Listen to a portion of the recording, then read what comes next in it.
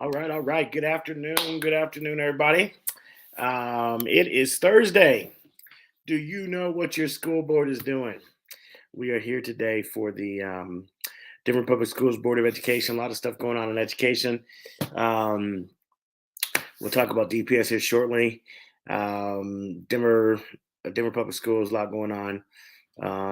We saw what happened in Dougco. Some of you guys know we've been following that and been, navigating that, talking through that with some folks. They've got a new superintendent that they've recommended, and as the sole finalist, and the drama continues there with our neighbors in Douglas County.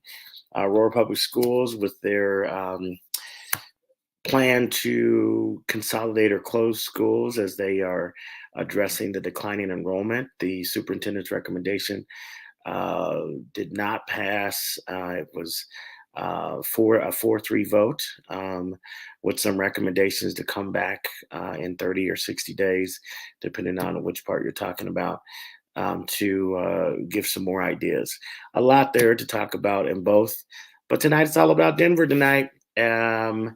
We're supposed to be in person. We were supposed to be at the DPS facility, but a last minute audible by the board. I can only imagine who triggered it. A last minute audible by the board to make this important meeting which is going to have extensive public comment. I think I added up maybe 5.5 hours of public comment is scheduled. But extensive public comment, voting on some very critical things. There's there's the ELL around innovation. There's the ELL around mental health, not mental health, but feminine products for students. And so a lot of those, there's more on the agenda than just innovation tonight, but it is definitely is an important meeting, and we thought it was going to be in person, and then, like I said, at the last minute, it was shifted to be all online. So we'll be looking at this virtually, and folks will be um, engaging virtually. Very excited though. I want to applaud board members who are taking this opportunity to not run away from community, but are actually going to be attending watch parties that communities are holding, because this issue impacts community. I mean, especially this innovation issue, impacts 52 innovation schools, and impacts some nearly 22,000 students. So these changes are important, and people are paying attention to them. And so the other things, like I said, on the agenda tonight, they have the Women's History Month, Women in Construction Salute, Executive Limitation 12, which is around the employee treatment. Um, then there's the consent agenda they'll be asked to approve. And on the consent agenda right now is, of course, the approval of minutes from February 24th, approval of the school year 22-23 Board of Education meeting calendar, and then approval of revisions to the executive limitation 10 around menstrual care. So other things are Finance and Audit Committee, Chief Schools Officer, Chief Operating Officer, Chief of Talent, which will be the approving of the personnel transaction report. And then public comment, like I said, public comment is set. If you add up all the minutes, looks to be about 5.5 hours tonight. So yeah, it's going to be a good one. And so we are waiting for DPS to get started. Like I said, tonight's a big meeting. Tonight's a big meeting. It's been how this all came about. The process, how this all came about, has been problematic and concerning for a lot of folks. And the content, the reason, the why, what are we solving for? All these questions have gone unanswered, and so here we are. Folks have sent out, their statements.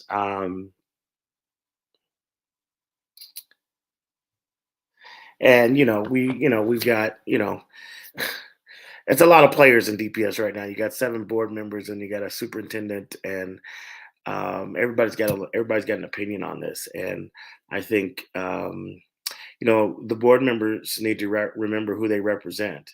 They represent community, and you might get pressured by the superintendent himself. I mean, maybe the superintendent thinks his EL, from what I understand, is a good EL, and he and I have agreement on some things, but on this one we very much disagree, and very much disagree about undue influence that I think you can have, um, asking folks to. I mean, board members have to come to the conclusion that's best for community, and you can't continue to say we're a community-led and district-supported um, entity, and you continue to have due to behavior. So, very important tonight to see where folks sit, definitely, but most importantly, where they stand on this.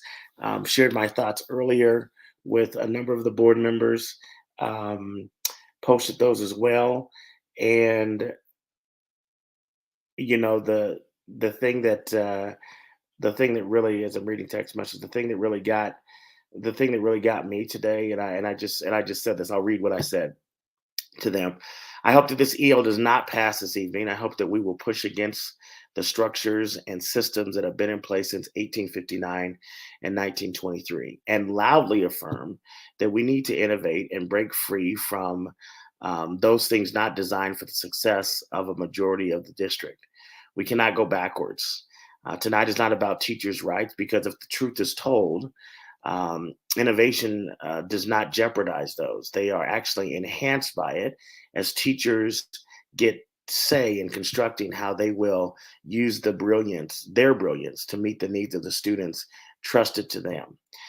Tonight is about us placating to the same structures or systems, or pushing forward to a liberated reality where the closest people to the work are co-creating solutions to ensure that we are equitably meeting our obligations to every student.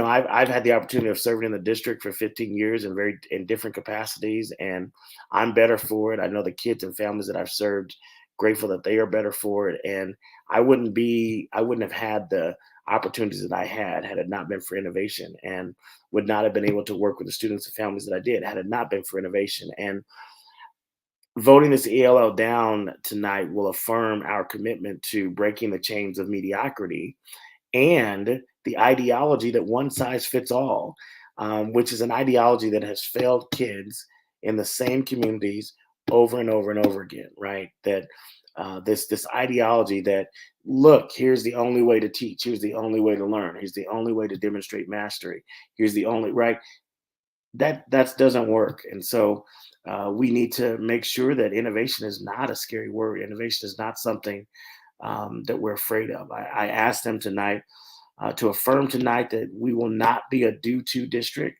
but will truly be community led and district supported. I trust all of them to be bold and to do what is best for students. So much of this in all of these districts, right? It's Denver is not excluded, and everybody wants to make Douglas County the bad guys right now, and some crazy stuff going on, but they're not the only ones, right? Douglas County, Denver, other districts across the state and across the country, you got folks who are just disregarding the fact that there are stakeholders that they are responsible to. That they're, everybody wants to talk about this policy governance and all that, this new shiny toy that they have discovered. That they act like the book was just printed yesterday, but this new shiny toy, and they forget that within this policy governance framework, it talks about owners. It talks about those folks who are elected to serve on boards being accountable to the owners. And that's not some of the owners, right? It's not just a sliver. It's not just that special interest owner, but it's all of us, right? And when you have nearly 1,800 people sign a petition that is saying, please don't disrupt our innovation schools, when you have over 1,000 people show up on a Zoom talking about, please don't disrupt our innovation schools. These are parents, teachers, educators, right? When you have those folks show up and you are still set in your ways, like this is going to happen, that's not the kind of leadership we're asking for. That's not the kind of leadership that we want. I mean, um, oppression by any other name is still oppression. And so tonight to me is about seeing who's going to take a stand, see who's going to stand on the right side of this and say, look, we're not going to, well, look, as much as we might get pressure from a superintendent, as much as we might get pressure from organization, as much as we might get pressure from whoever, we are not going to disrupt something in our district. Nothing's perfect, right? But we're not going to disrupt something in our district that is actually showing um, s- positive signs for students and families. You can't look at um, schools in the Beacon network and know the history of where they were and now see where they are and be against innovation. You can't look at Valdez and know the history of Valdez and see where it is now and not appreciate innovation. You can't look at DMLK and know where DMLK was. Some of us have grown up here and we've seen the national news, right? We know what it was like, right? And we can't look at these gains that we have been able to realize because leaders and teachers and families and communities have been trusted to do the best things, to make the calls and to adjust based on the need. You can't just ignore that because somebody wants to flex their organizational muscle or their positional muscle and say we're going to do this. No, we're going to do what's right by kids. That still remains a value of this district. Students first, and those values were crafted by so many folks, community folks, teachers, leaders, central administrators. All of us came together for a long time, and we crafted those values. And I almost said by golly, but I guess I'll say by golly, right? It's important that we operate within those values. It's important that we just don't, when Dr. Morrell first came in, one of the things that he said was like, you got equity written over, on all these walls, right? And he made a point to call that out to say, equity's on these walls, but where is it in practice? And I say the same thing about this EL, like students first is on the walls, but where is it at in practice, right? How can we proceed with something that has not thoroughly and thoughtfully considered the impacts on students? And so if we're gonna be who we say we're gonna be, let's be that, right? And let's quit let's quit bending. Let's quit bending to some of the adult stuff that definitely gets in the way of us doing the right things by children and families, right? Families. I get to work with a lot of folks in elected office, and I tell you, some folks are very aware of the erosion of trust and how important it is that the public does trust those who they've elected to serve. And when that trust is eroded, um, it's hard to get that back. It's hard to get that back. And as much as folks want to act like they don't need us, as much as folks want to act like they don't need community and they can just do whatever they want, now is not the time for that behavior. I don't think ever is the time, but now is definitely not the time to, flex your elected positional power and think that you can ignore the voices of nearly 2,000 folks, like I said, on a petition to say don't disrupt our innovation schools, or like I said, in a Zoom of nearly 1,200 folks. And previously, when this all started, 500 folks gathered to get this all started. And so you've seen it's grown, and you've seen more people are saying, wait a second, why are we doing this? What's wrong? Give us a why, give us some data. And none of those things have been answered. There's been no data. There's been no answer to the question of why. This has been yeah, it's just been a problematic process, and I think that alone should cause folks to say, no, this is not the right thing to do. We got bigger fish to fry. We got bigger issues going on. Have you seen the literacy scores? Have you seen the math proficiency scores? Have you seen, the lack of resources that our schools are dealing with? Have you seen, just we're still equity. And I told Director Balderman a while ago, we talk every now and then, and I told him, and I can't remember when, it was a while ago, but I said, Scott, deal with the racism, and everything else will take care of itself. We cannot we cannot ignore that the apparatus, as Angela Davis says, that the racism is embedded in the apparatus, and we keep trying to act like it's not, right? Folks continue to act like, oh, we can stay in the same system, the same structures, and we won't have to that things will magically change, right? That things will magically change. They won't. They won't, because if you don't deal with the very apparatus, the very system, the very structures and systems, it's going to get you the same outcomes. And so you also have to understand that when you press against the structures and systems and you use tools like empowering parents and you use tools like empowering teachers and you use tools like, hey, pulling education communities together to operate as a collective rather than a silo, when you use tools like that, those people who protect the status quo, the people who want things to remain as they are, who don't understand that the apparatus is tainted, that the apparatus is corrupt, those folks will fight against you. And you got to be willing to press. You got to be willing to say, nah, that we're going to keep pushing. We're going to keep moving to a reality that is more congruent with our hopes and with our hearts, right? And so, you got to be a real abolitionist. You got to be one who says, look, we're not here to tinker around the edges. We're not here to just put up new paint and new pictures. We're here to create a different reality. And part of how we create that new different reality is by trusting the people closest to the work, right? Trusting them and giving them the flexibility that they need and not having a system that just is oppression by another name. So we're looking forward to the board meeting tonight, and looks like it's getting started, and we'll get you guys President over there. Gaitan, you're on mute. Sorry. All right. Unmute. Hi, everyone. Good afternoon. And we're getting started. That's my gavel from home. Welcome to the regular meeting of the Board of Education. It is now in session. Welcome as you participate virtually tonight. Thank you for your patience to our delayed start as we had some technical difficulties. Like all meetings of the board, however, it is open to all who wish to attend and join us. At this meeting, we will be taking action on certain policy matters identified in our agenda, and we may receive and discuss reports from staff. We will hold a public comment session beginning approximately 5 p.m. this evening for those who have notified our office of their intention to speak. If any of you have any information you want to bring to the attention of the board, please send your comments to the board office. These proceedings are digitally recorded and broadcast live on the DPS Vimeo website, which can be accessed from the Board of Education website.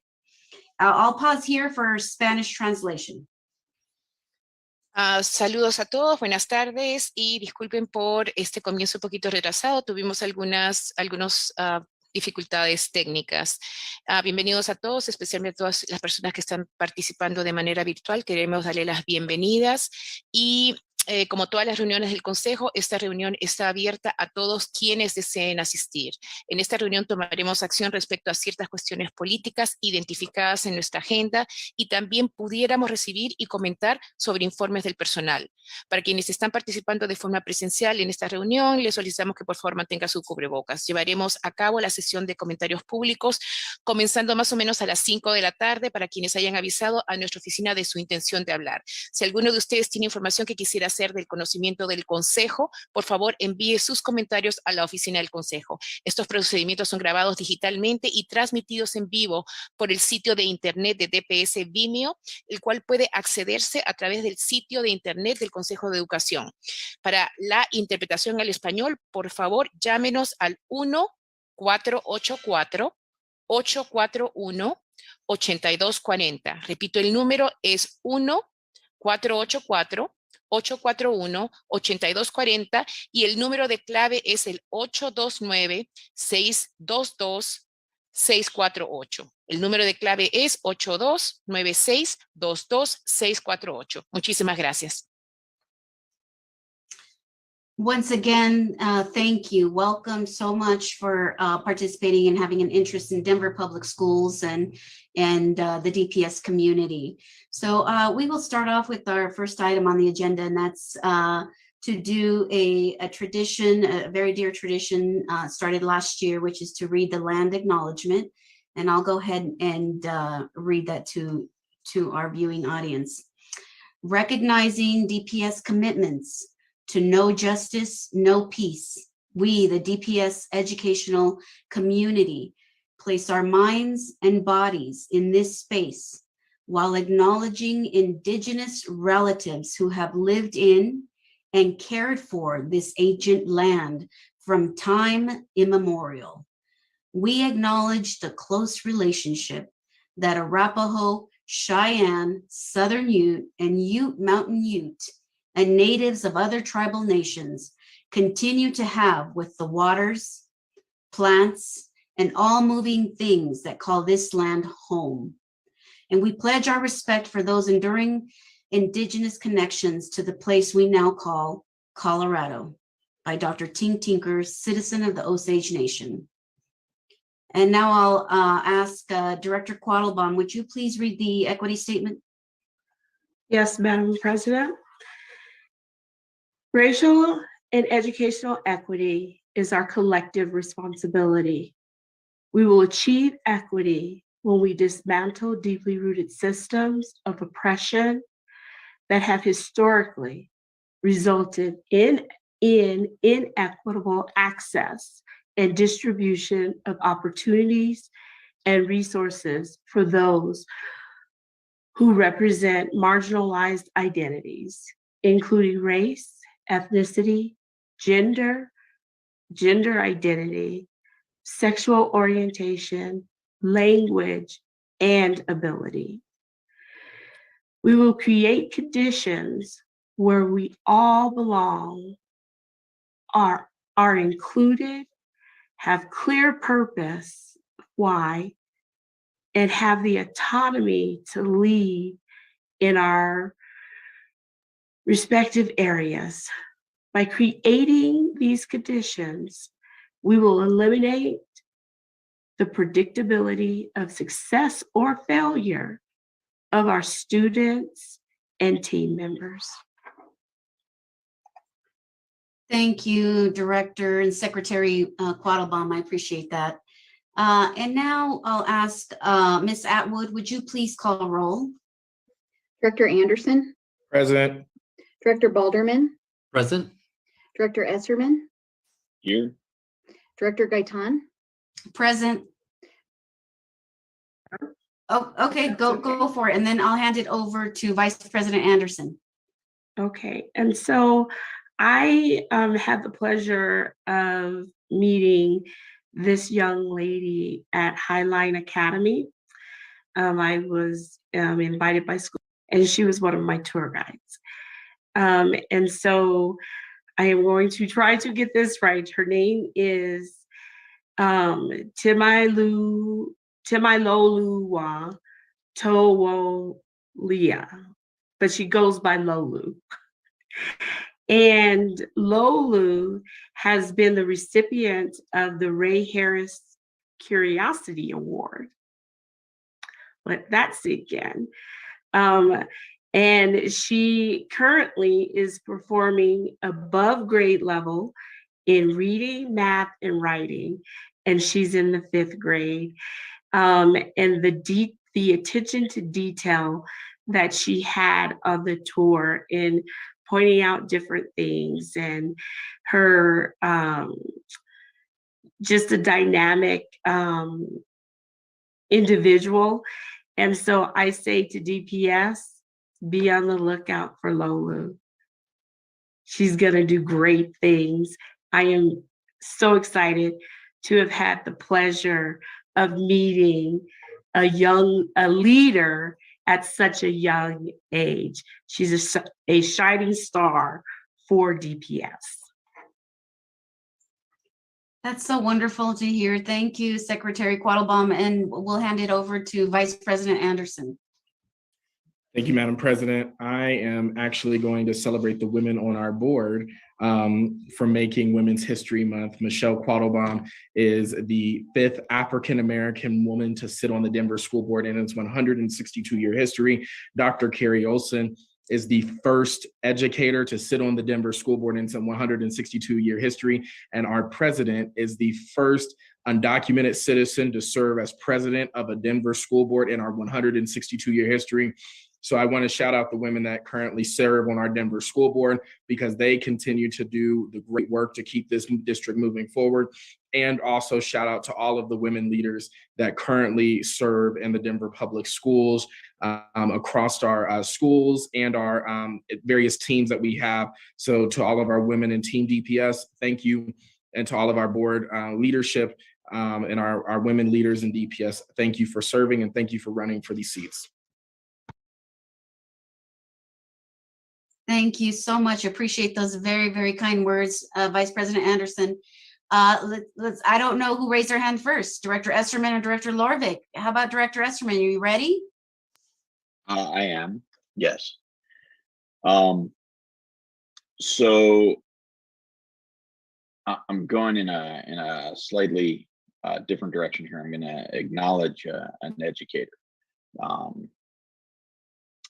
And this may be news for people in our viewing audience, but this morning I received information that a dear friend of mine's mother had passed away. Her name is Judy Schwartz, and she was a longtime educator at Denver East High School. She taught English and speech and debate there for over 30 years.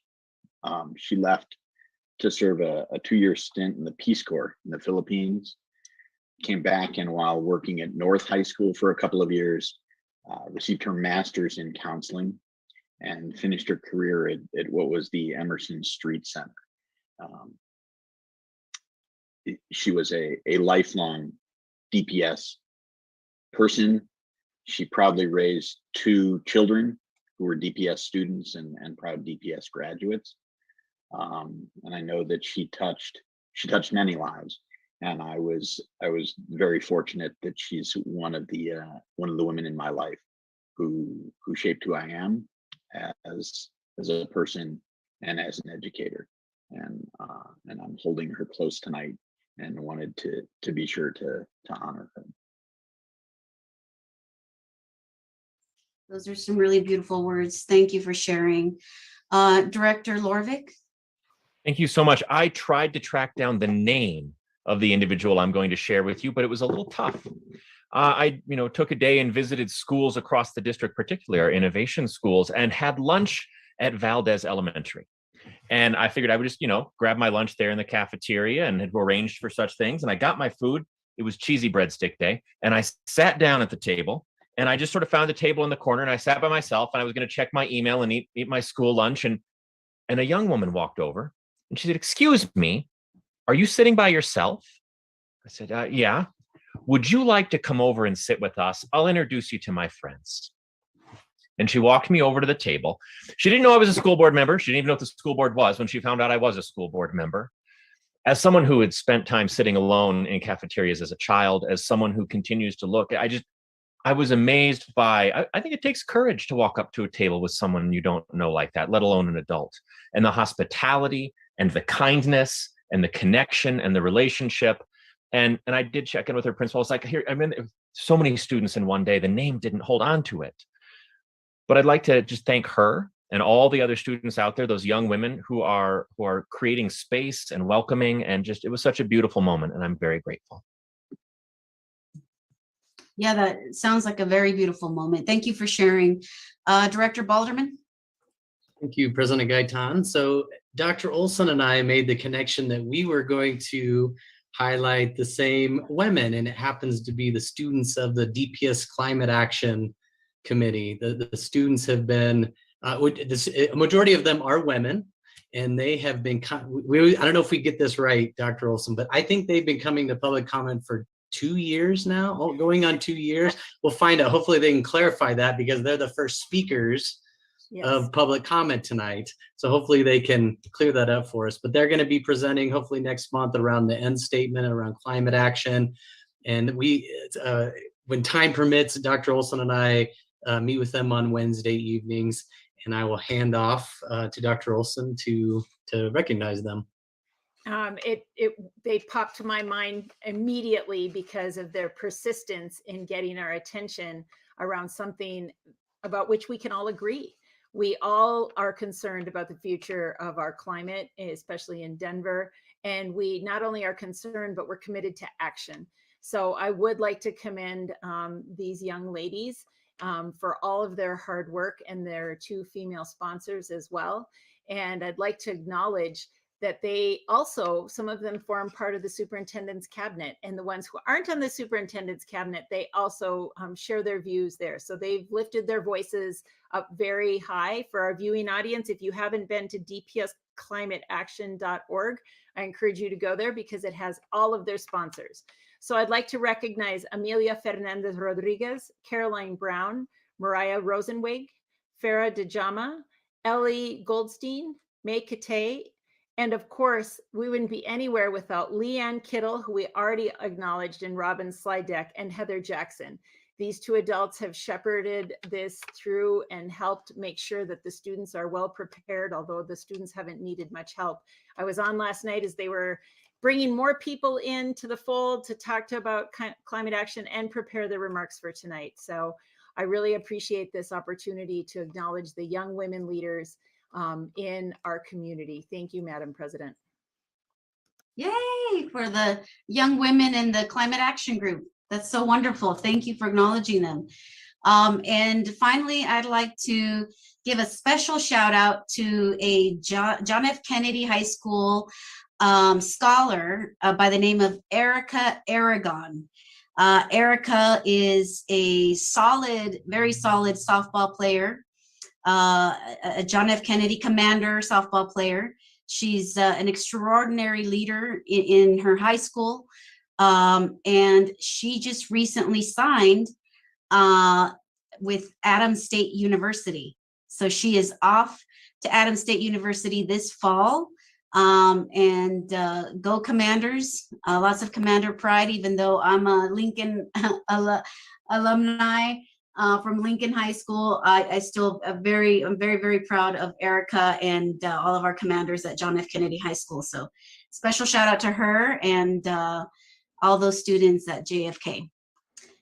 A fun fact, President Gaitan, I taught Erica's father when he was in elementary school. Wow, Erica, that's fantastic. full circle. Wow.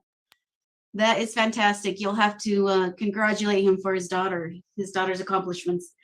Up next, we do have lengthy public comment tonight. And because of that, the number of people signed up for public comment, we're going to be holding our discussion regarding a vote for the next executive limitation that we discussed and deliberated at our work session on Monday. And so we're going to hold that conversation, that discussion, and that vote until after public comment is concluded. So we are going to move to consent agenda right now and then go into public comment. So we're ready to consider the consent agenda. Ms. Atwood, would you please review the items on that consent agenda? Sure. Approval of the minutes from the February 24th, 2022 regular board meeting. Approval of school year 2022 to 2023 Board of Education meetings calendar.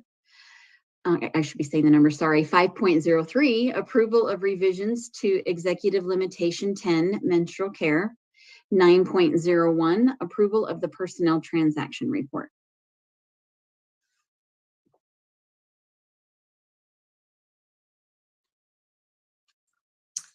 Okay, thank you, Ms. Atwood. May I get a motion to approve the consent agenda? So moved. Thank you. May I get a second? Second. Thank you. Ms. Atwood, would you please call roll? Director Anderson, Aye. Director Balderman, Aye. Director Esserman, Aye. Director Gaitan, Aye. Reverend Lorvik, Aye. Dr. Olson, Aye. and Director Quattlebaum. Aye. Okay, consent agenda passes. Thank you so much. Now we're going to move into public comment. And we welcome your comments to the DPS viewing audience, our DPS community. They're very important to us. Note that we will not be entering into dialogue with you at this time. The purpose of this agenda item is for you, the public, to inform us, the Board of Education, about your views. We will take your input into consideration in making our decisions. If you bring a concern to us, someone from DPS and/or a board member will follow up with you. All comments are limited to 3 minutes. For groups of 2 to 3, you will receive 6 or 9 minutes respectively. For groups of about 4 or more, a maximum time of 10 minutes is allotted for you. All members of a group will be admitted into the meeting at the same time. It is up to the group to determine their order of speaking and how much time each speaker will get. So as long as no individual speaks longer than 3 minutes, no individual in the group will be allowed to speak for more than 3 minutes. We have special instructions for virtual public comment on Zoom. You will be allowed into the waiting room on mute and will not have access to turn on your video until you are admitted into the meeting as a panelist. You will be admitted into the meeting as a panelist right before it is your turn to speak. Your Zoom name must match the name on the sign-up form, or you will not be admitted to speak.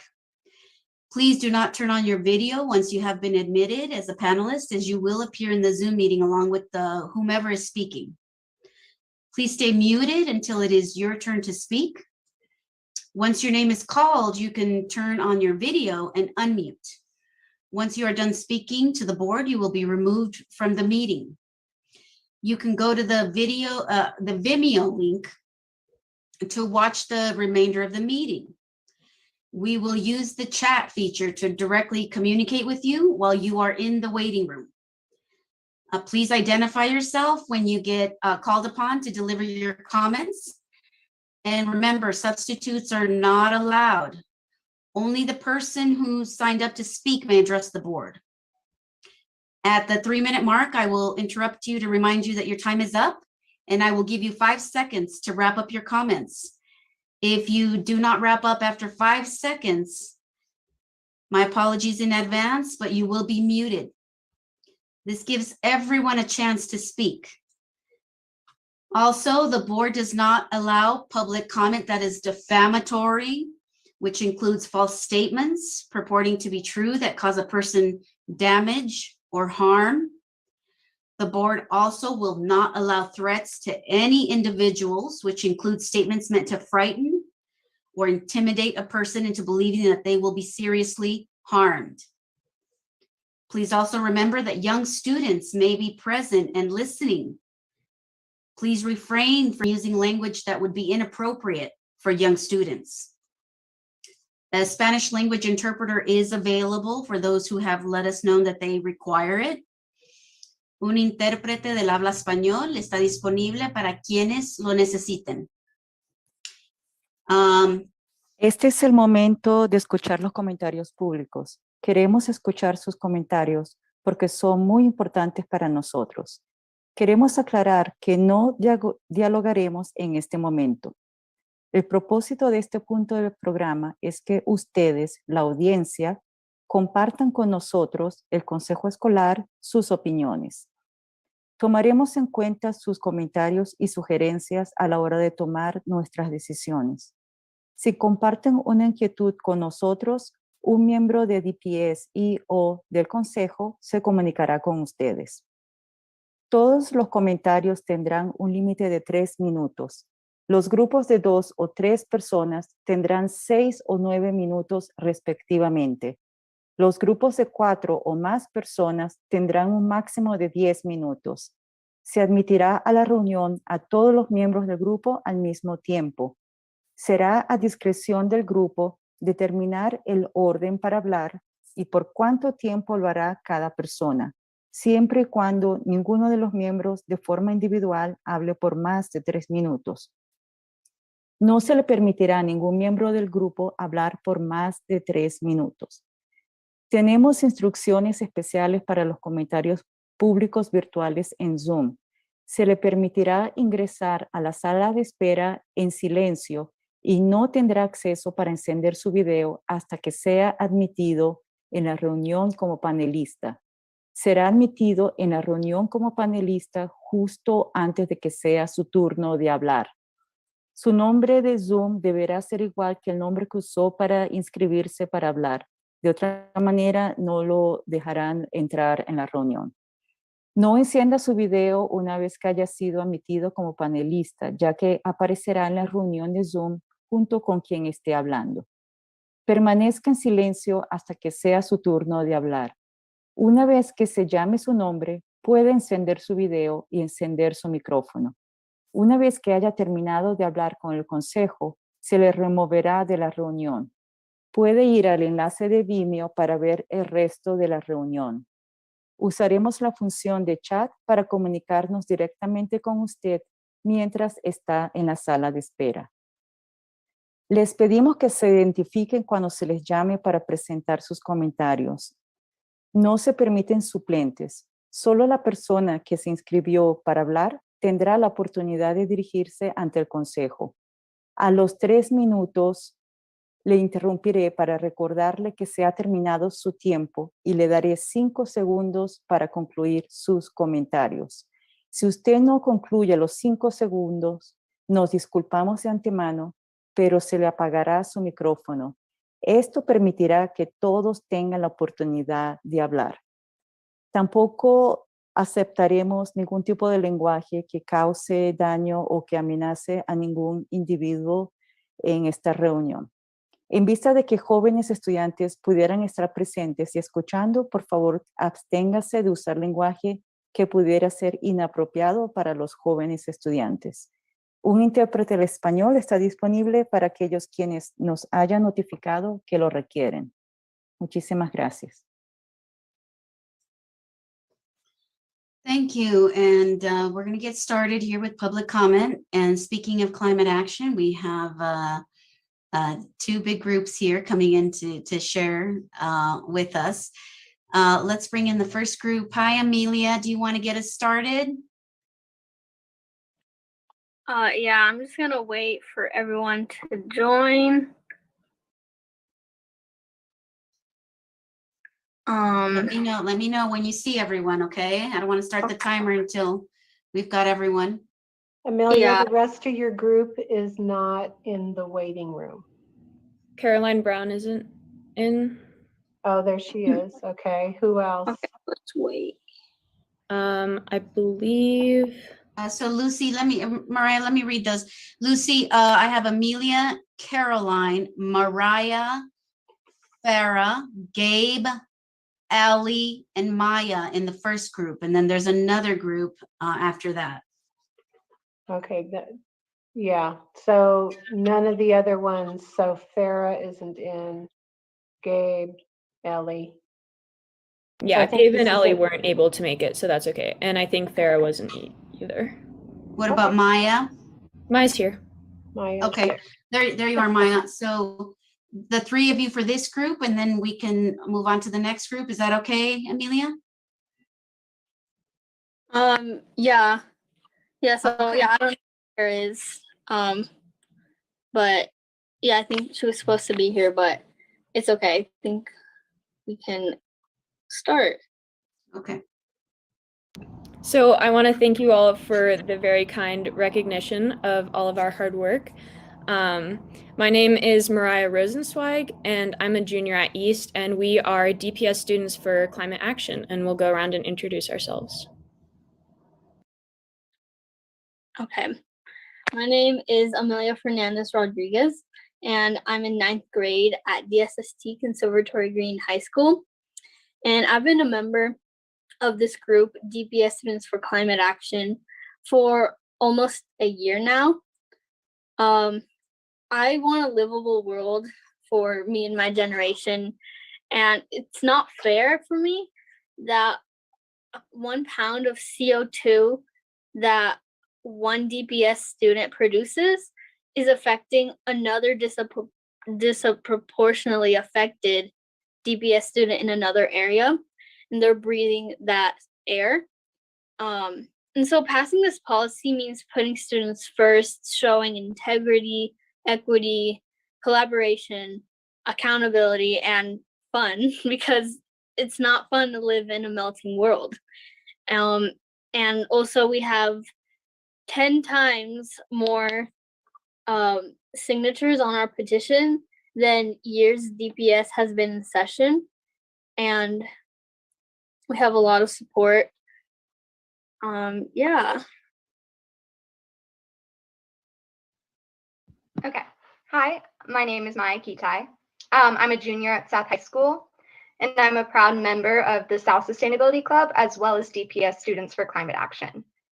So I'm here today because climate change is growing at a hazardous pace, and our futures depend on us taking action.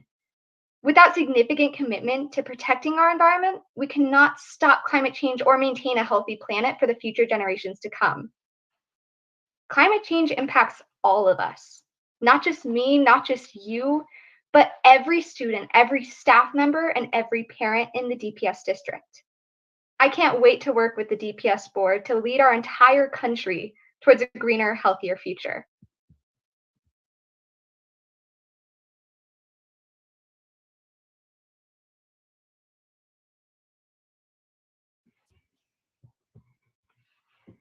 Hi, I'm Caroline. I'm a junior at South High School, and I'm a part of the DPS Students for Climate Action team. From having firsthand experience with the impact that our poor air quality puts on my family and I's health with the recent passing of my uncle who had a form of cancer in his nose and lungs that took about 2.5 years of his life, and being stuck in the hospital for most of that time. When he got the opportunity to go out and do something that he loved by traveling to Colorado to visit my family and I, and taking advantage of going on a long mountain bike ride for a couple hours to have a couple moments of happiness and peace in nature. Not only did having cancer affected how we breathed in our air, but the amount of toxic air pollutants that was inside our atmosphere. He couldn't once enjoy doing something that he was incredibly passionate about. I've always seen how our poor air quality affects my family's health, especially during allergy season, because it has led to them having worse asthma attacks and not being able to breathe as clear and as healthy as they should be, while trying to enjoy being outside in Colorado's beautiful nature. By the passing of our policy and creating a sustainable future in every DPS school that teachers and students have always envisioned for, not only will we be promising the elimination of all of the greenhouse gases and toxic air pollutants that are being emitted, and as it being one of the biggest contributors to climate change, we will also be creating clean, fresh air for my family to breathe in and to enjoy being in the sun. Through the passing of this policy, we will be honoring my uncle's life in a significant way by creating fresh air for every passionate mountain biker that comes along and sits on a trail for a couple hours to achieve a new goal. Just as my uncle would have hoped for and loved to be a part of and making a real change in everyone's lives. Thank you for listening. So for the past year, over a year, we've been working to create policy that addresses climate action.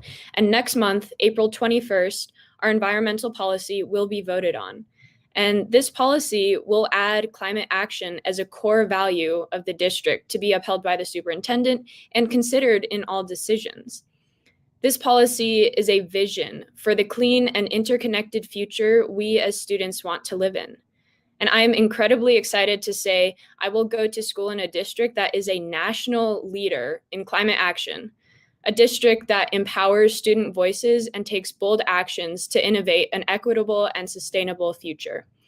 We want to sincerely thank all of the board members for their questions and support throughout this process. And I look forward to the positive and long-lasting changes we will make in the coming years. Thank you. Thank you so much, ladies. You can, if you want to stay on until the next group speaks. I think the Jackson family is going to join us, right? Correct.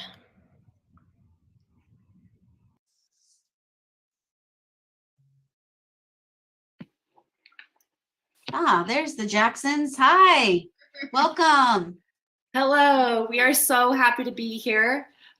We are the Jacksons. We are Teller Elementary family, and we're huge supporters of these amazing students.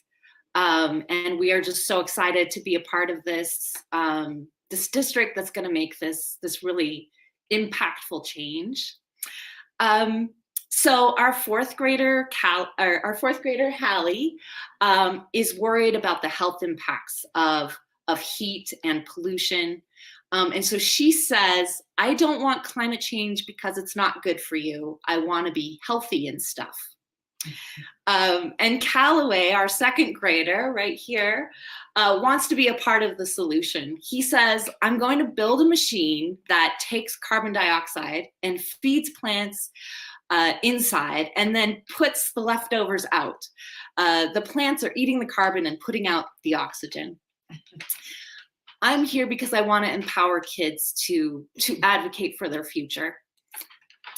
Well, you know, as a grandparent, I'm very concerned about the environment that my grandchildren are going to be growing up into. And I would just love to see them have the type of environment that I had, you know, growing up 60 years ago when I was their age. And so, you know, it is something that's important to me. And I really commend these students to take, you know, in taking the initiative on this.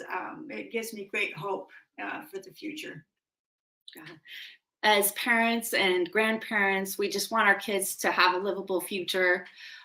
So please keep up with it. Make Denver Public Schools a leader in sustainability, climate action, and environmental justice. Thanks.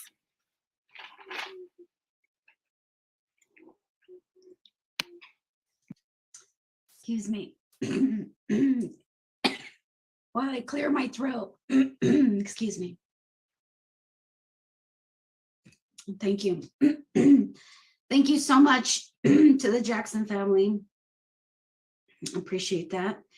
And up next, we have Christopher Aragon, a student, joining us to speak on the executive limitation. I'm not seeing Christopher in the waiting room. Okay. We can try to come back to that, Lucy.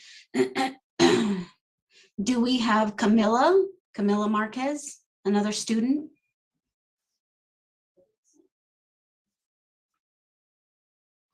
No, I'm not seeing Camilla either. Or Renee. Or Renee. We can always come back and check up on them. How about the other two students, Rory and Tabitha Maloney? They are in as a panelist now. Okay. Oh.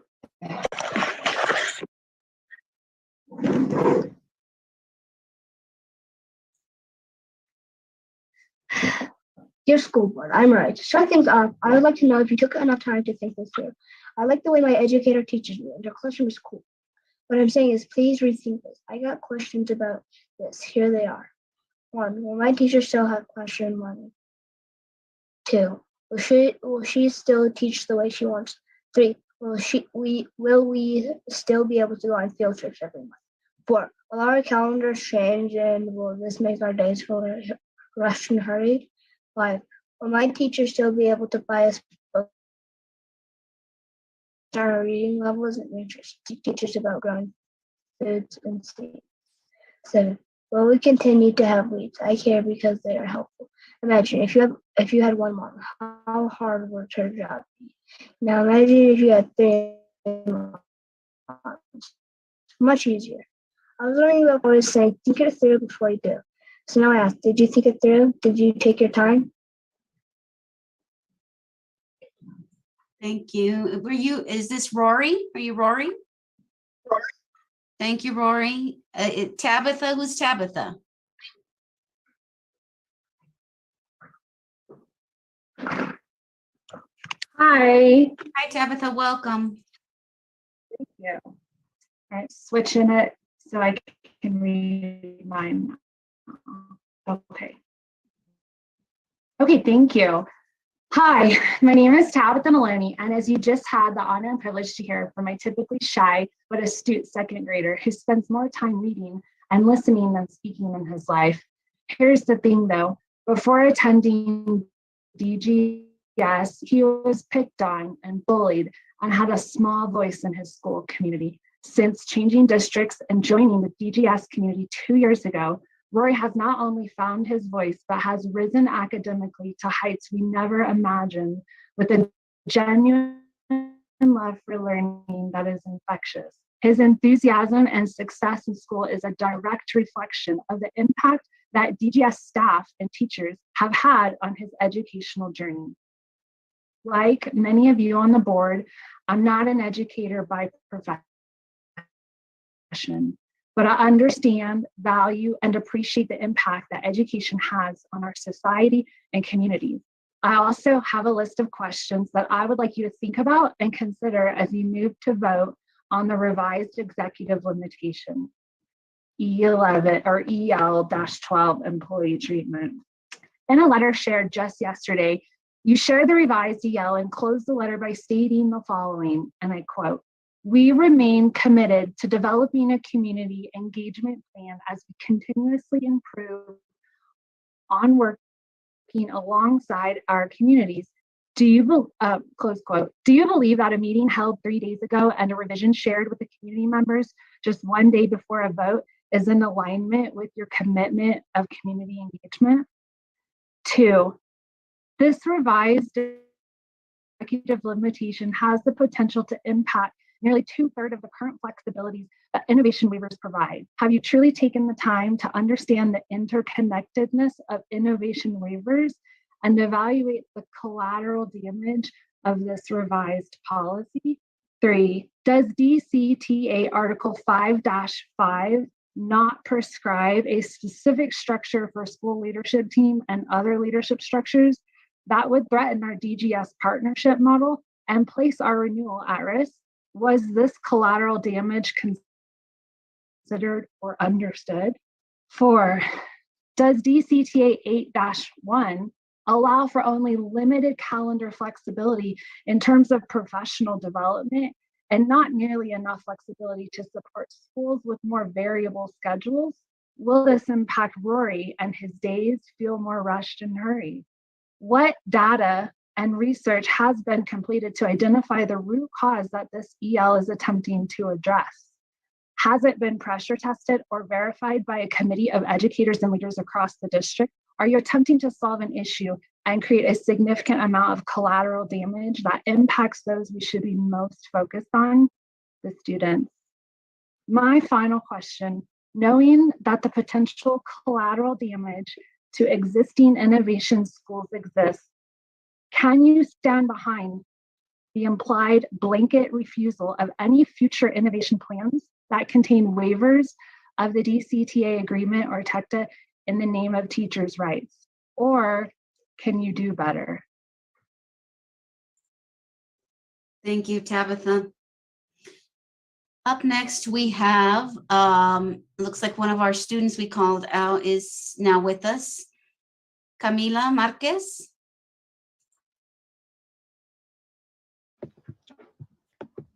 Go ahead, Camila. Hello, my name is Camila Marquez. I am a 7th grader at Kepner Beacon Middle School. Thank you for being here today. I would like to talk a little bit about my experience at an innovation school and how it has benefited me. I am a former Jeffco student who was struggling, particularly in math. The curriculum at Jeffco was only one way for every student and not helping me reach my goals. I would come home frustrated and my dad would teach me other methods that worked for me, but when I tried to use them at school, I was told I was only allowed to use the method being taught there. My first year at Kepner Beacon, I met Mr. Steedman, who was my 6th grade math teacher. He was open to different methods. He taught me in a way that helped me understand math and allowed me to use what I learned at home. Math became my favorite subject, and I almost immediately improved my grades and met my goals. All of my teachers have the flexibility to change their way of teaching to help each student learn and succeed. At Kepner Beacon Middle School, we have so much support, not only academically, but also when we are having a hard time with life in general. Ms. Nina and her team and all of our deans are always available to help us with personal issues.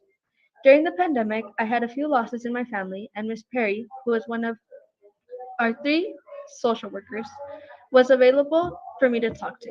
I think it is important to have all of these people to support us in order to be successful in school. Enrichments are also a big part of innovation schools. They have allowed me to experience cooking class, hip hop dance, and assisting in the office. These are a few of many classes that I may not be able to take without being a student at Kepner Beacon and if my school wasn't an innovation school. I hope that my words today influence and inspire you to make the correct choices when it comes to limiting innovation schools. Thank you for your time. Thank you. And up next, we have Josh Babbitt.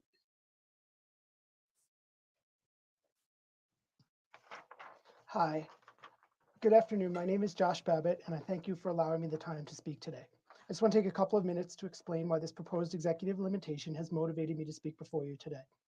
My family and I moved to Denver last summer. What attracted us to the city was the city's public school system, including its innovation, choice, and magnet schools. My son is currently in first grade at Swigert International School, and I'm hoping that my daughter will be able to join him next year. Swigert has been an amazing environment for my son. The teachers and administrators there have been supportive and caring in dealing with his academic, medical, and social emotional needs. I first heard about this proposed executive limitation when it was emailed around by DPS on February 25th. I read the proposal and immediately emailed it to my wife and asked why this was being done. I then reached out to the board members by email to ask why this was being proposed and have not gotten an answer to that question. This led me to do additional research online and to ask other parents, my son's teacher, his principal, and others, and I still have not received a concrete reason for why this is being done. Earlier this week, I became aware that the board introduced a revised proposal of the executive limitation on Monday and is voting on it today. 3 days is a very short period of time to solicit stakeholder input and consider a proposal of this magnitude. I feel like this is being rushed to a vote as if there is something to hide. In doing additional research this morning, I found the letter from the board to the community in which the board said that the proposed executive limitation, quote, will not restrict innovation or innovative practices, and quote, is a value statement. Yet it also says that the executive limitation is, quote, a directive to the superintendent that we can hold him accountable if these standards are not met. If my boss told me that I could be, quote unquote, held accountable for a given decision, I would interpret that as a requirement and not simply a value statement. I believe that the proposed executive limitation is a violation of both state and federal law, the state law being the Innovation Schools Act and the federal law being the National Labor Relations Act, because this would overturn a teacher vote to force a union upon them. The passage of this executive limitation will likely result in a lawsuit, delaying implementation and wasting valuable DPS resources on defending a lawsuit that frankly, I don't think it will win. And last, I would like to say that I think the board has better things to do than pursue this action. The stakeholder feedback document on the DPS website cites a key takeaway that innovation teachers who understand waivers better are more likely to be opposed to the executive limitation. So it's surprising to me that the board would continue to press this issue over the objection of the very teachers that would be impacted by it. And finally, there was an article from Colorado Public Radio just this week, which highlighted concerns of DPS teachers from a recent DPS study and concluded that, quote, the number one thing teachers in the DPS survey want is flexibility and autonomy, unquote. And this proposed executive limitation would do exactly the opposite. For all of these reasons, I urge you to vote against the proposed executive limitation and allow DPS's innovation schools to continue to thrive. Thank you for taking the time to listen to me. Thank you so much. And up next, we have Laura Easley and Adeo Easley.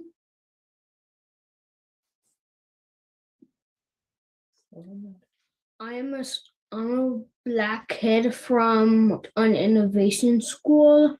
I feel very trusted there.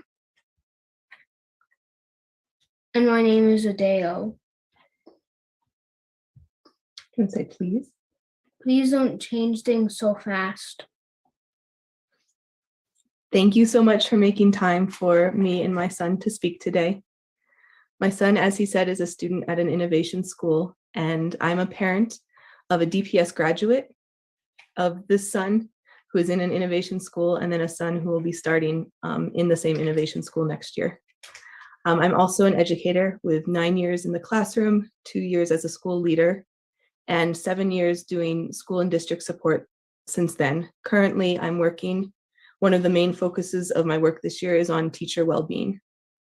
As the previous speaker said, I would agree that one of the clearest things we've seen this year in teacher well-being is, and what is supported through the research by self-determination theory, is that teacher autonomy is extremely important. I would urge you not to require standardization of teachers' rights any more than we know that standardization of students' rights is good for all students. We have innovation schools that, as you agree and are not planning to change, the curriculum has many, many ways to innovate and does not force standardization on students. Similarly, standardization for teachers' rights is not good. And in schools where the innovation plan is working well, teachers are able to vote for the rights that they want to keep as well as the ones they want to change.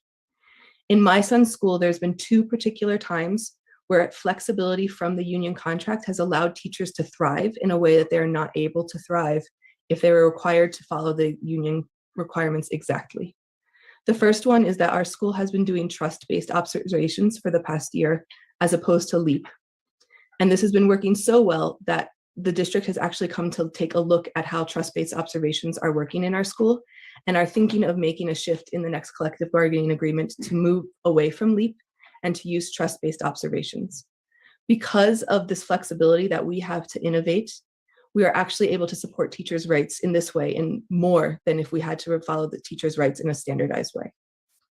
A second way that teachers that not needing to follow the full collective bargaining agreement has allowed for our students to thrive is that part of our school's model requires a lot of field trips so that students can be part of the community. With those field trips, our teachers have elected to, rather than be paid at the outside of school time rate, to get extra time off instead and still get paid for their time that they're there, but not paid at the time and above rate.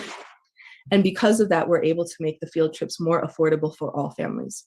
If we were to pass this executive limitation, the EL 12.10, where you're asking for, as a floor, a requirement for all of DCTA to be followed, we would be requiring these teachers to be compensated in a particular way, not in the way that they have chosen to be compensated.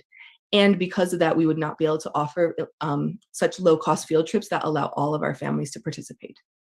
So we're hoping that when you're looking at these particular executive limitations, that you do not support all of EL 12.10 that requires the full DCTA collective bargaining agreement. We think that DL 12.10.1, 0.2, and 0.4 are all excellent, but not the full collective bargaining agreement. In our school, we have actually combined the school leadership team and the collaborative school committees into one committee. And so we think EL 12.10.3 would be fantastic if you allow for a phrasing that says similar representation on other committees. We support EL 12.11 because we think that that is actually supportive of all teachers. And I don't think it is anything that most innovation schools would worry about. We are worried about EL 12.12 because we think the language is very vague. And as earlier speakers said, we think it would require Denver Public Schools to do a lot of litigation, which would be not helpful either for teachers or for students or for the resources of our district, in order to make that language clear enough that it would be implementable. And we are worried also that, just like my particular school has some worries about the full DCTA collective bargaining agreement, we worry that EL 13 would also have some things that have unexamined consequences that are not the intention of this board, that would go above and beyond just the intention of the board, which is fairly to protect teachers' ability to seek arbitration in termination. Finally, I think you've heard from many people that EL 8 would really change many schools' innovation models, including our own innovation model, which requires the calendar flexibility for our dual language immersion program. And I've heard that many board members are not planning to support that. And we want to just say thank you for listening to us for that, because that is something that would really, really change dramatically a lot of school models. Thank you so much for your time. Thank you, Laura. Up next, we have Mandy Nunez and Gladys Soto. Oh, Mandy is not in the waiting room. Okay, so we have Gladys. Gladys va a presentar en español, ¿es cierto? Sí. Buenas tardes. No está mi compañera, pero podría empezar yo. Está bien. Ok. Buenas tardes, mi nombre es Gladys Soto, gracias por el tiempo. Hablemos sobre el cierre de las escuelas de DPS debido a Gladys. la... Gladys, how are you? This is Hilda. I am the Spanish interpreter, and because we have not received your statement, if you can please stop at a certain point so I can interpret in English, please. Gracias. Gracias. Hablemos sobre el cierre de las escuelas en DPS debido a la baja inscripción. Las escuelas que cierran son predominantemente latinas. I would like to talk about the close of schools for DPS. Mainly the schools that you want to close are mainly with students that are Latino students. Es la última iteración de gentrificación y expulsión de nuestras comunidades en Denver. I feel that that's the last step for gentrification for our communities in Denver. Nos preguntamos, ¿dónde se supone que nuestras familias en esas escuelas llevarán a sus hijos a la escuela si la escuela de su vecindario cierra? Where do you think, after those community schools are closing, where do you want those families to send their kids to school?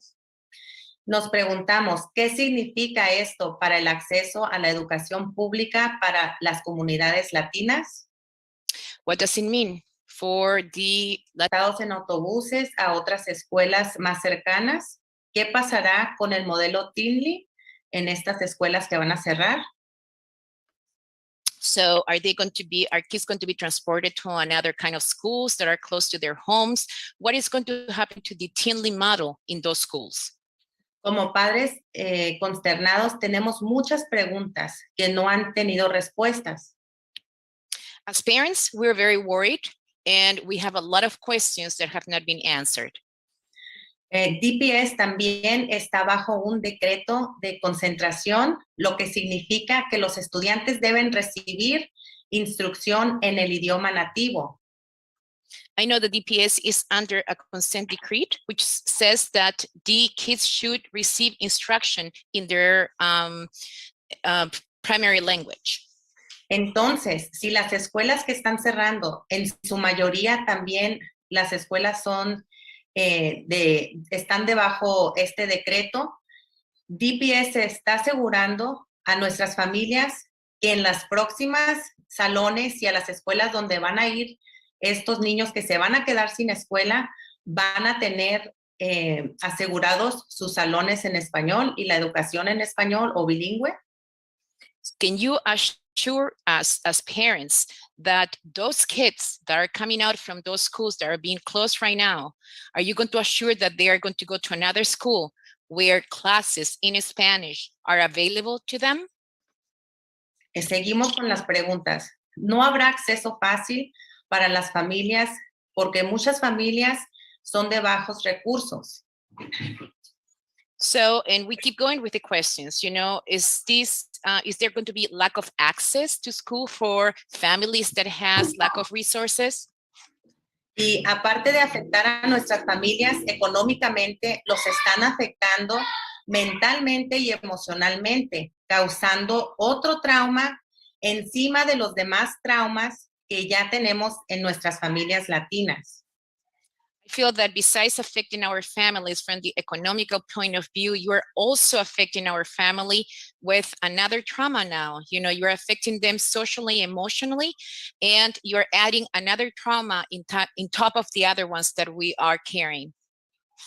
Estamos muy preocupados, la comunidad latina, de que no hay involucramiento real de parte de la comunidad en el comité que se ha sido formado para tomar esta decisión del cierre de las escuelas.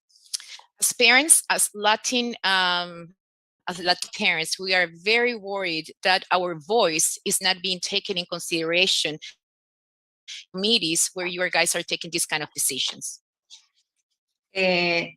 ¿Dónde está el proceso comunitario que DPS había prometido para este proceso? Y el comité está compuesto por un 60% de empleados de DPS y muy poquitos miembros de la comunidad. So you promised us a community process. Where is that community process? You promised, and that community, I thought that committee should be confirmed by 60%. No, el comité está compuesto, ya está compuesto de 60% de empleados de DPS. Pero no de la comunidad. Gracias. Yes, I know that committee right now is 60% employees and very few people from the community. So where is the community process that you promised us?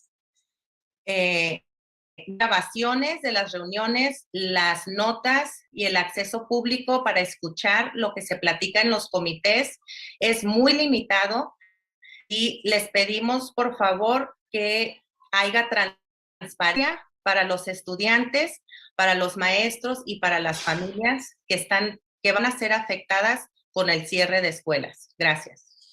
We are asking you for transparency for students, for teachers, for families. We feel that the information that we have available is very limited.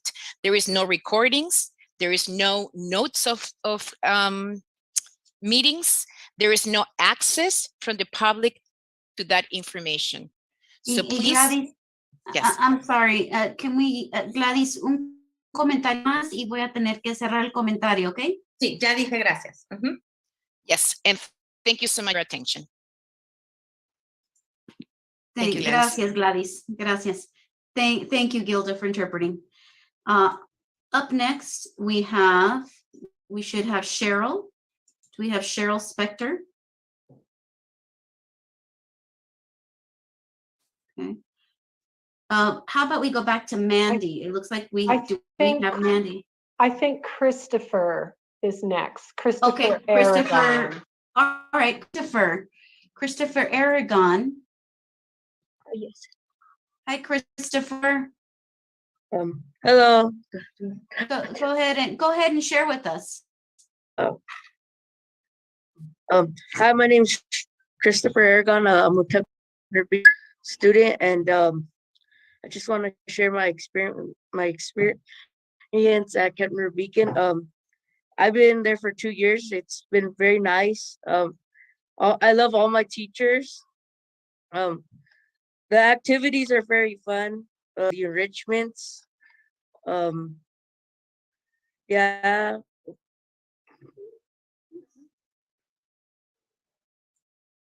You still have more time. Keep going. Well, yeah, at Kepner Beacon, they just kind of make me feel like I actually belong there. Make me feel like the family. So yeah, and then I'd also like to ask to vote no on the executive limitations. And yeah, that's it. Thank you so much, Christopher. Appreciate you joining us. Okay, it looks like we called Mandy Nunez, and she's joined us. Hi, Mandy. Hi. Go right ahead. Okay. My name is Mandy Nunez Hennessy, and I am both a former and incoming DPS parent. I have an 18-year-old son who graduated from East High last year and a 5-year-old daughter who will enter Columbine Elementary School next year. I have 13 years behind me in DPS and 13 more years to go. What I've learned in my time from being a DPS parent is if you're engaged and closely paying attention to the happenings of the district, it is a revolving door of chaos, instability, and opacity, in particular for our Black and Brown communities. DPS has a long history of disingenuous community engagement, especially with school closures. The district will spend months presenting impressive PowerPoints, sifting through mountains of data, listening to many hours of concerns, questions, and pleas from parents, students, teachers, and community. And what DPS has taught many of us is, in the ending, nothing you say or do will change anything because for the most part, DPS school closures are years in the making. The district will spend years undermining a school and starving it of resources before apprising its community of its ultimate fate. With Dr. Morero's arrival in July of last year, many parents, including myself, had hoped for a new day in DPS. Our community wanted and still wants Dr. Morero to be successful and supported. However, change has not been noticeable, and in fact, these dynamics continue unabated. Case in point, the small schools and declining enrollment issue. Now that the Declining Enrollment Advisory Committee is finally in motion, it is the least transparent committee process I have ever seen. No public access to the meetings, no recordings, and inadequate summaries for a 2-hour meeting. 21 of the 34 members are DPS employees, with only 3 community members and 9 parents. I'm told multiple members of this committee did not even apply to be part of the committee, but received correspondence from district employees or education organizations stating that they had been chosen to participate. The data DPS is using to guide the committee has no sourcing, many inconsistencies, and arrives at questionable conclusions. Spanish-speaking committee members have poor translation services, and when they share their thoughts with the committee, they are not translated to English. Last night, committee members were explicitly told that they were only there to discuss schools closures and consolidations, and that no other solution to declining enrollments will be entertained by the group. So no dissension allowed.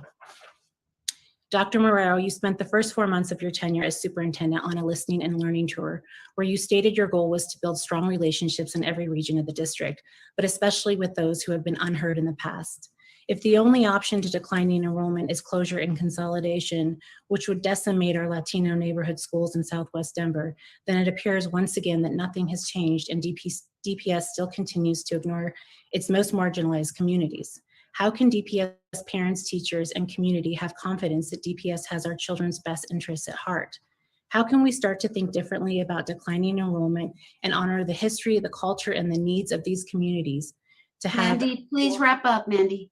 To have a school continue as a hub of their community. We can focus on providing what the schools need when we value the importance of the local community voice in this process instead of a predetermined committee designed to leave out the needs of those who have lived in the area for years. Please rethink this process and change the focus. Thank you. Okay. Thank you. Let's head back to a student that we called out. It looks like they are coming in. Evan Fernandez Rodriguez. Evan Fernandez Rodriguez. Amelia, is that one of your classmates? Oh, there you are, Evan. Go right ahead. Amelia's not here, so I'm just the only one here. Okay. I'm going to talk about climate action. My name is Evan. I'm in 3rd grade. I go to Bill Roberts, and I'm 8 years old. I care about climate change because animals are dying. With heat waves, droughts, or really hot weather making it hard for animals to find water or food. DPS can help by putting electric buses or help make schools have solar panels. That is why I support the climate action policy proposed by DPS Students for Climate Action. Please help the animals by reducing greenhouse gases. Thank you for your time. Thank you so much, Evan. We appreciate that, okay? Yeah. Oh, thank you. Thank Okay. you. Bye-bye. Bye. Let's see. We're going to check to see if Renee, is Renee in, Lucy? Renee is coming in now. Okay. Cheryl, if you can wait, we're going to have Renee speak next. Hi, Renee. Hi, how are you? Good. How about you, Renee? Is it Renee Olguin? Yeah. Okay. Welcome. Go right ahead. Yeah. All right. Hello, my name is Rene Hololgin Ramirez. I am an 8th grade student at wonderful school at Grand Beacon Middle School.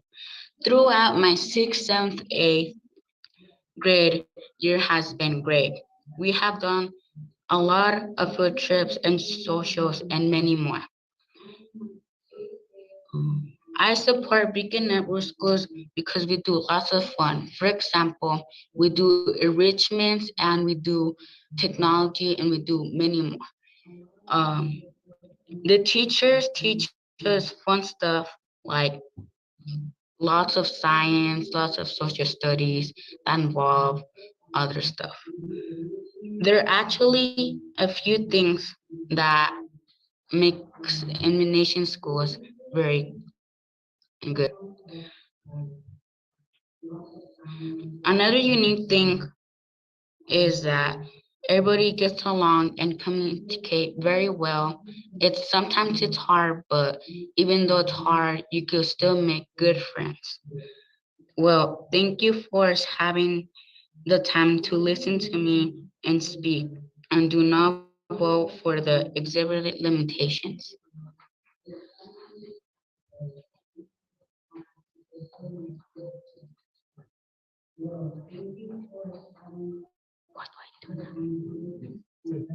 Oh, thank you for having me. I hope you have a great day.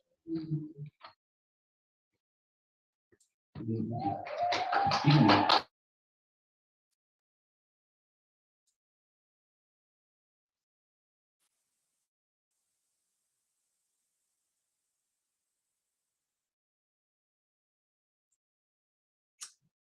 Lucy, can you hear me? Yes, you're good.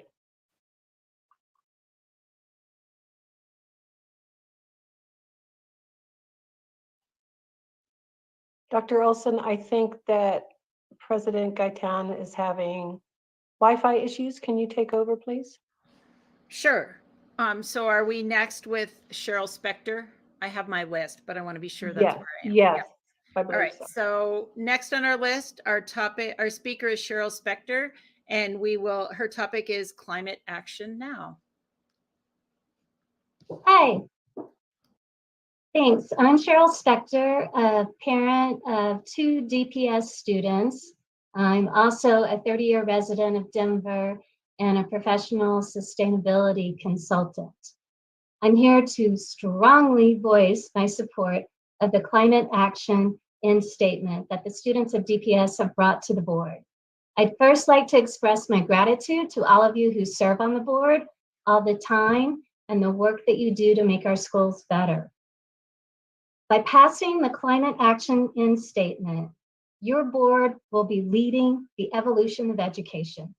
The potential for integrated impact of positive outcomes will be endless for the district with its facilities, staff, teachers, curriculum, and mostly the students themselves.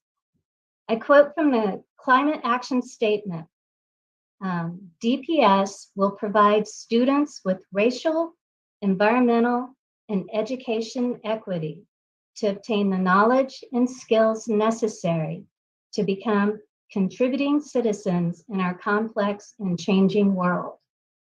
Wow. I think this is what we want for all of our children. What we want for our world is to have citizens who are ecologically aware, understanding that we live in a world of interconnected systems. To have our citizens to be the citizens to make informed decisions so that we no longer are facing a climate crisis, so that we can adapt, innovate, and change to live harmoniously without harm to this wonderful planet we call Earth. We appreciate the support to date that the board has provided working with the students. Approving this statement will be the first step for DPS to address our changing climate and then can lead the way to a transformative change for profound success for DPS, our community, and the students it serves. Thank you. Thank you. Next up, we have the topic is athletics, and Nikki Weddle will be speaking. Nikki?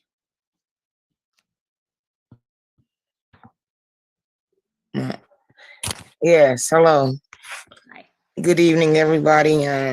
My name is Nikki Weddle. I attended Montbello High School, played basketball there, ended up going to CU as well as DU, graduating from DU and getting my bachelor's degree from there. I now teach at DMLK, Dr. Martin Luther King Jr. Early College, where we have a unique opportunity at our school where we're implementing our sports program. And that's kind of how I became the student athlete I am today. I was and have now been a coach and everything of that sort. So now we are implementing sports at DMLK, and we have been, the other day I was picking up some books, and there was a guy at our school by the name of Tyrone Braxton that said that he would like to coach. And I thought that was very appealing, not just to me, but to our kids, because I think academically, we are one of the best schools in the far Northeast already. And to have an athletics program is huge. And football by itself is huge, as you know, because as I went to CU and DU, I know that, football was a huge part of the program. And what better person to do that other than Tyrone Braxton? And what better guy to do that, especially with him being our licensed clinical therapists at our school to work with our kids and just get kids to school so that they can further their education as well as their athletic experience. I know I had the opportunity to go over and play in 3-4 different countries, Sweden, Denmark, and Japan. And I know sports was the means of that. And not only was it the means to me being able to go, and play overseas, but I have my bachelor's degree, as I've told you, from Denver University. So with that being said, Tyrone Braxton would like to coach at DMLK, and I would love for us to have a football program there at Dr. Martin Luther King Early College. The last Bronco that I know about that came back to our community and gave back to our community was none other than the Louis Wright at Montbello High School. But I would love if you guys would just take into consideration how impactful that would be for our community, how impactful that would be for our kids, how impactful even for that to be for Mr. Braxton, just to be able to give back to kids, to give back to the sport of football. I mean, he's already given back to our kids as far as what he's doing clinically, but man, that would be such a huge, huge opportunity for our kids. So I'm here to plead with you and beg you to implement a football program at Dr. Martin Luther King Jr. Early College, because Tyrone Braxton wants to be the coach there. Thank you. Thank you guys for your time. I hope you guys have a blessed week. Thank you. Our next speaker is Shrode Maxey, and he will be speaking about football.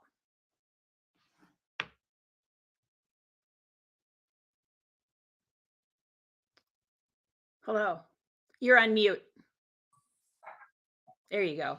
Thank you. Got it. Over here messing with this thing over here. Sorry about that. My name is Shrode Maxey. I am a dean at DMLK Early College. I also am a Denver native. I went to Mullen High School, graduated from there. Also, I went to UNLV to pursue my football career there as well. I graduated with the business and sports management degree. And football is something that is very, very huge to me, because I feel like it's something that saved my life as well. And I feel like this is an opportunity that can save a lot of our kids' lives. With the opportunity and the addition of Tyrone Braxton to DMLK will be something that will be groundbreaking to the Green Valley area. Someone with the experience and someone willing to come and coach with the experience that he's accumulated through college, NFL, will be something that will propel our students, not only physically, but mentally. He will put our students in a position, as a former player, it's very, very vital for us to see somebody that has actually been through that grind that they're putting us through. Actually, to see somebody that's actually been through the steps that they're telling us to go through, whether that be through education, whether that be him knowing that it takes the 2.5 to make sure you even get into a college, making sure that they take their SATs, ACTs. For us to have an opportunity for somebody with that knowledge is something that doesn't come to the DPS often. A lot of those coaches go to schools that I went to, schools like the Cherry Creeks, the Mullins, the Regis, the Valors, that we don't normally get those kids to come back and give back to our students. And that's something that I feel like our kids really, really deserve. And I feel like that will also bring a vibrance to DMLK. Academically, with him being in the school, he's able to make sure our kids are in class, making sure the attendance is where it needs to be. He's making sure the progress reports are done. He's able to make sure that kids are not just walking in the halls, grades are correct, with the knowledge of knowing they have a place to go. And with them watching film, they understand that, hey, when he breaks down some film, he knows exactly what he's doing. He's not just giving us information. He's not here just collecting a check. He also knows the specific ways to break down from position to position. So this is something that our kids really, really need, because they're very, very interested in football. But I feel that he will give them the perspective of how football is going to affect their life off the field as well.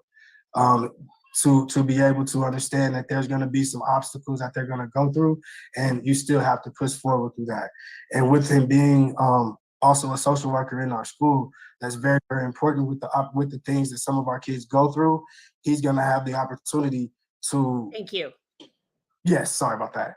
No, that's okay. If you could wrap up. Thank you. Yes, I'll be quick. He'll have the opportunity with him knowing these kids from off the field. He'll be able to speak to those kids and know exactly what they need to make sure Thank you. with their opportunities. Thank you. Our next topic is on athletics, and our speaker is Jason Murdoch. Welcome. You're on mute. Yep, you got it. There we go. Thank you. Hi, thank you. My name is Jason Murdoch, and I'm also an employee at Dr. Martin Luther King Early College. Been there this is going into my 8th year as middle school dean, middle school athletic director, and also middle school girls basketball coach. I want to start off by saying I'm extremely excited to hear that one of my childhood heroes, as a former and thought I was going to make it to the pros, defensive safety, he is definitely one of the guys that I had a poster up on my wall. I don't say that lightly as far as somebody I looked up to and still do in the aspect of a man that I work with on a day-to-day basis. Mr. Braxton can not only requested to be, the football coach at MLK. I feel like, sorry, I'm trying to catch my notes here. He's going to be somebody that can bring the love, excitement, and pride back to the community in the far Northeast. I've had the ability to work with him, in the capacity as a therapist in our building, and just his ability to vibe with kids from a social and emotional standpoint. One thing I highly respected is when I met him, he said, "Don't introduce me as the Bronco player, introduce me as Mr. Braxton." And that's just something that people will learn about me. And I have to give you much respect. But I have to go back to why the far Northeast needs the love, needs the excitement, needs the pride back. I'm not a native, but since I've been here, I've noticed that right off the beginning. We're asking the district to commit to ensuring or supporting the need to start our own football team at MLK. That will give a tired of community, that will give a tired of being tired community the ability to come watch, celebrate, and enjoy our future world leaders in action. That will bring increased fellowship amongst non-athletes, active players, neighbors, parents, peers, colleagues. When the community, especially students and teenage young people have nowhere to go, nothing to do, things go bad or more bad decisions are made more often. Parties, gang activity, violence, inappropriate acts would be greatly reduced if kids had the ability to have more options of Friday night lights, not just the far Northeast program, not just one isolated varsity sports venue. My Bello campus and the Evie Dennis campus is the only place in the far Northeast you can go out there and play a varsity game in the DPS league we're in. So, as much as I appreciate the far Northeast Warriors, the far Northeast community has been unfairly cheated in regards to sports in comparison to the rest of DPS serviced areas and schools. Thank you. We are in desperate need of more athletic programs, more teams, more facilities, coaches, in order to, at a minimum, fairly and equitably support. Could you please wrap up? Thank you. Our next speaker is Mindy Onwebu, and her topic is athletics. Welcome.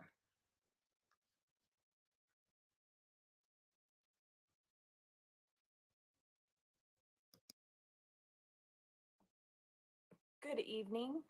My name is Mindy Onwebu, and I work at DMLK. We are here this evening to advocate for the additional football program at DMLK and the far Northeast community.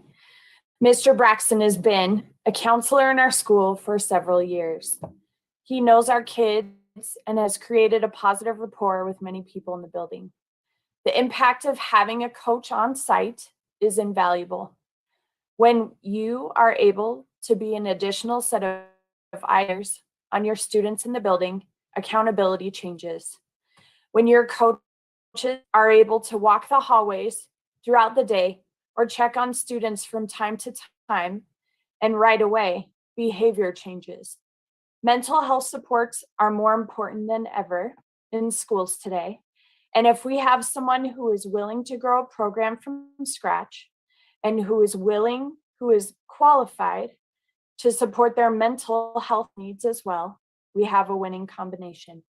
It is not every day that someone with this experience is willing to take on a program from the ground up.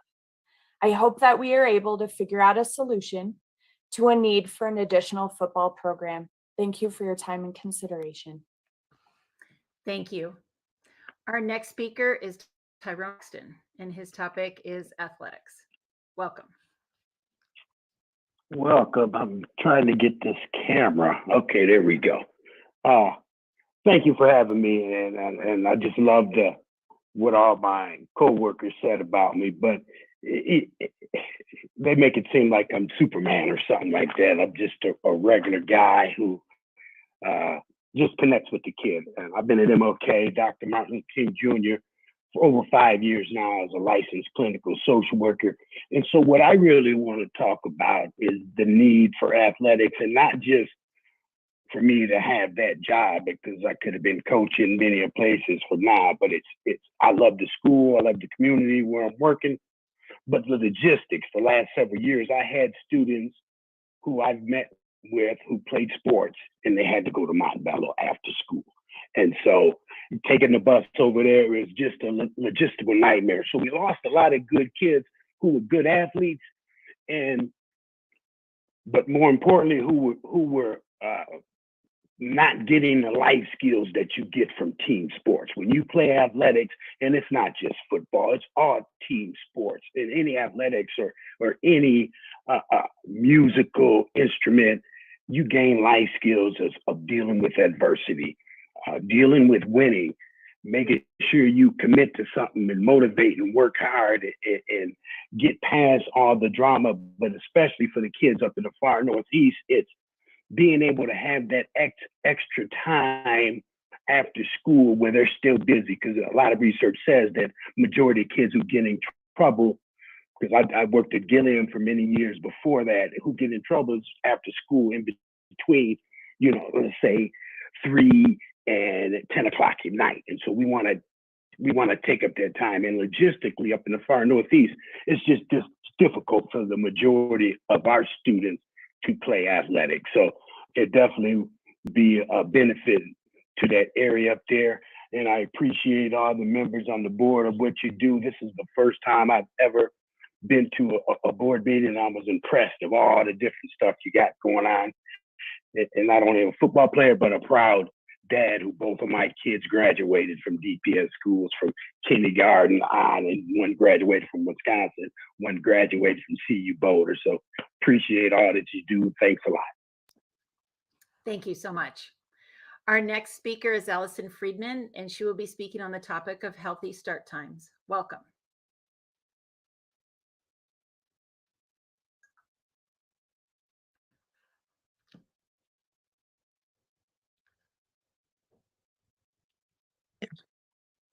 There you go. Okay, I'm unmuted now. Thank you. Sorry about that delay. My name is Allison. I am the president of the DCIS Baker, which is the Denver Center for International Studies at Baker PTSA. I'm also a parent there. I'm here to speak on behalf of our board of directors, as well as our parents and community members. We're all very concerned about the upcoming decision, and I've sent this email to all of you, so I hope that and I think I'm just repeating myself, but I wanted to get the message across. We're all very concerned about the upcoming decision regarding healthy start times for our students. We implore you and or whoever it is that's going to make this decision, whether it's the leadership of DPS or whether it's the school board, we implore you to choose option A from the Healthy Start Times survey that was sent out to DPS parents. It's the only option of those that were offered in the survey that will allow our school and others like it. I know of about 20 other schools that will be impacted similarly to ours, that will allow us to continue to benefit from DPS bus transportation. Without this transportation option, many of our students, 65% of whom qualify for free and reduced lunch, will not be able to access the award-winning language and globally focused education programs that are offered exclusively on the DCIS campus. Our school, DCIS Baker, has been here for 35 years. We have middle school and high school students all in one building. We offer a welcoming, accepting, safe space for any DPS students that are interested in learning about more about other cultures, global citizenship, languages, social justice, and most importantly, diversity, equity, and inclusion.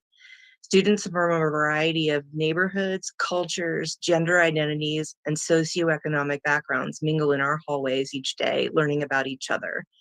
They develop respect for those who think, look, act, speak, and believe differently from them.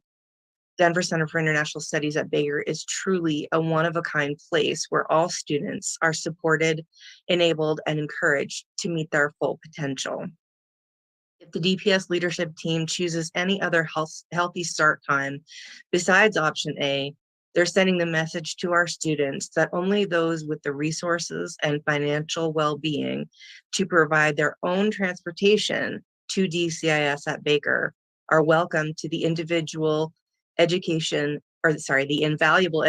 opportunity that only our campus can offer.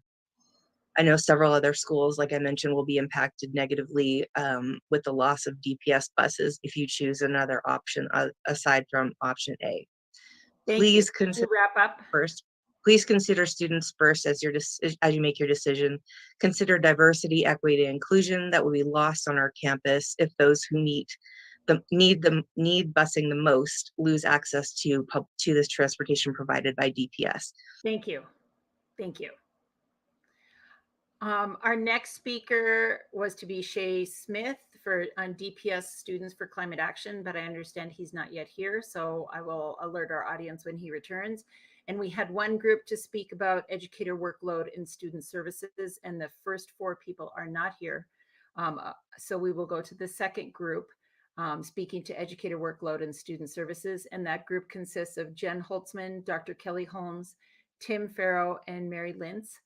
And I believe Jennifer Holtzman is first.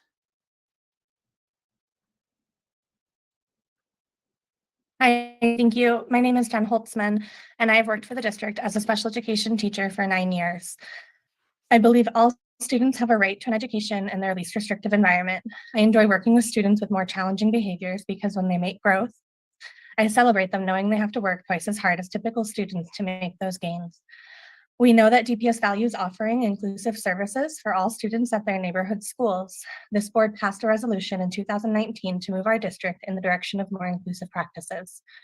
For a lot of students, in order to be successful in the classroom when they're not receiving their IEP services, they need someone there with them who is trained to understand their additional needs and support them receiving the access to the general education classroom. Special education paraprofessionals provide valuable support to students with disabilities. In my mild moderate program, I have 3 one-on-one paraprofessional allocations. After spring break, I will only have 1 position filled.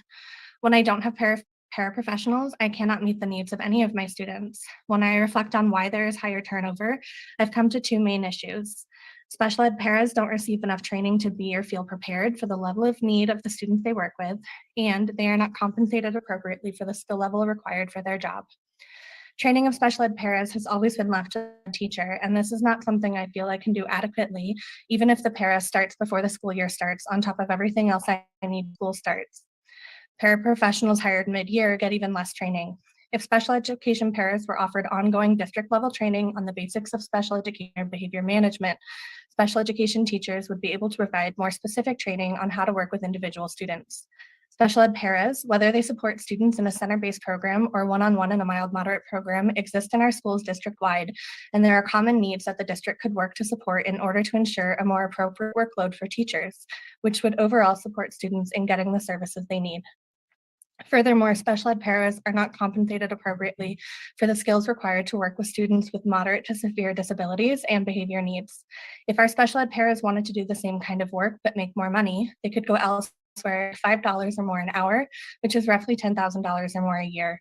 This could be life-changing for some of our parents. Our students are losing opportunities to be included in their classrooms, and the lack of paraprofessionals in our school is adversely impacting entire school teams who must fill in the gap to keep everyone safe. All of our students are subsequently losing out.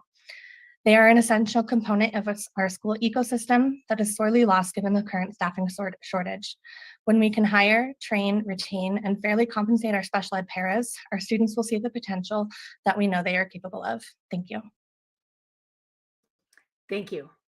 Our next speaker is Dr. Kelly Holmes.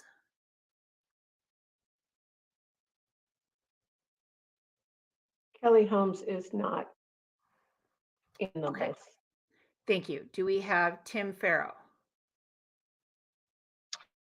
Hi, everyone. Thanks so much for having me aboard and everyone in attendance. So my name is Tim Farrow. I'm a school psychologist at North High School. This is my 10th year as a school psych, but my first in DPS. I'm really happy to be in the district and at North, and I love my job. So I'm happy to be here speaking today. So I want to really focus on mental health support and the role of relationships in our schools.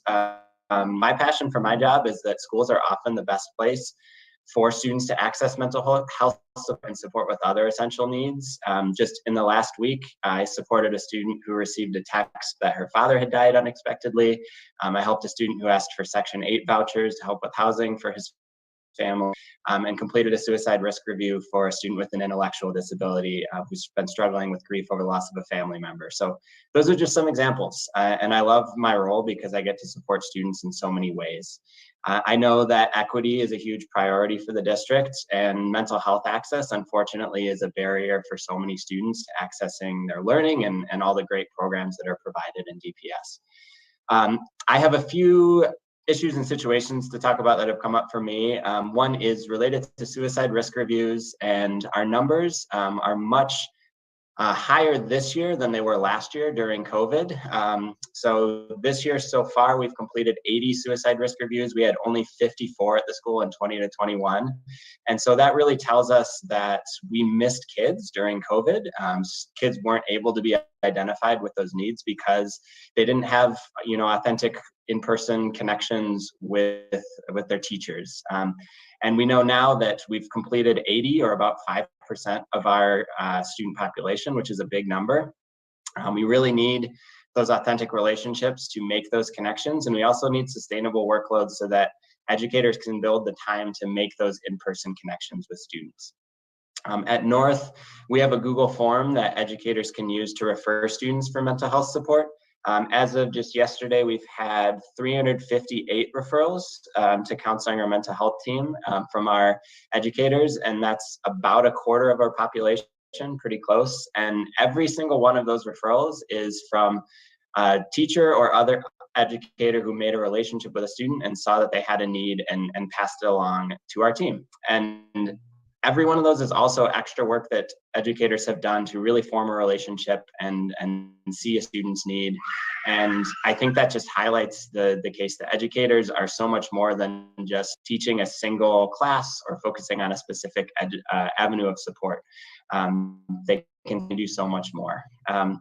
One other thing that's come up for me this week, on Monday, I sat with the 3 students and one other educator for a social emotional group, and those students shared their individual experiences of trauma that they've experienced in their life.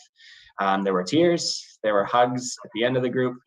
This was our 7th group session, so it's really taken a lot of time for the group to be ready for that sharing.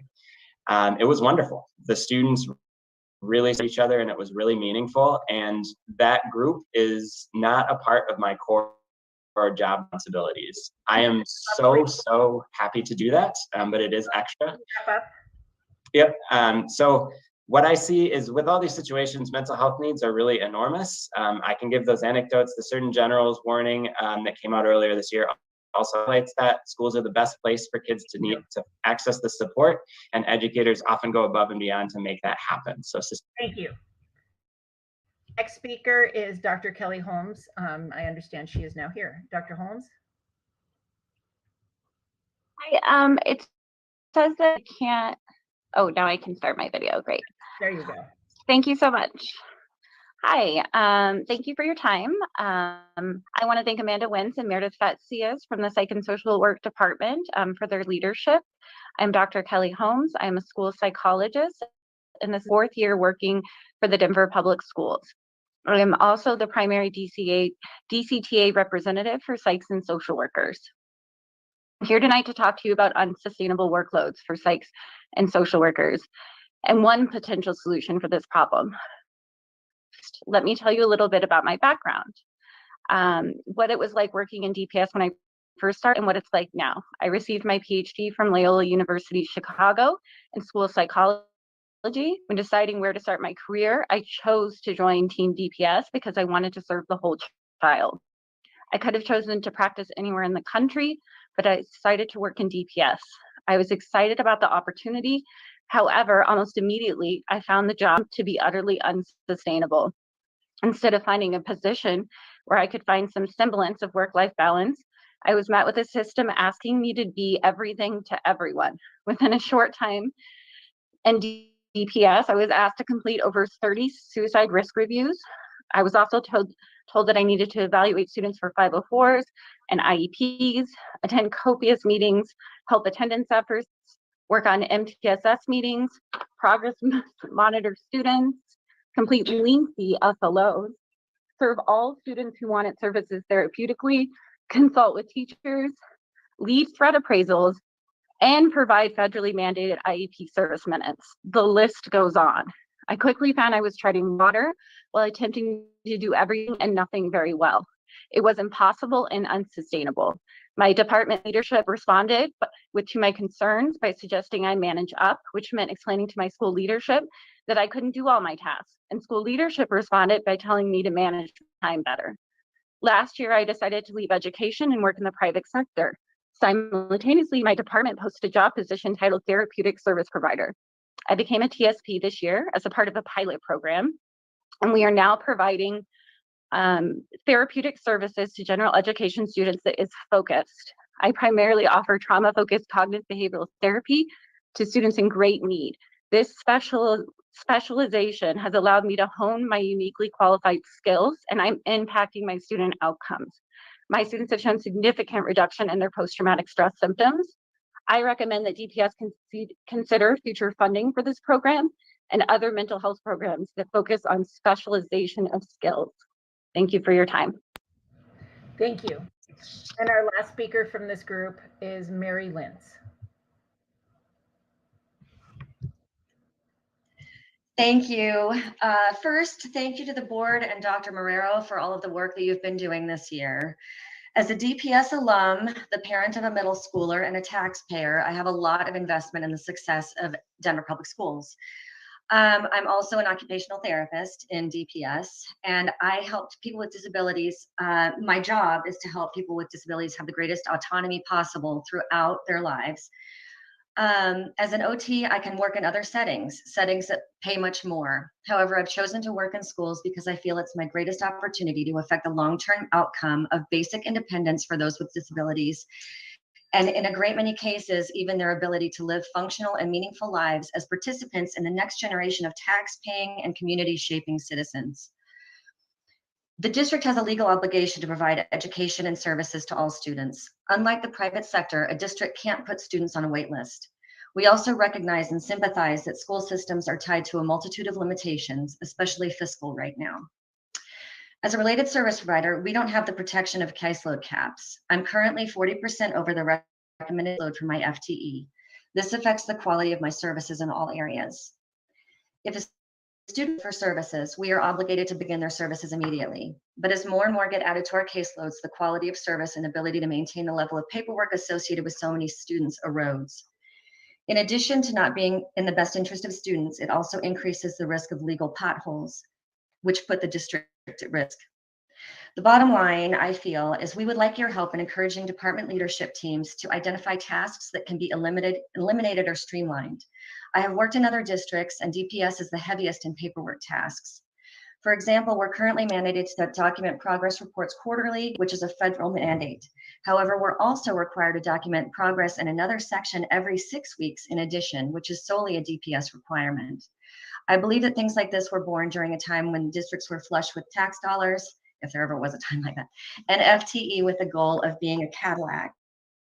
Districts need to allow themselves the grace and flexibility to adjust with the realities of the time, not just because it's always been done that way, or just because it's always been done that way doesn't mean we need to do it that way now. We can still be the Cadillac.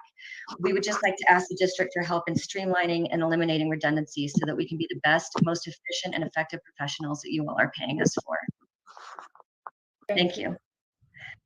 We will return to the first group who is now present, I understand. They will also be speaking on educator workload and student services. And our first speaker is Michelle Horowitz. Hi, thank you for hearing us today. My name is Michelle Horowitz. I am a bilingual speech language pathologist and a fierce advocate for student services to be the best that they can be in Denver Public Schools.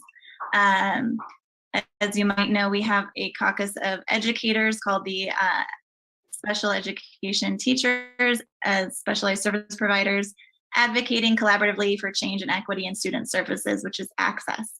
And we are here, we had to flip our order today. We were earlier than we anticipated, but we're here really because we need your help. We need your commitment to support us. We are experiencing staffing shortages as all educators are.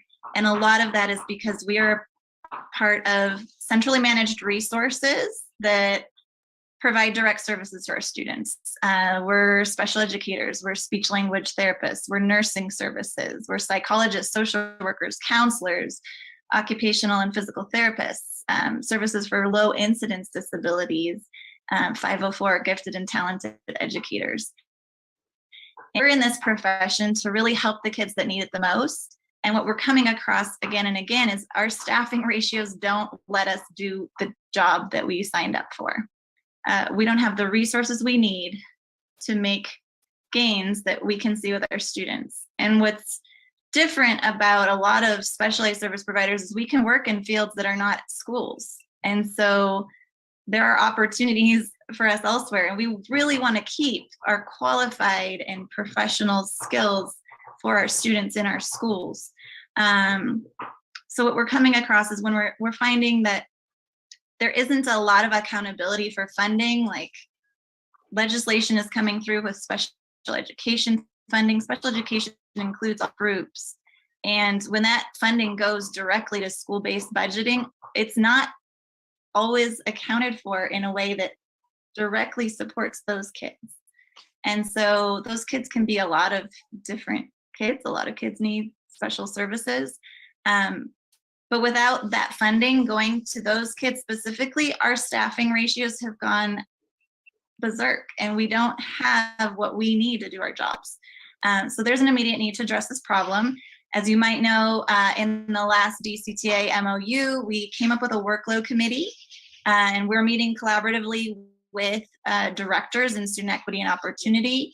And we're coming up with some solutions collaboratively to propose in the next negotiating session. And we need the board to back us and help us make sure we have the resources to implement those solutions. Thank you. I'm not sure who's next from your group to speak. I think it's, is it Victoria Woods who's next? Yes. All right, Victoria Woods, thank you.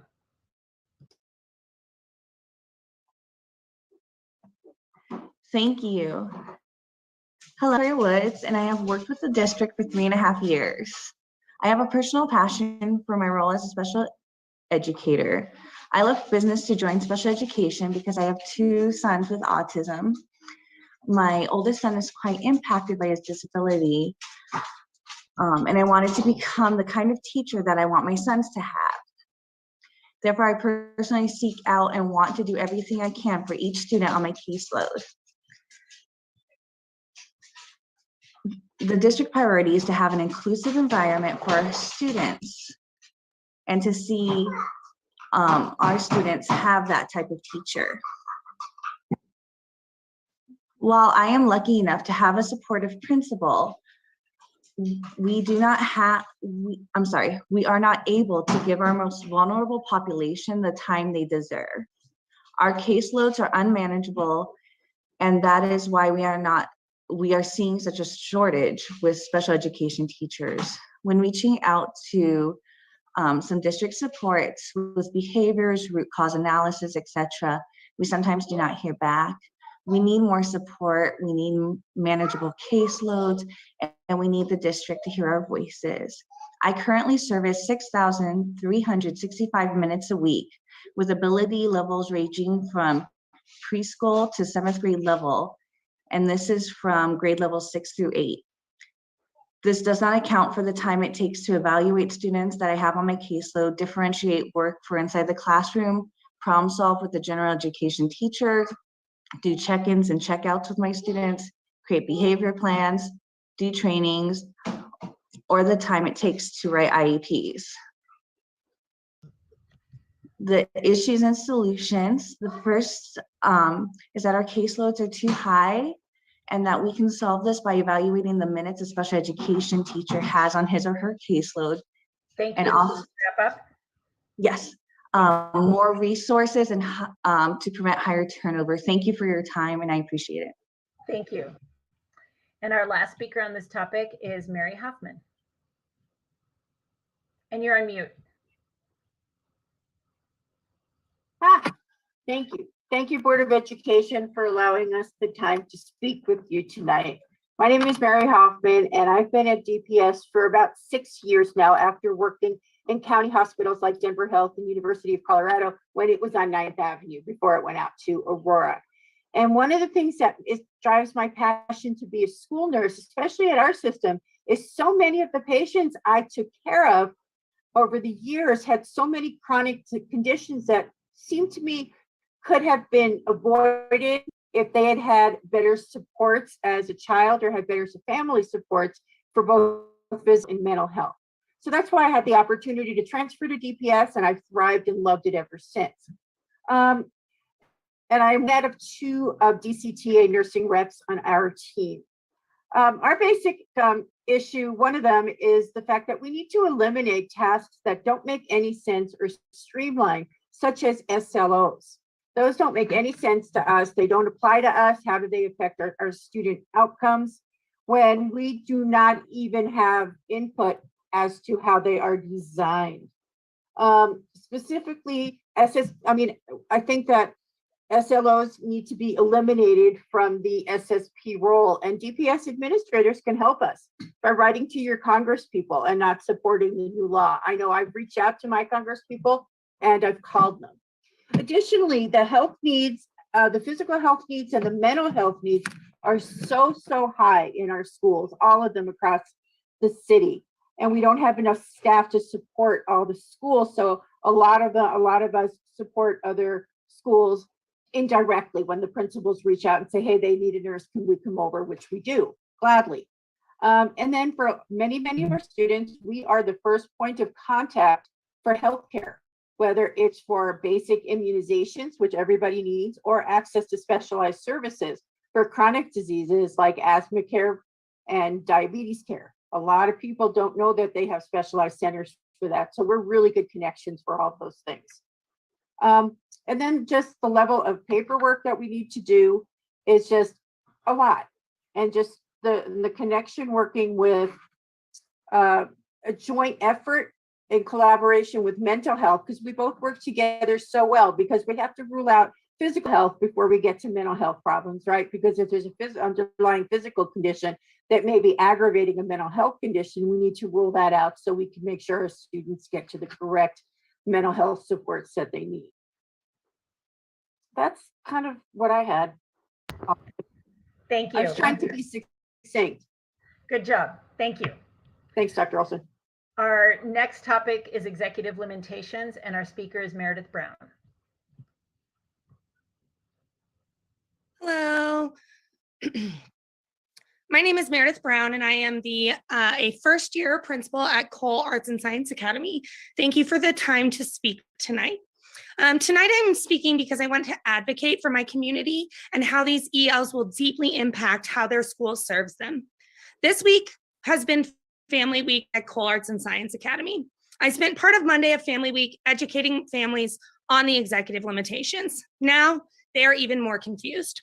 I intentionally planned this week to provide information, answer questions, and accept feedback in order to try and increase the transparency. But because the Board of Education decided to change things about 48 hours before a vote, I ended up creating more distrust.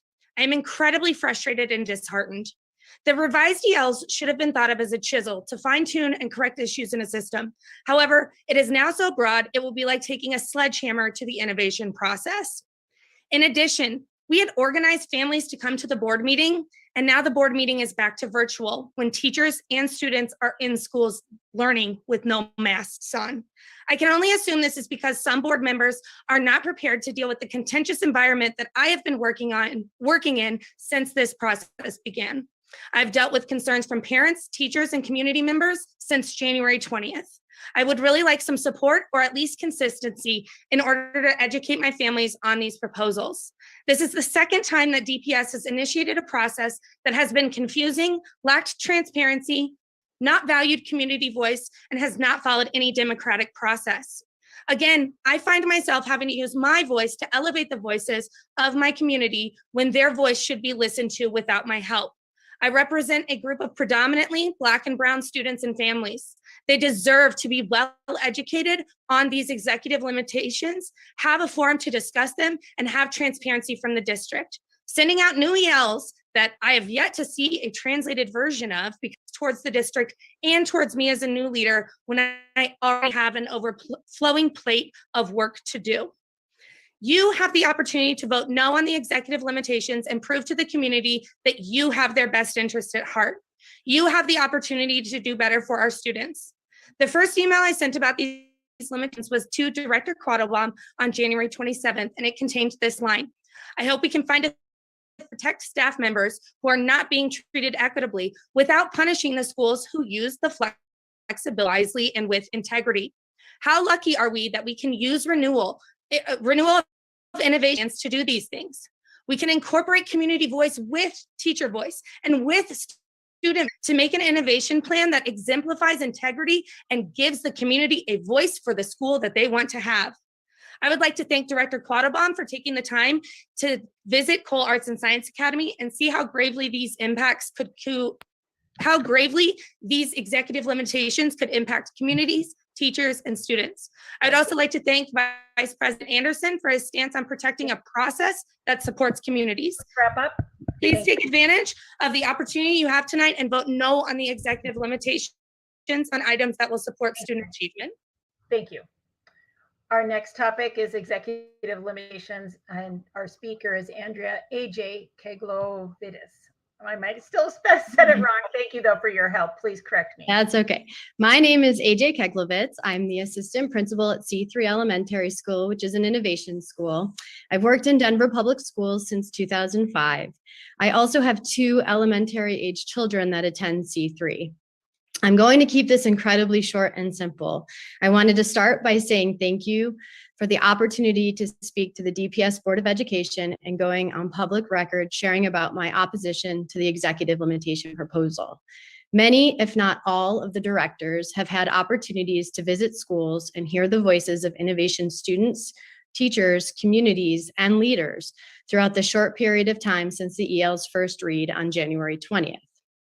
My ask is that you deeply listen and discuss as a board what the parents and caregivers, students, teachers, community members, and school leaders have shared about all of the incredible ways innovation schools are meeting the needs of our students and our communities.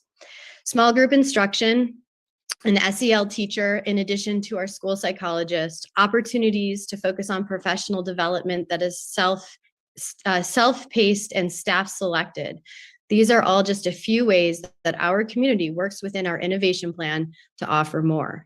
Consider working together as Team DPS to take the necessary time and collaborate collectively. If you have listened to the words of your constituents, you will vote no on the EL tonight and pause to take time and co-create steps forward with transparency and an attempt to rebuild the trust and damage that has been caused. Thank you to those that have truly listened. Thank you. Our next topic is executive limitations proposal, and our speaker is Jessica Buckley. Welcome. Thank you. My name is Jessica Buckley. I've been the principal of Valdez for 10 years and was an ELA S teacher in DPS for 11 years. Thank you to the three of you who came to Valdez in the past month to visit our classrooms and students and to hear our teachers and families express their concerns around the executive limitation proposal. I appreciate you taking the time to come in person to see our school. I listened in on the board meeting on Monday evening. The importance of community input was brought up and stated by the board multiple times throughout the meeting. And here we are, online via Zoom and not in person, again, not giving the opportunity for full community presence. And while both timeline for feedback and the EL proposal itself have been modified since the original version was presented in January, it is clear that you all are not hearing our concerns and our collective voice. We do not support the CL. We are not clear on why it was created, what it attempts to solve for, and what data was used to indicate there was a need for the CL. We continue to be disappointed and angry that this is being framed as protecting teacher rights and that innovation schools are named as anti-teacher, when the foundation of our innovation plan is based on teacher empowerment and voice in school operational and instructional practices, and our waivers are used to support teachers and teacher voice. The new version of the EL impacts more than 50% of our waivers written in our innovation plan, and therefore supports the majority of our plan. Specific examples of this impact include flexibility in our hiring timeline, direct placement of teachers that do not align with our programming and school vision, and process on teacher support when they are not a fit at our school. Overall, this new simplified version of the EL presents more questions and less clarity around other issues, including teacher models, leadership models, and using actual salaries for budgeting purposes. Another concern that we have came from your discussion on Monday. It is that you all are also not entirely clear on how this EL will impact different schools and school plans, and the superintendent can make recommendations for approvals to the board. For example, waivers are more likely to get approved if the school is on the state's accountability clock. I ask you to vote no on this EL and instead strengthen the systems and processes in place to hold school leaders and communities accountable and protect teachers, including the innovation renewal process and the contract negotiation process for all bargaining units. Teachers do have rights at innovation schools. In waiving out of any policy, we must detail how we will meet the original intent of the policy or union clause. Hold us accountable for this. Don't enact a blanket policy to create more restrictions and limitations for all schools, including innovation schools with a proven effective record in supporting students. From a school level, we are tired. This pandemic has taken everything we've got as educators and is draining our profession. We need your focused time and energy on supporting our students in our schools. We need you to be students first and be by our sides in this fight, not creating unnecessary limitations and constraints to the work that we are doing for our kids. Thank you for your attention this evening. Thank you. Our next speaker is Prudence Daniels, and she'll be speaking on executive limitations.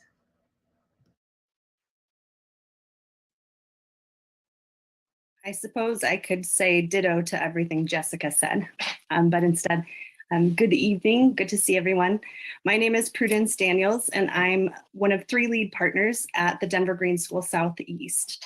I'm in my 21st year in Denver Public Schools as an educator. I've worked in traditional schools, innovation schools, central office, and about everywhere in between. So first, I would like to express appreciation for the board members who continue to show a commitment to our communities and to representing the voices of the school communities they were elected to serve. Director Olson is a regular visitor at our school. She's subbed in our classrooms. She coaches our teacher residents. Next, Vice President Tay Anderson and Treasurer Scott Esserman have met with our educators to better understand the impact of our ELs and represent our school community. So today, in Vice President Anderson's email, he asked, what problem are we trying to solve for? And the DGS Southeast community has the same question. The executive limitations are a broad sweeping policy for an unnamed problem. It's the role of our DPS board to respond to the will of our communities and exemplify the DPS values. The original introduction of the EL to the board agenda back in January came as a shock and lacked integrity as it appeared on the agenda after public comment sign up had closed.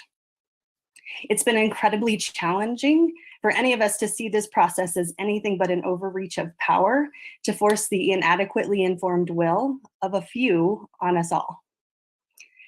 This week, we were once again surprised by a drastic revision of the EL just 2 days before this evening's board vote.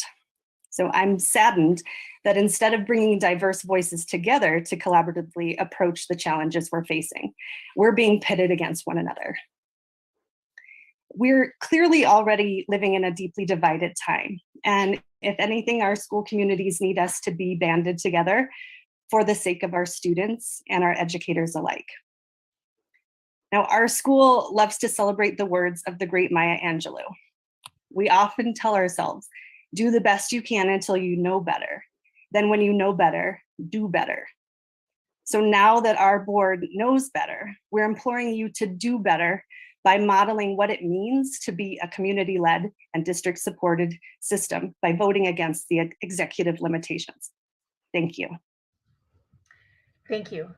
Our next speaker is Tyler Monsey, and he will speak on support for innovation schools. Good evening. My name is Tyler Mounsey. I currently serve as chair for the Community Governing Board for the Luminary Learning Network. Our zone community boards are governing boards made up of individuals for our school community. They're parents like myself, but also educators, school leaders, community members who all care deeply about our schools and students. We volunteer our time and expertise by being thought partners on a wide variety of policies and practices to make our schools better and make sure our educators are supported. We listen to our teachers and families as they seek and support innovation. But most importantly, I'm showing up tonight because I'm a parent of an amazing daughter, currently enrolled at Travista at Horace Mann. My perspective is really driven by my history. My family was the first Black family in our neighborhood, and needless to say, we know what it's like not to be welcomed. The first part of our education careers, teachers told me I wasn't smart, made me feel like I didn't belong, that I wasn't worth educating. But thankfully, I had a mother who never stopped fighting for her kids. She spoke to every teacher, fought every assumption, until she found a teacher, Mrs. Carbone, who believed I was capable of more.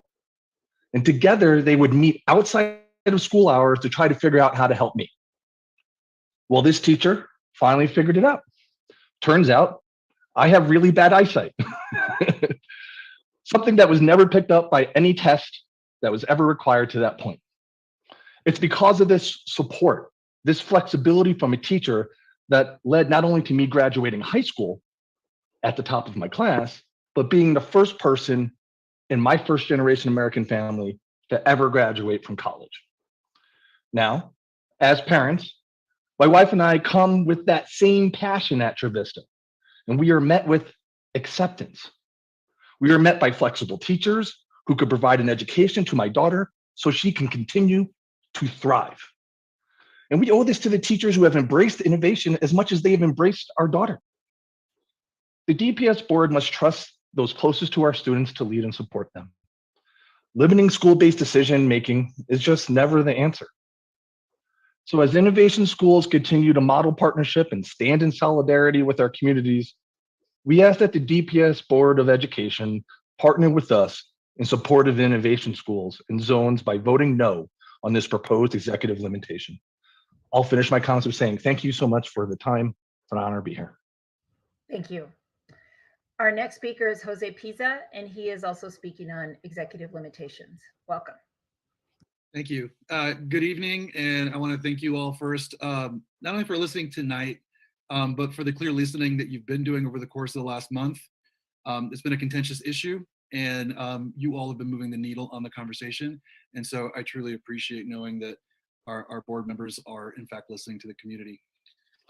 Let's talk a little bit about myself. I am a lead partner at the Denver Green School Southeast Campus. I've been a teacher there, founding partner. I'm also a former father of a DPS student, and I've worked in nonprofits side by side with DPS. I'm proud of DPS. I've been associated with it for 23 years. I brag about it to anyone from outside of Denver or any of the surrounding areas.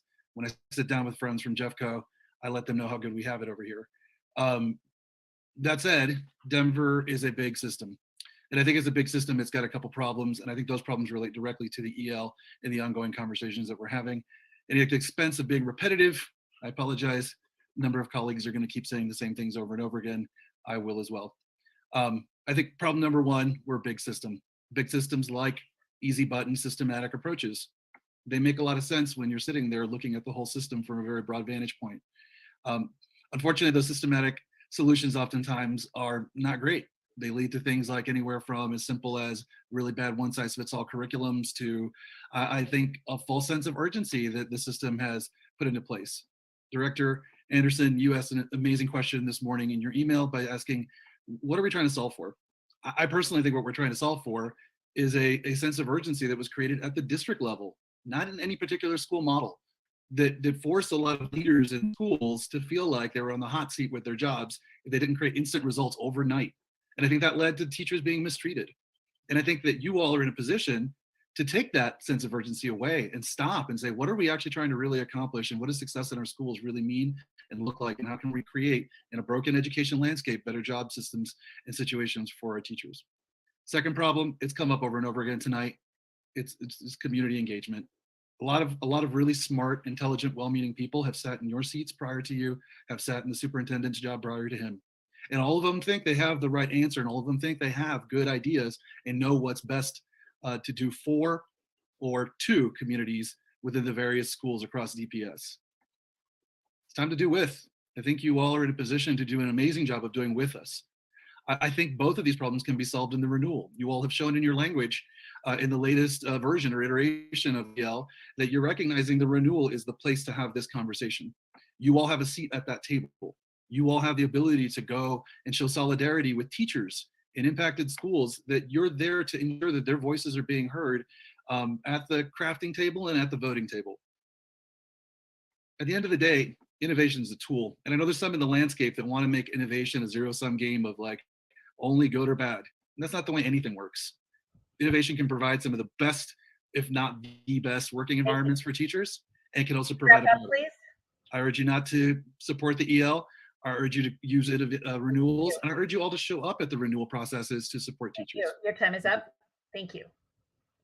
Our next speaker is Bailey Holyfield, and her topic is protecting community decision-making in innovation schools. Hi, and thank you, Dr. Olson. My name is Bailey Holyfield, and I currently represent the DPS Innovation Council, and I'm the Executive Director of the Luminary Learning Network, serving 6 amazing innovation schools. It also feels important to note that I am first and foremost a high school English teacher through and through, still close with my former students, and I show up to work every day in service of them continually. And I come to you tonight then as an educator speaking to you in an environment in which it seems educators and our rights are only narrowly and exclusively defined for us, where diverging opinions are labeled as combative and dismissed because they don't align with the new value statements of board and district leadership. But what I am here to remind you is that teachers are not a monolith, educators are not a monolith, and yet this executive limitation would suggest that we are. Instead of acknowledging that in the majority of cases, innovation empowers educators through community partner decision-making, it continues to be unclear what the DPS board and superintendent are solving for and bringing the CL forward, including its revisions, and why innovation is being framed as anti-teacher rights. Thank you to Director Anderson for pointing this out publicly and acknowledging the divisiveness of this process. Unfortunately, in a letter sent to those of us signed up for public comment tonight, the board stated this new draft will not restrict innovation or innovative practices. This makes it clear that there is lacking understanding of the interconnectedness of our innovation waivers and how they support our unique school programs. In fact, this EL will potentially impact up to 2/3 of our current flexibilities exercised in most of our schools. Additionally, and perhaps even more concerningly, this proposal reframes innovation so that waivers are only able to be approved if the school is on the state accountabilities clock or at risk of closure or conversion. By that definition, innovation in DPS is only valued as a turnaround strategy, not something that we celebrate in our current schools that successfully operate differently by design. The future of DPS, the values of DPS should reflect an environment where innovation schools use flexibility to serve students well, and they are currently being encouraged and learned from and supported. creating a future where their plans will no longer be recommended by the superintendent nor approved by the DPS board in spite of consent from their communities and evidence of success in service of students is unjust. Waiting to allow flexibility in times of crisis or when we are failing our students as designated by the state is unconscionable. As I've heard Dr. Olson name previously in discussions around this EL, there's been a missed opportunity to create inclusive tables where we discuss the nuance how best to ensure the continued success and quality of our innovation schools. As a result, and without a compelling rationale for this proposal in the first place, it is imperative that you vote no to this proposed EL tonight. Dragging this out any longer will continue to divide and harm our communities. I implore both the board and superintendent to stand with us. Be representative of a district leadership that unifies, takes accountability, and works in partnership with all of our educators for a future where we can thrive. That is what our DPS community deserves. Thank you. Our next speaker is Frank Coyne, and he is speaking on executive limitations. Good evening. Thank you for having me for what seems like my monthly visit to see you all. My name is Frank Coyne, and you know by now that I'm a strong advocate for innovation and protecting the flexibilities for 52 of our innovation schools in DPS. In my previous public comments with you all, I presented lots of data and talked a lot about flexibilities to try and understand where this EL is coming from and what problem we're trying to solve for. Instead of talking about data and presenting you with data tonight, I'm going to tell a quick story. It's a story of how DGS got founded. 13 years ago, a group of leaders and educators came together to start a school that dared to be different. We spent a whole year harnessing our ideas about what was possible. We wrote a proposal, and then we met with all sorts of people from all across the city and all throughout DPS. And the result was the birth of the Denver Green School. People thought we were nuts. A school focused on sustainability with project-based learning woven throughout our curriculum, and a place where teachers were empowered to make the big decisions for the school. People asked why we just didn't become a charter school. But as a team of DPS educators and leaders, we did not want to be a charter school. We wanted to be a neighborhood school serving a diverse community, so we wanted to become an innovation school. And I remember sitting at those meetings with the DPS teams and with the community members and thinking to myself, wow, we are promising a lot to these folks, and I'm not sure we're going to be able to deliver. And then I remember having this thought and asking myself, if not us, then who? And if not now, then when? Innovation allowed us to try new things and fail forward and to learn from our mistakes. We were the first to have a shared leadership model in DPS. We were among the first 6 schools to do the TLC model and have senior team leads. And now senior team leads are present in every DPS school, both innovation and district run. We fought hard to have hiring timelines moved up so we could compete with charter schools and hire top talent in our buildings. And those wins were for our students and our teachers because some of us in innovation schools fought hard for what we believed in and because we had the courage to go first. Going first is hard, but we don't have to be first anymore. We have 12 years of lessons learned, 12 years of ideas that have been formed and things that we have been able to build in our schools. So let's not go back to the past. The fact that we're discussing this EL tonight and thinking about turning the clock back on a decade of lessons learned is not how we should be serving our students. To say that the superintendent can only preserve the right to have a school opt out or choose to use waivers if that school is in turnaround or poor performing seems so counterintuitive to what we should be doing. We should be thinking about how to innovate to make good schools great.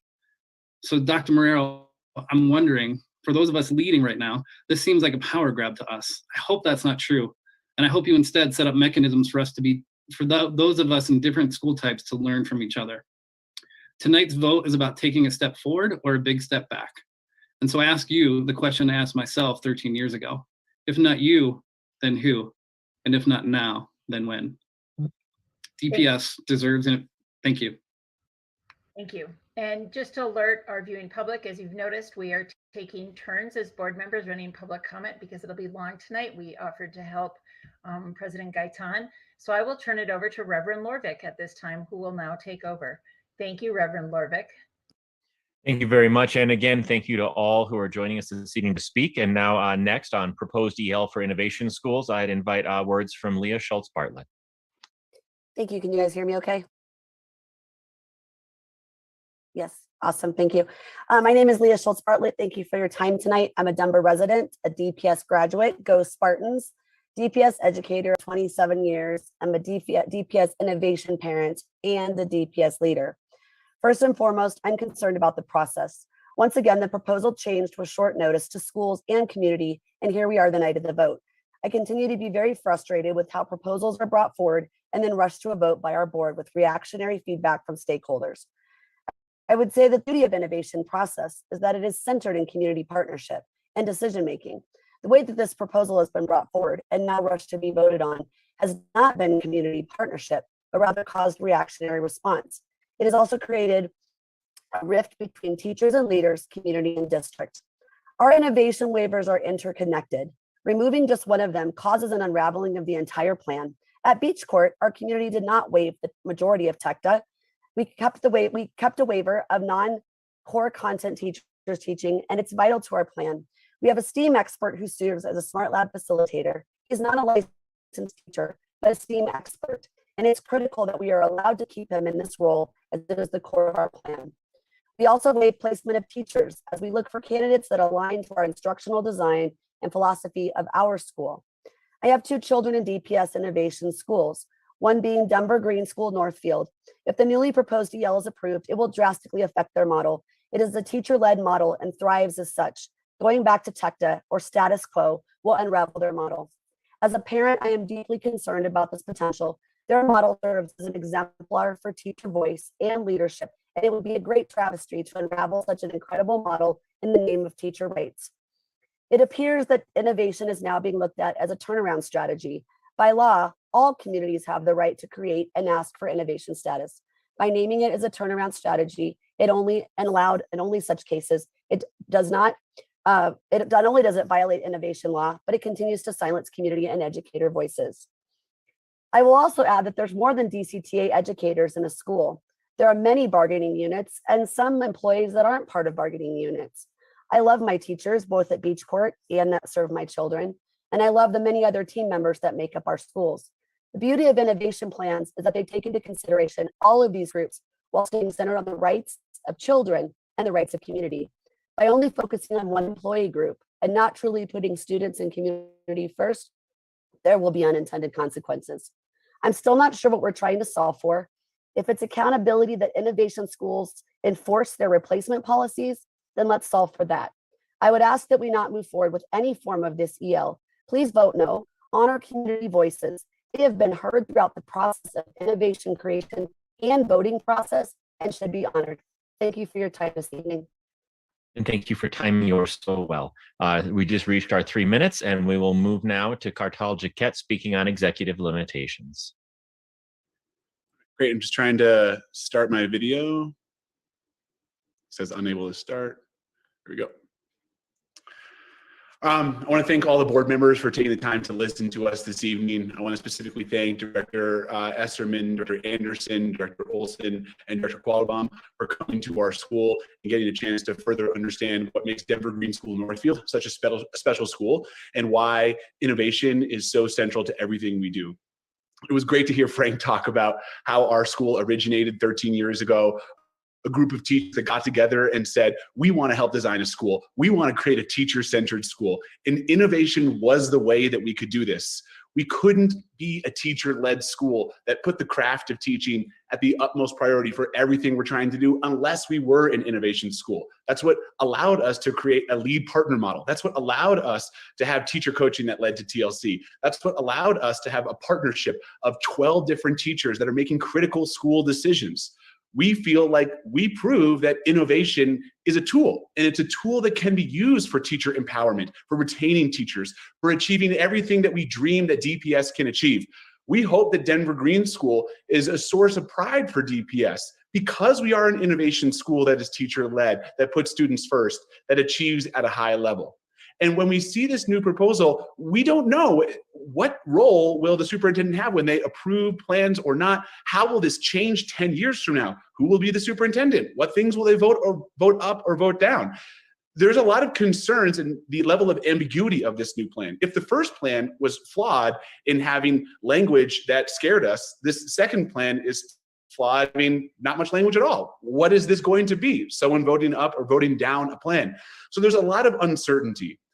Instead of just talking about fear, though, I want to say what you can do. Clearly, there must be some type of issue that we're solving for. This came up, and this is a big conversation. Let's just name what that is. Hey, we have some teachers in certain schools that feel a certain way. Table, and let's find a way to solve this. Right now, what we're doing instead is we're rushing through a proposal that was just created on Monday that I didn't have the time to read until Tuesday. We're not organized. We don't know what this entails.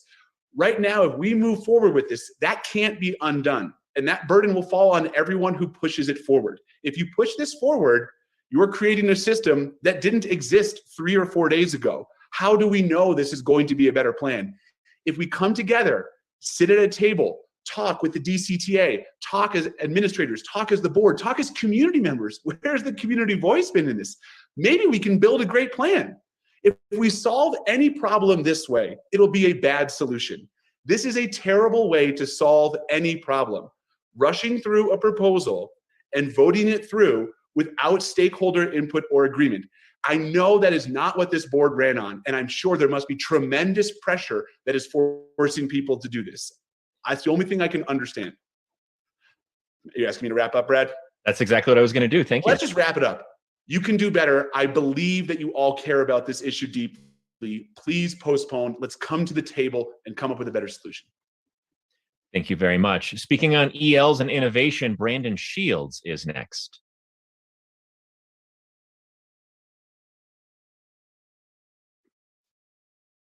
Hello, my name is Brandon Shields, and I'm here to speak on behalf of innovation as a leader at Cole Arts and Science Academy. This year has presented many challenges as we work to recoup the educational losses presented in response to the ongoing struggles due to the pandemic. But there have been unnecessary difficulties created due to the politics now permeating many school districts. First, I was tasked with speaking to our school community about the small schools initiatives, which alarmed many, especially those dedicated teachers who show up every day for our students, only to have it suspended, creating unnecessary stress at a time when tensions were already high. Now, with the attacks on innovation due to the executive limitations, we've been working tirelessly to advocate for our schools in a way that is draining our energy from what matters most, which is educating our students and ensuring they are safe, seen, and heard. The process which the ELs have been handled has been anything but democratic and are in stark contrast to the values DPS claims to espouse. Currently, the lack of transparency, the lack of substantial evidence, and the lack of open discussions has made this process seem much like what we are seeing in districts like Dutco and on the national level. DPS is better than this. We have the opportunity to be a beacon to neighboring districts. We have the chance to show how entities, even when in disagreement, can come together to find common ground and visions based on facts in the best interest of our students, not political groups. I ask you to vote no today. I ask you for a seat at the table.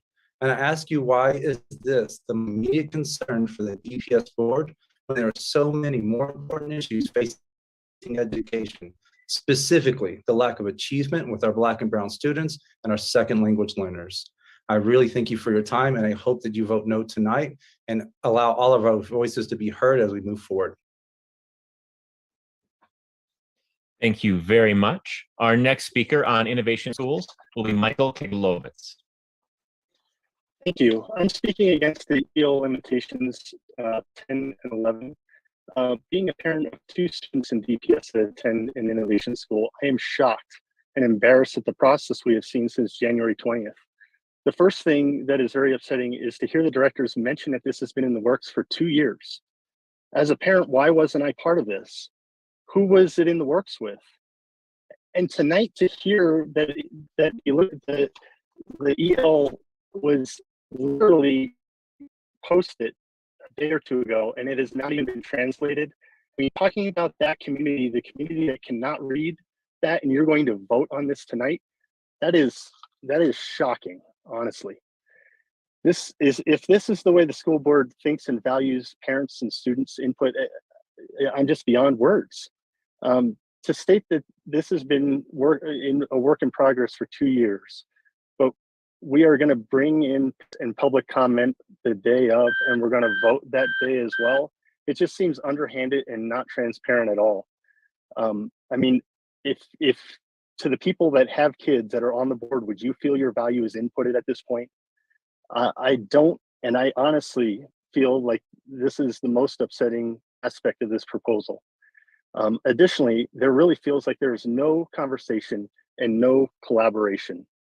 What is most perplexing about to me about this attack on innovation schools is there has been no data around why are we attempting to limit these schools. Are they underperforming, catering to only white affluent students, disproportionate number of grievances by staff? I mean, the answer is to no to all of those. Parent with 2 children with special needs, the innovation status of the school that they attend, C3, they've received a high education as a result of utilizing the flexibility with waivers with regard to staff is very important to C3. My daughter, having type 1 diabetes, is 5 students with diabetes that attends that school. Without being able to have the ability to hire a health tech that's able to keep her safe, it has been amazing to have that part of a school. My son, who's dyslexic and has ADHD, not only receives special ed services, but also is part of the small group instruction. In 1 year, he raised his reading level 2 grade levels as a result of the impact of these small group learning sessions. Finally, on the way home from school today, I asked my son what he learns in KCT. KCT is a social and emotional class that is offered through C3. The first thing he says, they teach you to learn to breathe different ways and to help you stay calm. This is a kid Please use this as a has chance to wrap up. He also said that they learned about the Memphis sanitation strike, where Martin Luther King gave his speech that prompted the "I have been to the mountaintop" the day before he was assassinated. I do not see how you can vote for this in good conscience, not having it translated, releasing it a day or 2 before. I urge you, please vote no. Take some time to Thank you visit very this much. topic. Thank you so much. Our next speaker on innovation will be Mandy Martinez. Hello, everybody. Let's see. Hi, everybody. Thank you for the opportunity to speak with you all tonight. My name is Mandy Martinez, and I am a teacher at Escuela Valdez and also a mother of a DPS student at an innovation school. I've been an educator for 20 years, 10 of them being in an innovation school, and I'm here tonight to ask you to vote no to the executive limitations proposal. I have seen how innovation has allowed for flexibility to meet social, emotional, academic, and language needs of our students. The EL proposal will force innovation schools to transition into a one-size-fits-all model that does not put students first. In terms of values, I feel that this whole process has lacked integrity and collaborations with the impacted stakeholders. I firmly believe in teachers' rights, due process, and a manageable workload. I have witnessed all of these things in action at an innovation school. This brings up the question of where did this proposal come from? And if it isn't working at some of the schools, why not support those schools? Why try to fix what isn't broken? And why in such a rush? Looking at the big picture, there are so many other issues that we should be spending this valuable time on. Lastly, teachers have a large voice on the creation of innovation plans, including what waivers are included. In addition, when teachers are looking for a school, they have a choice whether they want to join an innovation school or not. I ask you to vote no to the EL proposals and allow innovation schools the flexibility that they need to meet the needs of their community. Thank you for your time. And thank you very much. Our next speaker on EL proposal is Cesar Sanchez.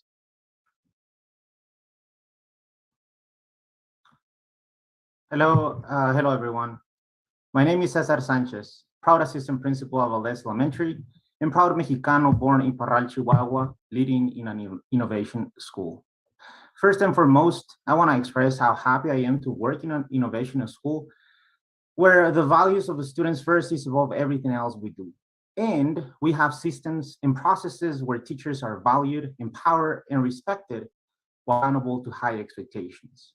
And we create innovative ways to lead in our building that increase students' learning, like strategic decisions around assessments, professional curriculum, and use of district resources. Next, I want to express my concerns for our district due to the unnecessary EL proposal. Through this proposal, gaps in our district are more evident than ever, specific to trust, transparency, strategy, collaboration. It has also questioned many of us whether our district values are that we honor, like the students' first value that has been left way out there during this entire process. The EL proposal or a modified version of it is not needed or welcome because it has wasted our time, energy, and most importantly, our focus on students. Now more than ever, especially after a pandemic, student needs are bigger, so we need big action plans that require us to be innovative and creative to address those needs. Saying no to the EL proposal is saying yes to be part of schools we innovate to truly meet student needs. I want to close by expressing my sadness and frustration with all of this process, as it has created so many distractions for our staff. It creates division, and in general, it takes so much away from students. More sadly, this harm might take years to repair, if even possible. Big part of this frustration is lack of transparency about where, how, and why this started. So far, I have not heard any real answers. If this aims to address big gaps all over the education system in our nation or in our district, please don't target one group of schools. If this is the case, we should address real issues in DPS in all of our schools, not only in innovation schools. Because it doesn't make sense that innovation schools are losing their essence and being turned into something else that it's not working. Dear board members, por favor, voten no a la propuesta EL. In hopes that you truly listen to our words, I thank you for your time and the opportunity to share thoughts from our Valdez community. Thank you. Thank you so much for being with us and for speaking. Our next speaker on executive limitations is Brent Applebaum.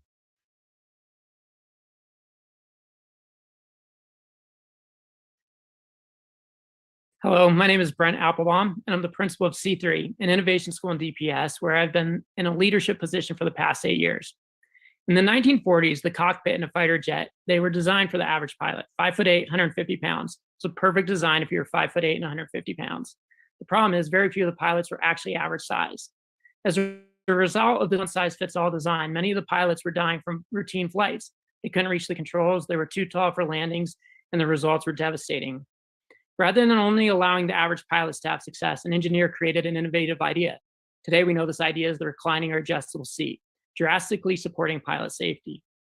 In 2008, the Innovation Schools Act was created as a way to create a model in which schools have the flexibility and autonomy to meet their community needs.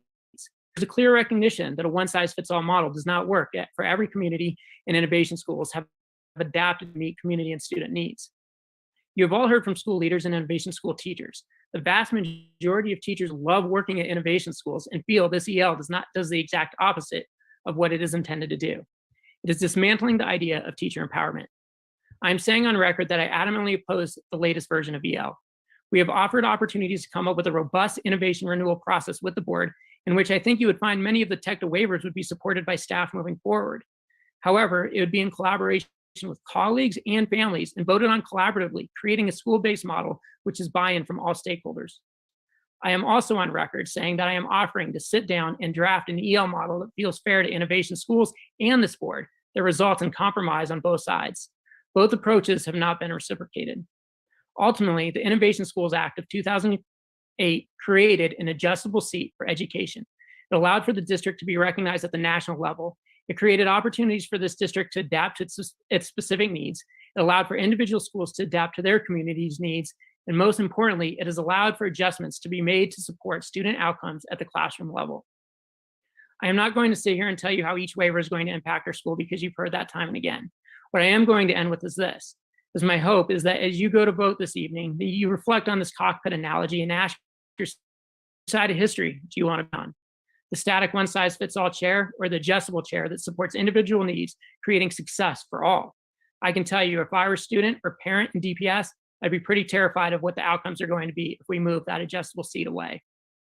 For those of you that I've contacted individually and have truly listened to our teachers, our parents, and our community, I thank you. I hope that you'll take some time and think about your difficult decision tonight and vote against this EL proposal. But I think you know it's right. Innovation creates a stronger district for all, and I hope you recognize the devastating impacts for kids if this moves forward. Thank you. And thank you. Our next speaker on executive limitations is Rebecca Grant. Good evening, Board of Directors. My name is Rebecca Grant-Zarrett. I'm a parent of 2 DPS students who attend an innovation school, chair of the Innovation Accountability Team at their school, board member of the Denver Public Schools Foundation and of the Luminary Learning Network, and I've worked as an employee or contractor with DPS for over 12 years. So I come to this meeting as both a well-informed educator and a DPS parent. I'm here to publicly state my opposition to the executive limitations proposal. I will keep this simple and reiterate what many presenters have already shared. A palpable dismay at both the process and the intended impact of the EL proposal. A proposal that has already caused unwarranted stress and confusion and has provoked divisiveness in our district and our community. This process has been shocking and is completely out of alignment with best practices for effective school board policymaking. A few examples. EL does not check the box on the policymaking practice of linking research and data to a proposed policy that is based in the most current knowledge on what's best for students. The EL does not check the box on the policymaking practice of non-partial, authentic opportunities for stakeholders to engage. The EL does not check the box on the policymaking practice of having a connection to a clear and compelling strategic vision for the district. So I make a plea specifically to you, Directors Anderson, Esserman, Quattlebaum, and Olson. As educators and advocates, you know firsthand how policies made at the highest level have the potential to impact those working on the ground, and how critical it is that those policies have a clear line to improving the learning and thriving of our students. This policy, nor the process that led us to this point, represents the integrity and possibility of Denver Public Schools. I implore you to do what's right for students, what's right for equity, and what's right for community, and vote no. Thank you. Thank you very much.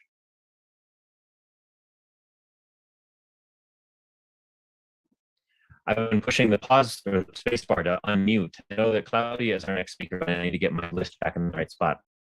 The wrong window moved at the wrong time. Many apologies. But I believe Claudia Carrillo is with us and ready to be our next speaker. Hi, good evening. Buenas tardes a todos. My name is Claudia Carrillo, and I am a proud parent of a 7th grader at Kepner Beacon Middle School. Big shout out to Vice President Anderson. I see you wearing our t-shirt. Thanks for the support.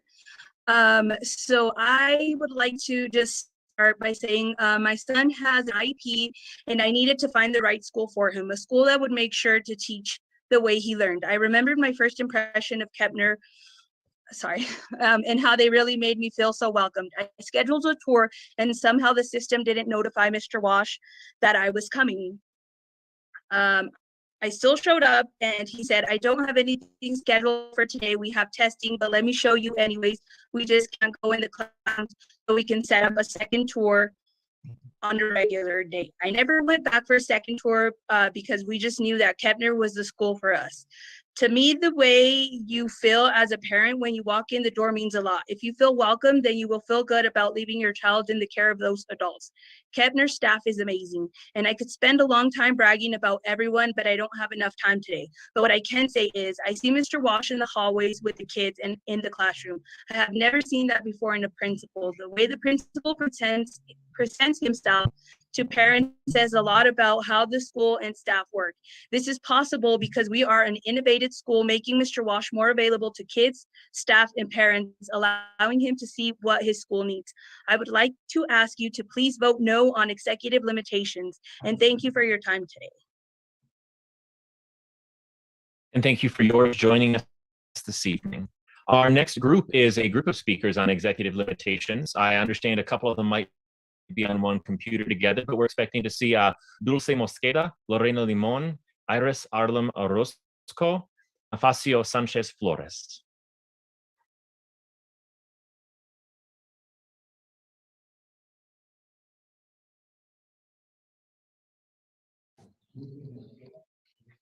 Hi, everybody. I have two parents with me. We're all the group, so we're gonna just do it first me and the other parents here.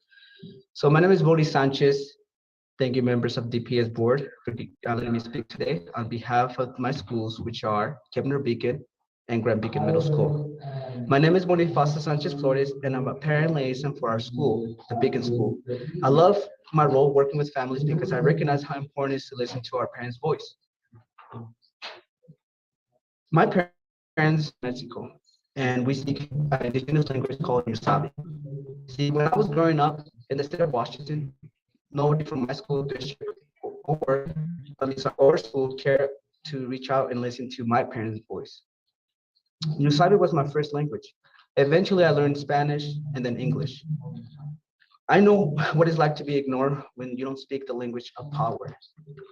Because of two things, I urge you to do two things. One, please listen to our Beacon's families today. And two, please reach out to our families from the beginning before you start proposing something you think is the best for them. Our Beacon parents are not happy with the secular limitation proposal. Although there have been changes after listening to some input, I still left wondering why our parents' voices were not considered before the proposal was brought to the table in the first place. Why don't we have a conversation with the Southwest families, students, and community about this secular limitation that might affect their education? Our Beacon families choose Beacon because what we do, especially after our innovation plan. Proposing secular limitation without first considering is not equitable. Again, thank you for listening to me tonight, and please vote no on the amendment and secular limitation proposal. Thank you. Thank you. And you believe turning over to other speakers. I'll start the clock when they start as well.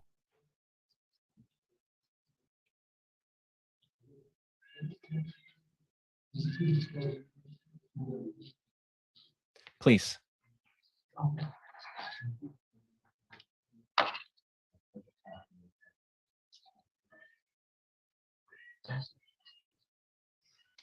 Hola, buenas noches. Mi nombre es Arlen López. Soy mamá de una alumna de sexto.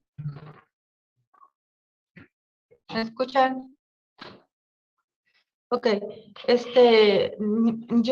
Mi hija tiene poco en esta escuela.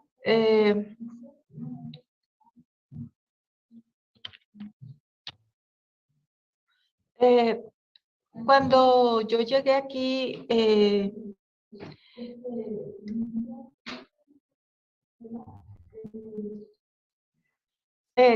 llegué con un problema de salud. Un momento, por favor. Can we figure out the translation pattern so that someone might interpret for us so the entire audience can hear? Where are we on that? Yes, yes, this is Rumi. I'm the interpreter. Miss Ari is supposed to read her speech and I was supposed to go after.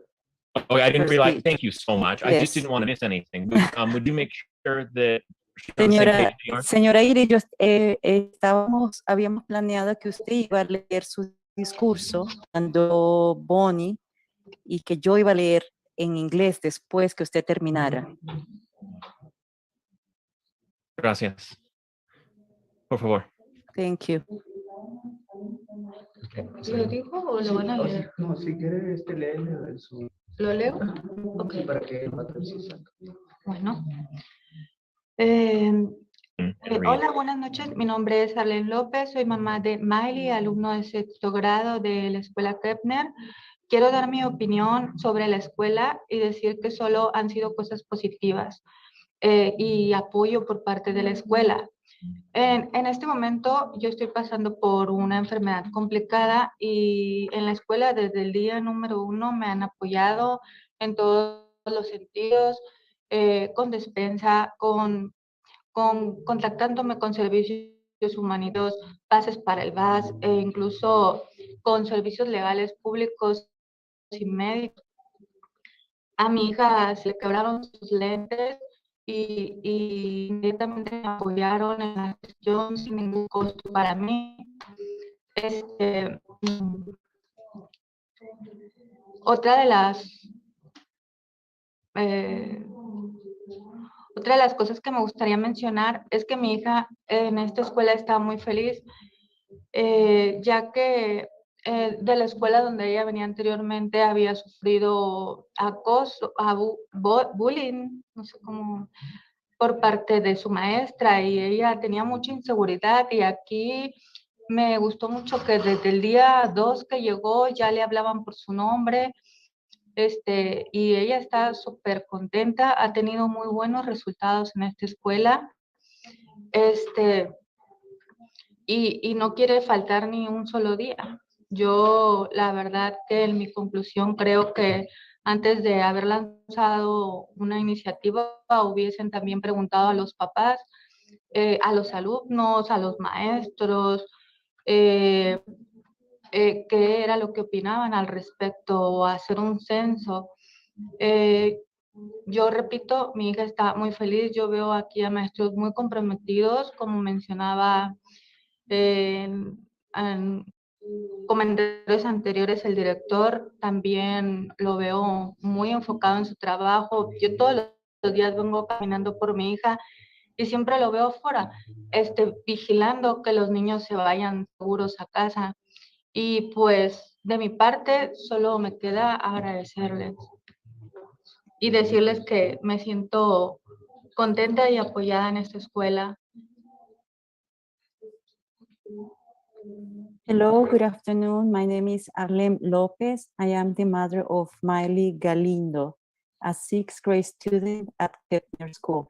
I want to give my opinion about the school and say there has only been positive things and support from the school.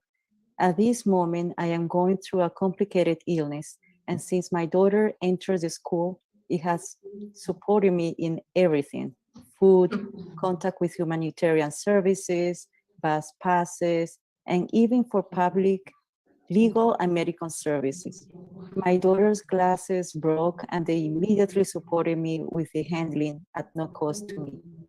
Another thing I would like to mention is that my daughter is happy at this school because she feels listened to and encouraged by the teachers. She had been bullied by her elementary teacher at the school where she had been before. And here, she has begun to gain confidence since they motivate her and call her by her name. She's not invisible. She doesn't want to miss school. She's very happy here.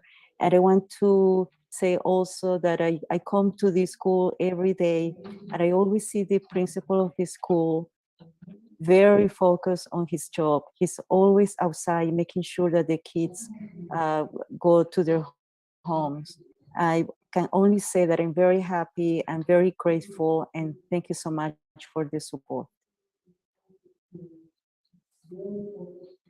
Muchas gracias.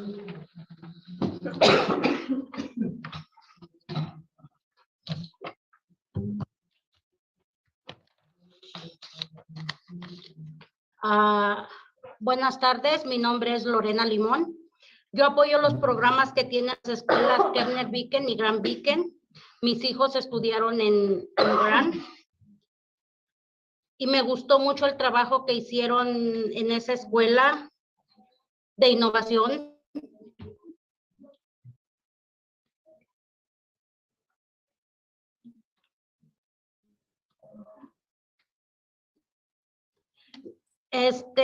Ahora tengo un estudiante en Kepner Viken y estoy muy bien con la enseñanza a mi hijo. Él está en 6º grado. También, ¿por qué DPS? Bueno, ¿por qué DPS le da dinero a las escuelas charter si las escuelas charter reciben dinero de empresas privadas? ¿Por qué quieren cerrar escuelas públicas para abrir más escuelas charter?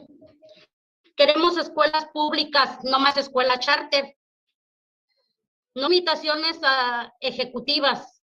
Y también otra cosa, queremos hablar con la persona que puso estas limitaciones ejecutivas, porque los maestros tienen derechos y queremos que se respeten. ¿Por qué hacen eso sin consultar a la unidad? Como comunidad, yo tengo derecho a saber lo que está pasando en las escuelas de mis hijos. ¿Y por qué nada más lo hacen en las escuelas de nuestros hijos y no en las escuelas de los niños anglosajones? Queremos escuelas públicas y queremos que respeten a los maestros porque los maestros son respetados. Queremos escuelas de innovación. Si quieren abrir más escuelas charter, mejor abran más escuelas de innovación. Y queremos hablar con la persona que puso estas limitaciones ejecutivas.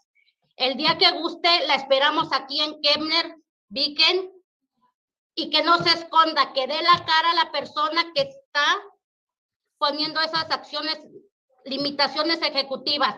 Los maestros merecen todo el respeto, así como nuestros hijos, como nosotros como padres y como comunidad. Y queremos más apoyo a las escuelas públicas, a las escuelas de innovación. Muchas gracias, que pasen buenas noches. Good afternoon. My name is Lorena Limon. I support the programs that Kepner Beacon has here. My two children study at Grand Beacon, and I like the work that was done in the innovation school. I now have a student at Kepner. He's in 6th grade, and I'm very happy with the teaching they give my son. I also want to ask why DPS want to give money to the charter school. The charter school receive money for the private businesses. Why you want to close the public schools? And why having executive limitations? I want to speak to the person who is thinking about doing this. Teachers need to be respected. The community needs to know. The communities need to know before you make the decision.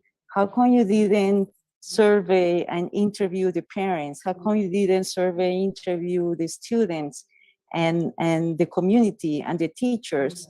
How come you don't do this to the schools that white kids go to? Respect the teachers. The teachers deserve the respect. We don't want you to continue with the executive limitations. We want innovation schools. We want to talk to the person in charge. Don't hide from us. We are here waiting for you to talk. You are welcome to come here anytime to talk to us. We support the public schools and we support schools, innovation school. Thank you so much and have a good afternoon. Gracias. I have been informed our next speaker, Maria Matos, has not been found in the gallery yet. Maria, if you are here, please make sure to reach out to the tech folks. But until we are notified of her arrival, we'll move on to executive limitations, a group of 3, Nadia Saldana Spiegel, Jennifer Kent, and Jeff Kurtz.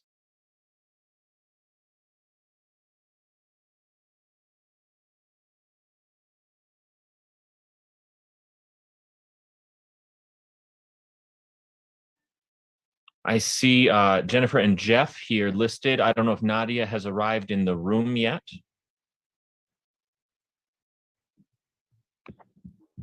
She's in the waiting room, but she hasn't accepted the invitation. Here she comes. Wonderful.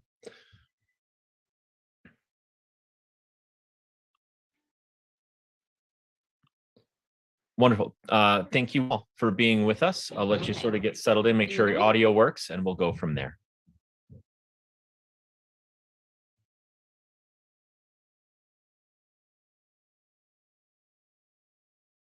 Yep, it looks like you're working. We understand. Okay, we ready then? I think Wonderful. it works. Thank you so much. All right. Hello, everybody, and thank you for listening to the parent and teacher voices of the Beacon Schools. My name is Nadia Saldana Spiegel, and I'm the ELD team lead for Grand Beacon and Kepner Beacon. This is my 10th year with Beacon Schools. My biggest concern with the executive limitations is the process surrounding the entire proposal. Anytime a board member wants to make a sweeping change to policy, it would make sense to have compiled comprehensive data into a report that justifies the proposed changes. The process of compiling evidence takes time and requires looking into different perspectives, not just numbers that you feel support your personal opinion. Innovation schools are still waiting for a comprehensive report that justifies the executive limitations being proposed. Before submitting this proposal, not a single Beacon student, not a single Beacon parent, and not a single Beacon teacher was sought out and interviewed experience with innovation or with the specific pieces of innovation that are being considered in the proposal. Equitable process. It is irresponsible. Even though amendments have been made after hearing from innovation, it's still not justified to pass what remains of the original proposal and what was added into it. This whole has been unnecessarily expedited, including the amendments that were made just days before this vote. Board members are aware of the process innovation schools go through to get our innovation plans approved. Beacon schools spend close to a full school year revising our plans for renewal. Our meetings are open to all staff members, whether they elect to be on the innovation committee or just want to stop by for one meeting. During these meetings, we discuss every detail of our innovation plan, including the waivers we apply for. Our innovation plans are public, meaning board members have access to them and know which waivers we've applied for. Board members also know when our plan renewal and when we will be revising them. If a board member is concerned about a particular waiver, they are welcome to compassionately reach out to our innovation committee and express their concern while also being open to hearing our experience where we're requesting. What I'm describing here is true and transparent dialogue. What Alderman and Xochitl Gaitan are trying to do is secretive mandates by excluding the voices of the people their proposal actually impacts. It is absolute deception to run on the claim that you are the voice of the community and then surprise proposal before even listening to the community's voices. Voting yes on a last-minute mandate with last-minute amendments that was created by intentionally avoiding the community's input would set a terrible precedent for the board. Voting no on the executive limitations proposal is the responsible vote. This is your chance to listen to our voices.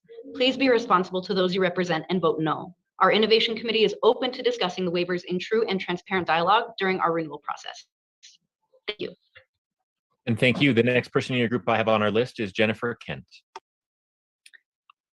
Hello, I have been a teacher and a leader in Denver Public Schools for 23 years. This is my life's work. I am the academic director at the Beacon Network, and I want to begin by thanking Vice President Tay Anderson for being in a space at Kettner Beacon that we have worked so hard to create with a community that we love so deeply. And I would like to thank other members of the board who have sought to understand our work. I question members of the board who seem to be protecting their own agenda rather than listening to the voices that are in the heart of this work, especially the voices of the change makers. I want to focus on the word that we are here to discuss tonight, limitations. We want what is best for our students and community, but we continue to put limitations on the work. There is no doubt that teaching and leading is exhausting work, but that is not a reason to focus on innovation schools alone. Being in education is challenging, there is no doubt, but it is worth it, and that is why we are here, to change the lives of our students and look back and say, we did that. I believe in having a healthy balance in life. But someone in education has to understand that there's an ebb and a flow in the work that we do. And we need the opportunity to plan accordingly. In order to make change, to make a difference, we have to be in the center of our work. We have to have ownership and autonomy. As an example, reading levels have been impacted severely by the pandemic. I've looked at reading levels all my professional life. I look at reading levels now, I see the impact of the pandemic, and I am ready to work with the experts in our buildings to create solutions. And I want these experts that I work with to feel empowered to create a plan and see that plan through. As an innovation network, we believe that the experts are in the room. We believe that highly effective teachers need a trajectory into leadership so that they can have a greater impact. And then they need open doors of decision-making to see a vision all the way through. When we transformed Grant Beacon, we didn't think about limitations. When we opened Kettner Beacon and transformed it into a green school, we didn't think about limitations. We thought, how can we do more? What can we do better? And how can we collectively believe in what we are doing and put in the work and see it through? So I ask you tonight that you not limit us and what we do for our students and our families. Thank you. Thank you very much. The next speaker in this group is Jeff Kurtz.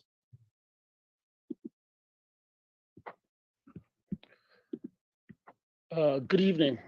Can I be heard? Thumbs up. Cool. Thank you. Good evening, everyone, and thank you for the opportunity to speak to you all tonight.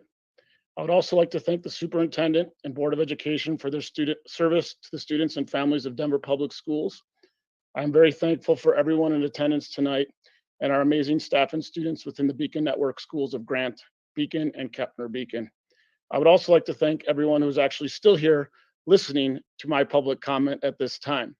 Your kindness and attention are super greatly appreciated. Lastly, I'd like to send my gratitude to Director Easterman, Director Anderson, Director Dr. Olson for coming to speak and listen to our students, teachers, and families over the last 2 weeks. We are very thankful for your time and listening ears as the elected board for the families of Denver as you came to our schools. I've been a teacher in DPS for 21 years now and a public educator for 23. I've only worked at 2 schools in my tenure in DPS. The first school that I had the pleasure and honor to work at for 10 years ended up going through state-run turnaround process. This process was exceptionally hard for all the stakeholders involved and did not yield the overall results in many aspects that we were aiming and striving for. This was personally and professionally very hard for everyone to be part of a school with such an amazing staff and students that worked hard to show this success. We in the Beacon Network have shown that innovation is the success story that turnaround was promised to deliver, but unfortunately in that instance did not. After being asked to come over to Grant Beacon, and I had the honor and privilege to be a science teacher, teacher leader, and mentor teacher for the last 11 years. GBMS and Beacon are my home away from home, and my students are my family. When asked how we best serve our students, we collaborated as a staff, decided to become innovative together, and we found the best ways to work with our students and their families as a community. We are treated like the masters of our art and craft of teaching. The innovation plan that we wrote, a document that allowed us all to hold ourselves accountable to the best practices of teaching whole child that we created together as this collaborative group of professionals. Some of the details in our innovation plan include curriculum development, enrichments, character education, social emotional work, budgeting, calendar, teacher stipends, as well as the countless other necessities that have allowed us to showcase all the amazing work and successes our students and staff do on a daily basis. Our staff collectively decided and voted on all the details and waivers within this plan, and it is a living document that we all did together and use in our daily work at the school. Our innovation plan and vote results are a testament to the success of our network, students, teachers, family, and our community. I am proud to say I am Beacon and blessed to be employed in such a great district and school that always puts our students and families first. Also, knowing the fact that we did this collaboratively as a team of professionals continues to allow me to hold my head high with honor every day when I walk into school. Please listen to the voices of our families, students, staff, and administrators, and community, and please vote no on the EL. Know that regardless of the waivers in our innovation plan, we continue to put families and staff first 100%. Thank you very much. Please wrap up. We plans together, we voted on them together, and we have shown such promise and growth with such amazing success. Lastly, please take the time to think about the repercussions of the EL that would have on the many innovation schools in family or Denver that are. Thank you very much. Our next group is a group of 3 speaking on executive limitations: Elliot Lewis, Nick Bottinelli, and Renee Martinez.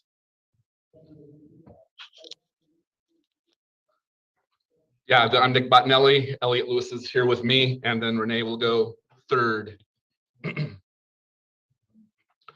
Hi, good evening, everyone. My name is Nick Bottinelli, proud parent of a Grant Griffin and Denver South alum who just graduated from the 2022 national champion Georgia Bulldogs. Go Dogs! I was a member of the teacher parent committee who put together the original application for innovation status for Grant Beacon Middle School over 10 years ago. Our motive for wanting innovation status for our neighborhood school was simple: give our teachers the flexibility to leverage their creativity and thus provide the middle school experience our community wanted. We wanted to be able to measure our success by developing an education management system to track our children's performance in real time, giving our kids and their teachers the blended learning tools to work together and craft personalized learning strategies. According to all measures, we were wildly successful. This is why we have received delegations from all over the country and the world. Without a doubt, the Beacon Network is a jewel in the DPS portfolio. But instead of showcasing our school, there are those who would rather see it fail, as they irrationally see innovation as some kind of threat to teacher security. Executive limitations is all about our teachers, so I think it is important to actually listen to what our teachers, who are also members of the DCTA, are saying. In case you missed their article in last Wednesday's Denver Post, here are the highlights. Quote, as members of the DCTA, we find it absurd that the union and some members of the school board want to deny innovation school freedoms in the name of teachers' rights. Next, they tell us, do not lump all innovation schools together. I will add to that I know what our motives were, but I don't pretend to know what happens in other schools. Let's try to be more sophisticated and evaluate each school on its own merits. A one-size-fits-all approach is lazy and beneath us. Another quote, flexibility in school hires, structures, and pays educators have advanced the cause of equity and produces outcomes for kids that make our entire school community proud. DCTA says they are advancing our teachers' needs, but what's interesting in this case is that they're not considering our needs. And I think this is the most important quote. Our teachers were part of creating and rewriting our plan. It's a transparent process and all stakeholders are invited. We all vote on the plan we jointly draft. We are listening to and elevating the voices of our teachers. I suggest you read the article to help you understand our teachers' needs. Let's not torpedo one of DPS's great success stories. The entire community is paying close attention to this vote. And you know what? With so many challenges we have been facing lately, it's actually shameful that you force us to spend so many resources fighting this fabricated, petty, non-issue instead of focusing on our students who have been suffering. Clearly, anyone voting in favor of executive limitations can never make the claim that they put teachers and students first. Please vote no on executive limitations. Thanks for your time. Here's Elliot. Thank you for timing well. The bell was just going off, and we'll have Elliot step in now. Thank you. Good evening. Thank you, board. I'm sorry, Scott, Brad, can I go? Hi, board. My name is Elliot Lewis. I'm the parent of two graduates from Beacon, from Grant Beacon. I am here to implore you to vote no on the EL 12, 10, and 11, EL 12, 10, and 11 additions. Nick and I go back a bit, so most of what he said applies to me. Nick and I have been together working on the innovation plan, the original innovation plan, and the several renewals that we faced. I'll add to the conversation that I believe that innovation is the wave of the future, that innovation pushes responsibility and accountability to the individual executive directors and leaders at the innovation schools, where decision making should really rely. Again, I implore you to vote no on the EL 12, and I will defer the rest of my time to Renee Martinez. Thank you very much. I'll start your time now when you're ready, ma'am. All right, great. Thank you. Good evening, DPS board members. Thank you for allowing me to speak with you tonight. My name is Renee Martinez, and I am the Beacon Zone Board Chair. I'm also a graduate of DPS parent of DPS graduates, including one recent graduate from Grant Innovation School. The Beacon Network Zone includes Grant Beacon Middle School in Southeast Denver and Kepner Beacon in Southwest Denver. As outlined in Colorado State law, the Innovation Act of 2008 was designed to provide a pathway for schools and districts to develop and implement innovative practices to improve student outcomes. The Innovation Act provides a formal process that allows schools or groups of schools to make requests to their local school boards for waivers from district level policies and allows for state level waivers to be sought. The Innovation Act enables schools to better provide educational services tailored to meet the needs of the students, the needs of their student populations. The executive limitations proposal is in conflict with the Innovation Act of 2008 and is based upon misinformation and does not take into consideration the processes that are already in place. For example, the proposal implies that teacher protections in innovation schools such as Grant and Kepner Beacon are not in place. When an innovation school has a waiver from a policy, the innovation school must detail how the school will meet the intent of the original policy or union clause that's being waived. It is within those replacement details and through the innovation process that the teachers in the community have voice. Through the innovation renew and renewal process, teachers in the community are able to continue or contribute and define those replacement policies such as those that protect our teachers. In short, innovation schools believe in the empowerment and support of our teachers. The executive limitation proposal will no longer allow for the voices of families and choices of staff to be considered when innovation schools are up for renewal. The current version of the amended executive limitation policy will allow only schools deemed as underperforming to be permitted to apply for collective bargaining agreement waivers. This means that the schools that have benefited from these waivers, such as Grant and Kepner Beacon, will no longer be allowed to utilize those waivers that have brought such successes to those schools. The intent of innovation is to improve antiquated systems that can better serve students with new ideas and programming. Nowhere in the Innovation Act of 2008 does it state that only struggling schools should benefit from innovation status. Through our detailed innovation plans, we are empowering educators in our school, and that is evident by the tremendous growth at both of the Beacon Network schools. I'm asking for the Denver Public Schools Board of Education to allow the individuals in the schools to make informed decisions that support the innovation plans by voting no to the amended executive limitations. It's apparent that if the Board of Education moves forward with the amended proposals, they are moving schools backwards and not listening to the voices of families and honoring the choices of our educators. And it's also in direct conflict with the Innovation Act of 2008. Thank you very much for your time and listening. Thank you to your group for their time. I want to take a moment and thank President. I'm not sure. Sorry, that was one of the former mill levy oversight committees, and I think he was just trying to give me a little shout out. I think that's what that was. Sorry about that. Wonderful. I'd like to take a moment and thank Board President Gaitan for the opportunity to help host for a little while this evening, and I believe our next person in line will be passing it over to Vice President Anderson. Thank you, Director Lorvik and members of the board. We are going to go back to Maria. I'm going to just say M. Please correct us with the proper pronunciation of your last name. And she will be speaking on innovation status. Maria.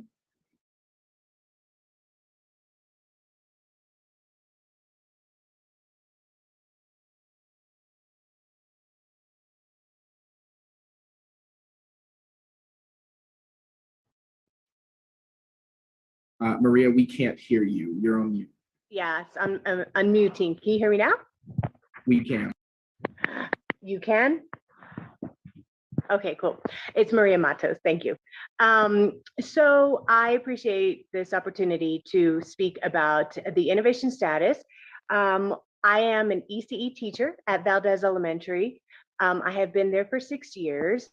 I do have 20 years experience with education, and I have been in different scenarios of education. I've been in Head Start schools, private schools, charter schools, and I absolutely love the school that I work at. We have a system in place that absolutely serves our community, and that is because we have the innovation status that we have. I feel absolutely empowered as a teacher to do what I need to do in the classroom for my students. I really don't believe that if the things change, that it will be the same. So that concerns me as a teacher. I really would like things to stay as they are. I feel that this executive limitation proposal, I I think that the way it was presented is just does not build trust in the teaching community. It does not build in the teaching community, for the parents or anybody, especially because it was done in the way that it was done, which was in private meetings, etc.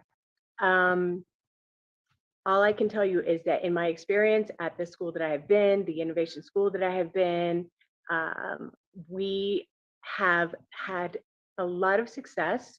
I really, truly believe that it's been successful because we can budget as we need to.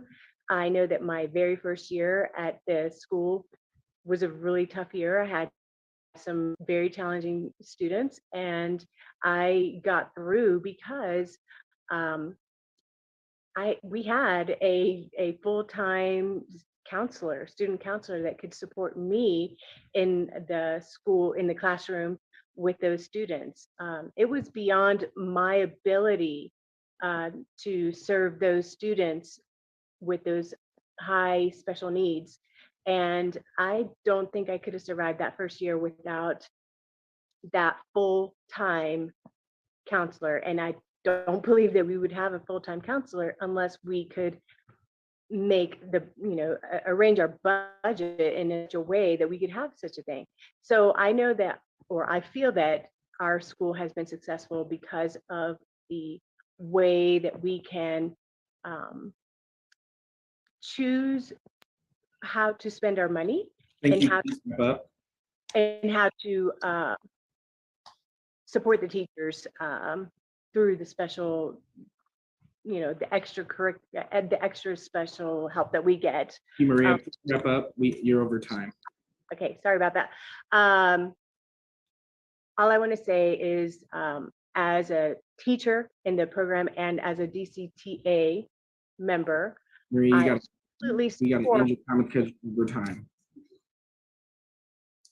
All right, thank you. Next, we will have Aaron Levins. Apologies for the hyphenated name, but please correct us on the correct pronunciation. Erin Galechka Levins, hello. I am in my 15th year as a DPS parent, my first year as a DPS employee, and I'm here just to tell you kind of my why. My children have all gone to Denver Green School, and everything I do is 100% with a parent lens. And during the pandemic last year, I pulled my son, who this year is in 8th grade. Remote was not working for him, so we tried to go with a just online school. That also didn't work for him very well. So we came back to Denver, and he was waitlisted. And so as my children were taught through innovative schools and to be innovative themselves, I also had to get creative with how to get my son off of the wait list. So I took a substantial pay cut to become one of the aforementioned special ed one-to-one at a ridiculous, almost minimum wage, so that I could get my son off of the wait list and into the innovation school that has worked for all of my children, who works for him, and I hope can continue to work for other children. I was asked the question recently, with my son leaving next year and moving on to high school, if I would continue to stay there. And I absolutely will, because even though my son is what brought me into the position, the community there is what is going to keep me. So I'm here to implore you all as well to please vote no on the EL. Thank you. Thank you, Erin. Now we will hear from Kate, last initial V.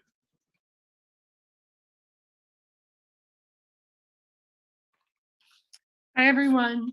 My name is Kate Verlon. I'm a parent to a 2nd grader at Denver Green School Southeast and an incoming 1st grader. I am here with my whole heart and soul to protect innovation schools because I've seen firsthand what it can do for children, both my own and other families I've come to know over the last few years. I am here at public comment for 2 reasons. Number 1, to ensure a petition that several thousand, I repeat, thousand families, parents, caregivers, and community members have signed from across all 52 innovation schools goes on to public record. Number 2, I'm here to share my thoughts on this process, its lack of clarity and transparency, and the unnecessary division, fear, and acrimony it has caused. So number 1, the petition. As of 5 p.m. today, almost 1,900 people signed this petition, and more signatures are coming in as we speak. This is almost 2,000 people who are against this EL. The nutshell version of this petition, and I don't want to read the whole thing, I'll just give you the nutshell, is that, quote, "We believe the title of the EL is misleading, the content is vague, and the process itself does not embrace equity. To serve our children, decisions must be made by those closest to them, teachers, leaders, and caregivers. The EL process initiated by the Board of Ed suggests apathy to our voice, meaning parents and caregivers and families. Dismantling the models of all 50 innovation schools to address problems within a few schools seems drastic." So that's the nutshell version. Because I volunteered to design this petition with input from myriad families and other sources to get it out there, I have been in a position to translate to others what all of this means. Please understand, I am new to DPS politics as of February of this year when this was drafted. And after I drafted, I also put together a website for families of innovation schools so they could learn stake and what's this all about. So it all seemed very sudden. It was all very, very difficult to understand. And I felt like something had to bridge this tremendous gap, this tremendous hole in knowledge that all of the families felt. And with so much at stake, 25% of the district are innovation schools, I decided to do it. So I personally have put in at least 50 hours of my time trying to understand what is going on here. And as I sit here tonight, watching everyone go, I finally just asked myself, why did I do this? I'm not a paid employee of DPS. There are very few parents who understood the first draft of the EL. Even less. Please wrap up. Your time is expired. Yes, even less, including me, who understand the second. Move with such a haste when there's so much at stake and there's so much, no understands really what is going on here. And And now we will have Ana Silva. Are they in the waiting room? No, I'm not seeing Ana Silva. Thank you. We will move to Rosa Mendoza on executive limitations.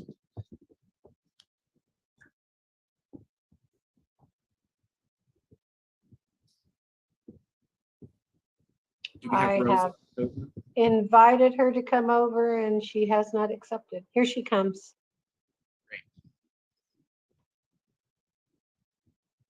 And I think we'll come back to Ana right after Rosa.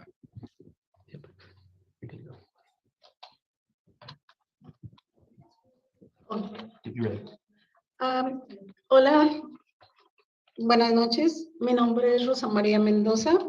Soy madre de un estudiante de la Grand Beacon, el cual estamos muy satisfechos de la escuela por la importancia que le dan como estudiante y como persona. Todos los maestros y el personal de la escuela son muy atentos y siempre están disponibles, tanto a él como estudiante y a nosotros como padres. Escogimos esta escuela por recomendación de sus maestros de primaria y de algunos padres de estudiantes que están y han estado en esta escuela, Grand Beacon. A mi hijo le gusta mucho esta escuela y sobre todo el programa de enriquecimiento, ya que le ha gustado mucho la tecnología y la oportunidad que tiene para conocer la variedad de clases programa de enriquecimiento. Y como algo personal, pienso que no todos los papás de esta escuela, de este programa, no pueden pagar por el tipo de programas. Por lo tanto, estamos en desacuerdo en lo que está planeando la mesa directiva de DPS con querer pasar la propuesta de limitaciones ejecutivas, que implica remover los recursos que usan para ayudar a los estudiantes y familias con el programa de enriquecimientos. Pedimos que no se lleve a cabo la orden de esta propuesta. Quiero dar gracias a todos los maestros y el personal de la escuela de Grand Beacon Middle School y gracias por escuchar a una madre que se preocupa por la educación de su hijo. Gracias. Hello, my name is Rosa Maria Mendoza. I'm a mother of a Grand Beacon student, and we are very happy with the school because they value students not only as scholars, but also as people. All teachers and administration team are very pleasant and are always available to help everybody, not only the students, but also us, the parents. We chose this institution because our elementary school teachers recommended the school, and also because the school parents advise to bring our kids here, parents that are currently here and parents that are former parents of kids that attended the school. My son is very happy with the school, and because he likes technology, he loves the school enrichment program, which offers a great variety of classes. And as we know, there are a lot of parents in my neighborhood who cannot pay for these type of programs. For these reasons, we oppose this, that this board has to approve the executive limitations, which will remove the resources used to help our students and parents in our enrichment programs. We are here to ask you not to approve this order. I would like to thank all the teachers and administration team from Grand Beacon Middle School, and also I would like to thank you for listening to a mother that is concerned about her son's education. Thank you both. And now we will move on back to Ana Silva on the topic of executive limitations. Hi, thank you. I'm sorry, I wasn't logged in. Hi, my name is Ana Silva and I have 2 kids in GBMS. I would like to tell you a little bit about my experience at GBMS. My kids, they love their school. I will say that they love it because they feel like home. They both have IEPs, which means they get extra help and better, which means it gets extra help and they need, and that they're better every day. This is so important for me because that means that they're reaching out to their academic goals. They both have got the help over the years. Most important, they are feeling comfortable speaking and reaching out to their deans. The deans are so important to a school because they have helped me so much, especially with my son, Fernando. Back in 2019, when I first met Mr. Boni Sanchez, he helped me so much with his behavior at school. He helped me to put my son back and he would let me know if my son needed more help, made progress or not at school. Even Mr. Boni is no longer the dean. He makes sure that the new deans help my son over these years and my daughter, Abigail. I feel so happy and safe to have my kids at GBMS. If you vote yes on this executive limitation, this will make my kids' education a lot harder. I don't know if they will help, if they still will have the support at the school and the benefits my kids get today. I think all about the families on the Southwest, about how the executive limitation will impact them if it passes. So please vote no. Thank you, Mr. Magaña and Mr. Boni, for keeping me informed about this important issue. And thank you, members of the board, for letting me share a little bit of my experience with GBMS and Innovation School. Have a great evening. Thank you. Thank you, Ana. Next, we will have Evelyn Marquez on the topic of executive limitations. Evelyn. Hi, good evening, everyone. My name is Evelyn Marquez. I am a Kepner Beacon staff member and a parent and a former student of Kepner, where Dr. Olson was actually one of my teachers. In the past 5 years at Kepner Beacon, I was able to work closely with teachers, with parents. I began here as an office staff / parent liaison. And although my role has changed, I'm so grateful that I still have a great relationship with our parents and staff. My decision to bring my daughter here, who you met earlier today, Camila Marquez, was very easy to make. And I think that says a lot about my dedication and my faith in our innovation school. The amount of support that my daughter and all students receive here is like nothing I've ever seen. Like my amazing daughter said earlier, we came to school and sorry, lost my place there. And if you would have asked me 10 years ago if I would have brought my daughter to Kepner, I would have said absolutely not. Yet here we are, a 7th grader and a mother who is now in an operations role at Kepner Beacon. I owe a lot to the innovation status that has shown us that no matter where you come from or how you learn, you can succeed. Kepner has evolved with me, but we have never lost our #1 interest, which is our students, who I love and who I come to work for every single day. I appreciate all of your time here today. Director Tay, I appreciate you being here at Kepner Beacon with us. So we're so grateful for you guys listening. And please consider all of our opinions tonight when voting on the executive limitations. Thank you. Thank you, Evelyn. Our staff has told us that we are not seeing Don McNulty. So Don, if when you get here, we'll come back to you. Now we will move on to executive limitations from Principal Alex Magana.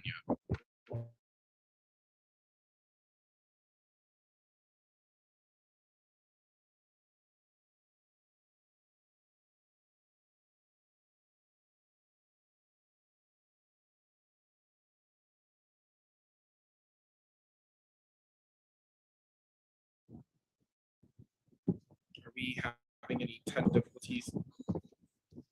Never mind. Thank you. Oops, right here.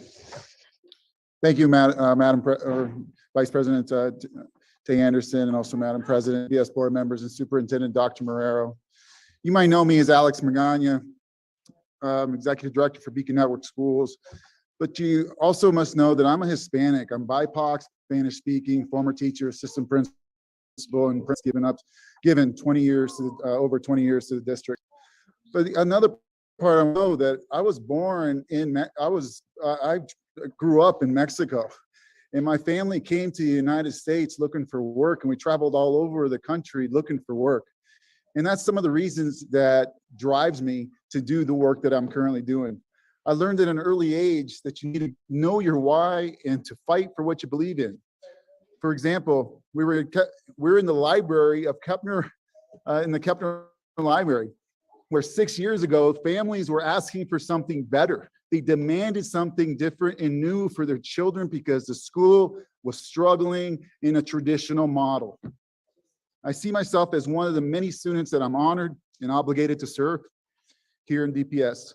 On behalf of thousands of families that I have served for the past 20 years, I'm asking you to vote no on the executive limitation. First, the process has created a firestorm. The past 2 years have been challenging beyond our means, and although students are back, everyone is dealing with trauma, from leaders, parents, to students. We have more incidents in schools than ever before, it takes time and resources. I can't ask my staff or families to do more, so I do more. Our schools are hurting because of the day-to-day expected challenges they face. We should be celebrating schools, not ridiculing them.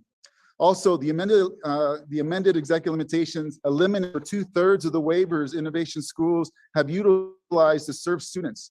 As you make your decisions, ask yourself, how will you guarantee that schools can hold every person accountable to the innovation plans that were created with the families, students, and staff?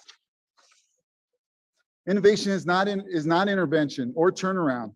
Successful organizations embrace ideas and change systems for the betterment of their end users, which are our families and our students. If equity is at the heart of all decisions, how is it okay to remove the voices of the families by 2/3 of the waivers? And by the board limiting the choices, you are dismantling innovation. Our plans were created with the input for families, community, and staff. We asked ourselves, what do we want to look like and feel like? And what do we need to do to get there? We followed a democratic process as outlined in the state law. And look at the results that we've gotten. Not just one school, but 2 schools. This building was struggling, and we came in, and now it's thriving. You can see the people that are staying late at a school to ensure that they're fighting for their turn. Finally, decision-making. I often hear you say our board values. Please share those with us. I was there when they discussed and finalized the DPS core values. All decisions should be focused on students first. We should make decisions with the lens of equity. We should also, accountability was one that everyone fought for, and we should hold teachers accountable, leaders accountable, schools accountable, board members accountable to produce quality schools for every child that walks through the doors. Thank you, Principal Magana. Next, we're going to move on to executive limitations with Dennis Ho.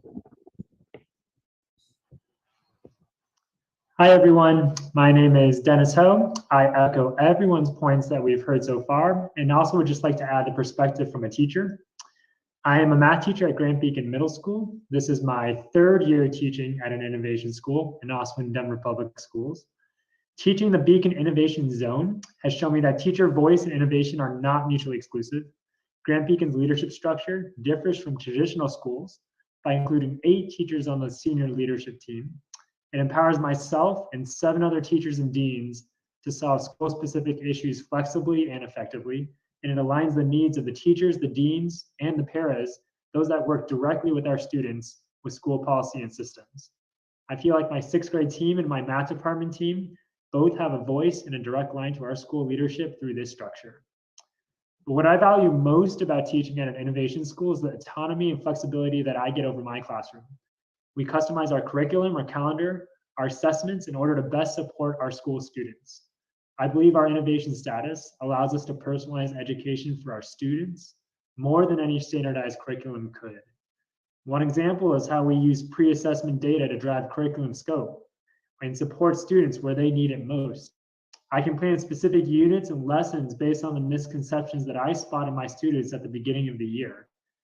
We've also implemented weekly group projects that combine mathematical standards with real-world problems, like the one where students explored ratios by designing a Zoolander model of our school building. And I have the freedom to utilize platforms like Paradigms to highlight student thinking and drive student discussion. Innovation has given our math department the flexibility to develop this personalized curriculum that engages our students effectively. It enables us to personalize learning for students and prepare them for high school and beyond.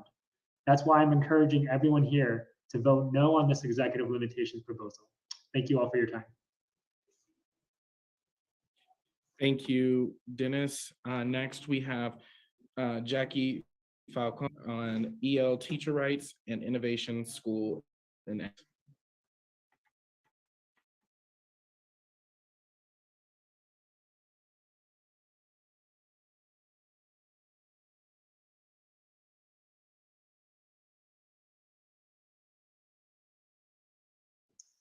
Sorry, can you guys hear me? We can hear you. Go ahead. The Denver 2020 reform plan was a huge bust, which is why Boasberg and then Cordova left.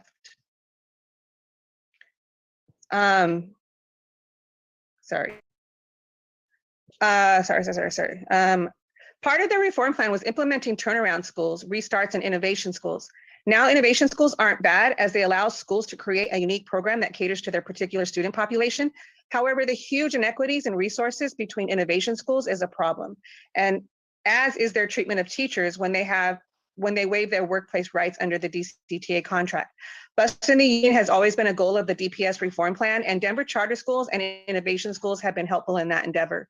Now this EL has the potential to give teachers back their workplace rights under the DCTA contract. However, reform groups have managed to spread misinformation that this executive limitation stands to threaten innovation schools, innovation programs, and status. This EL, nothing of the sort. Its only intent is to support teachers in regaining their workplace DCTA contracts. And thank you, Director Balderman, for courageously proposing this EL and supporting all DPS teachers, in particular, the Black Educators Caucus, who asked for help with this 3 years ago. We finally have those who are listening to teachers and have collected the data to back this needed EL proposal. My children love their innovation school. Their innovation plan will not be impacted by this EL. We love and respect their teachers, as do our children. What better way to support their teachers by supporting their union rights? This board has an obligation to support and their contractual rights, alongside supporting innovation schools' innovative programs. This board also has to maintain integrity by not enabling the lies of reform groups who have falsely convinced parents that this EL threatens the innovation status of their innovation school. It will be extremely disappointing if you don't support teachers by supporting this EL. Finally, a teacher reached out to me who I don't know, who wanted to speak out in favor of this EL privately and was even too afraid to speak anonymously to board members. I ask you, Dr. Moreto, to please allow teachers to reach out to you if they are harassed by any leaders for supporting this EL. Thank you. Thank you, Jackie. Next we'll have, our next two speakers are not in our lobby. They will, if they come, we will put them and we will admit them. Our next topic is executive limitations from Meg Callie.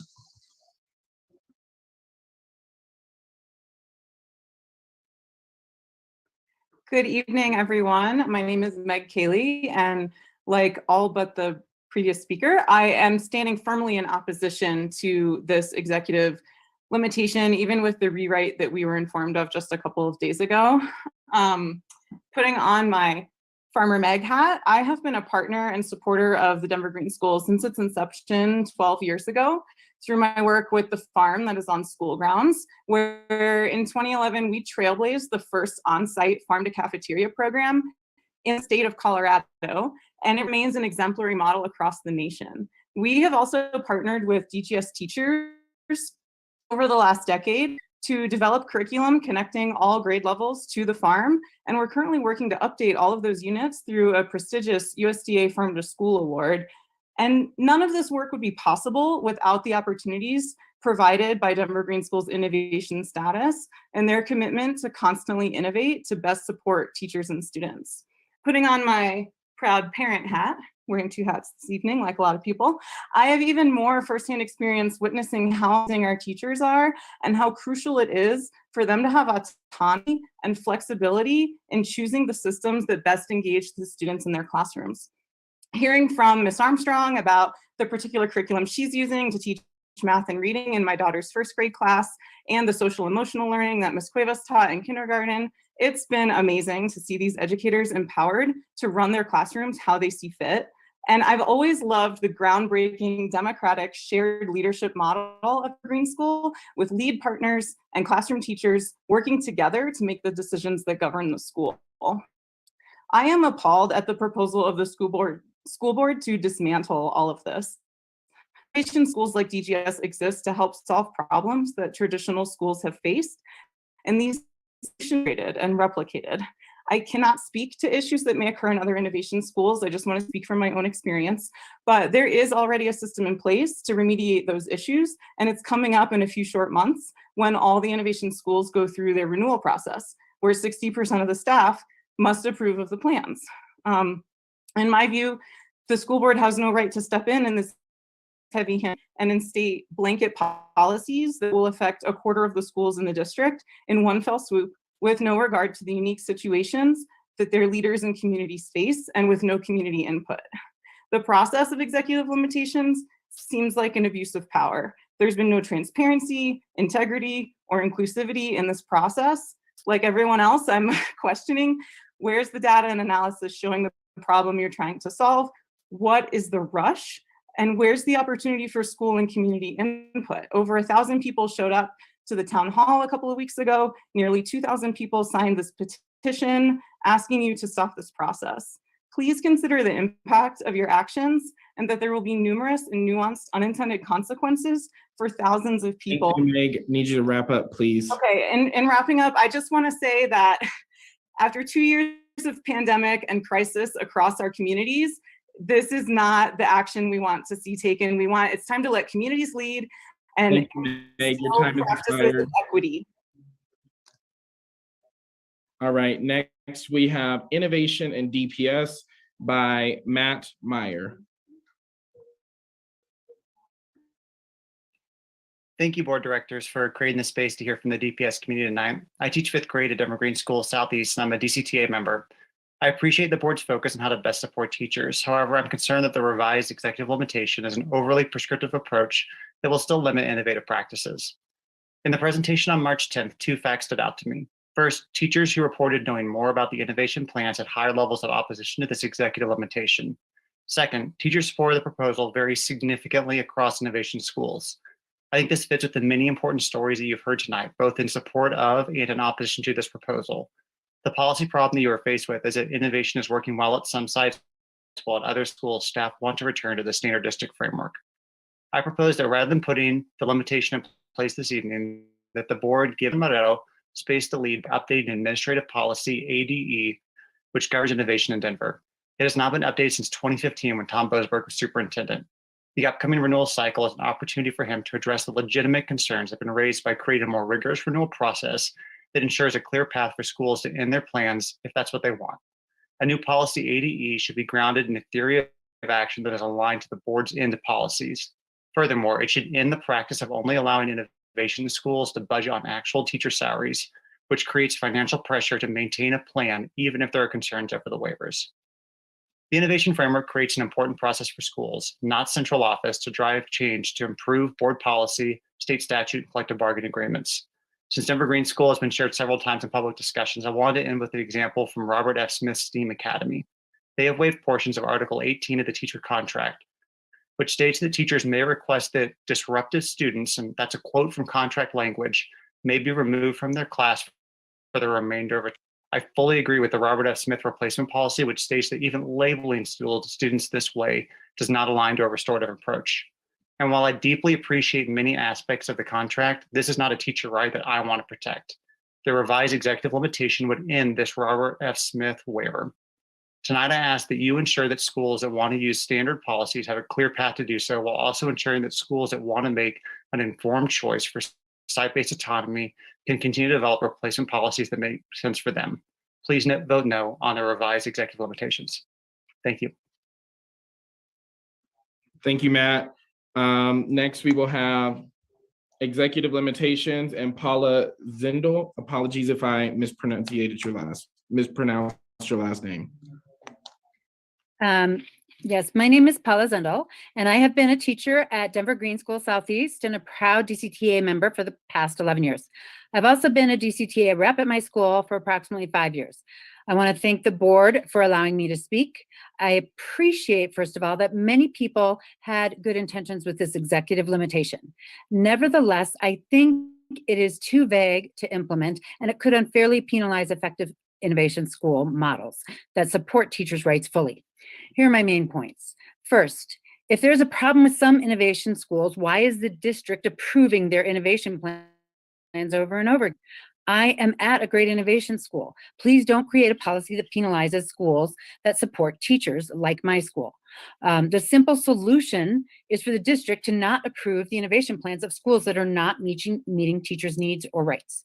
Second, although most teachers at my school, and I agree with TECTA in that one-year contracts are unnecessary, we disagree with TECTA in the following ways. First, since the EL states that TECTA compensation item 2263.4 is now waived, the district could prevent or limit our ability to pay one BIPOC staff member a wage that he deserves.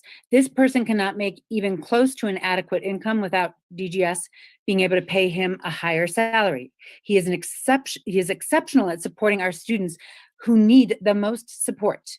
We can't afford to lose this flexibility to pay staff members fairly. Additionally, we teachers don't want to lose our school leadership team structure, which we call the partnership. The partnership structure increases teachers' rights and improves our chances of being evaluated fairly. The partnership means that teachers are not limited to just one or a few evaluators. All members of the partnership, except for the teacher's mentor, contribute to the teacher's evaluation. Our partnership model provides that more fair teacher evaluations in that our evaluations are not limited to only one person. Last, the TECTA stipulation that requires our school to adhere to the district placement of the district placement of a district employee in our school is unreasonable. Many teachers might not like our approach to sustainable education. And our school should not be required to take teachers who aren't invested in our unique model. Overall, my biggest concern is that the normal innovation renewal timeline is the way to address issues with innovation. If we have rights as teachers, then we teachers should vote on our approach to innovation schools. It should not be the district. I ask that the board vote no on this EL proposal because it is too vague to implement and it could unfairly penalize the effective innovation school models that fully support teachers' rights. Thank you for your time. Thank you, Paula. Next, we will have Royden Mills, the impending vote to strip innovation schools of their innovation.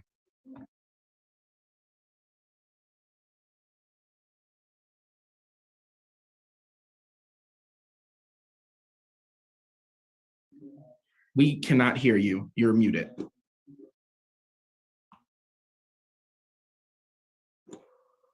You're still muted.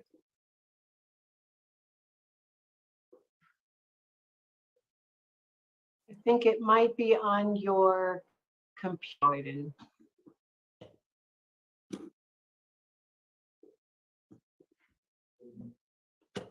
The youth shall save us.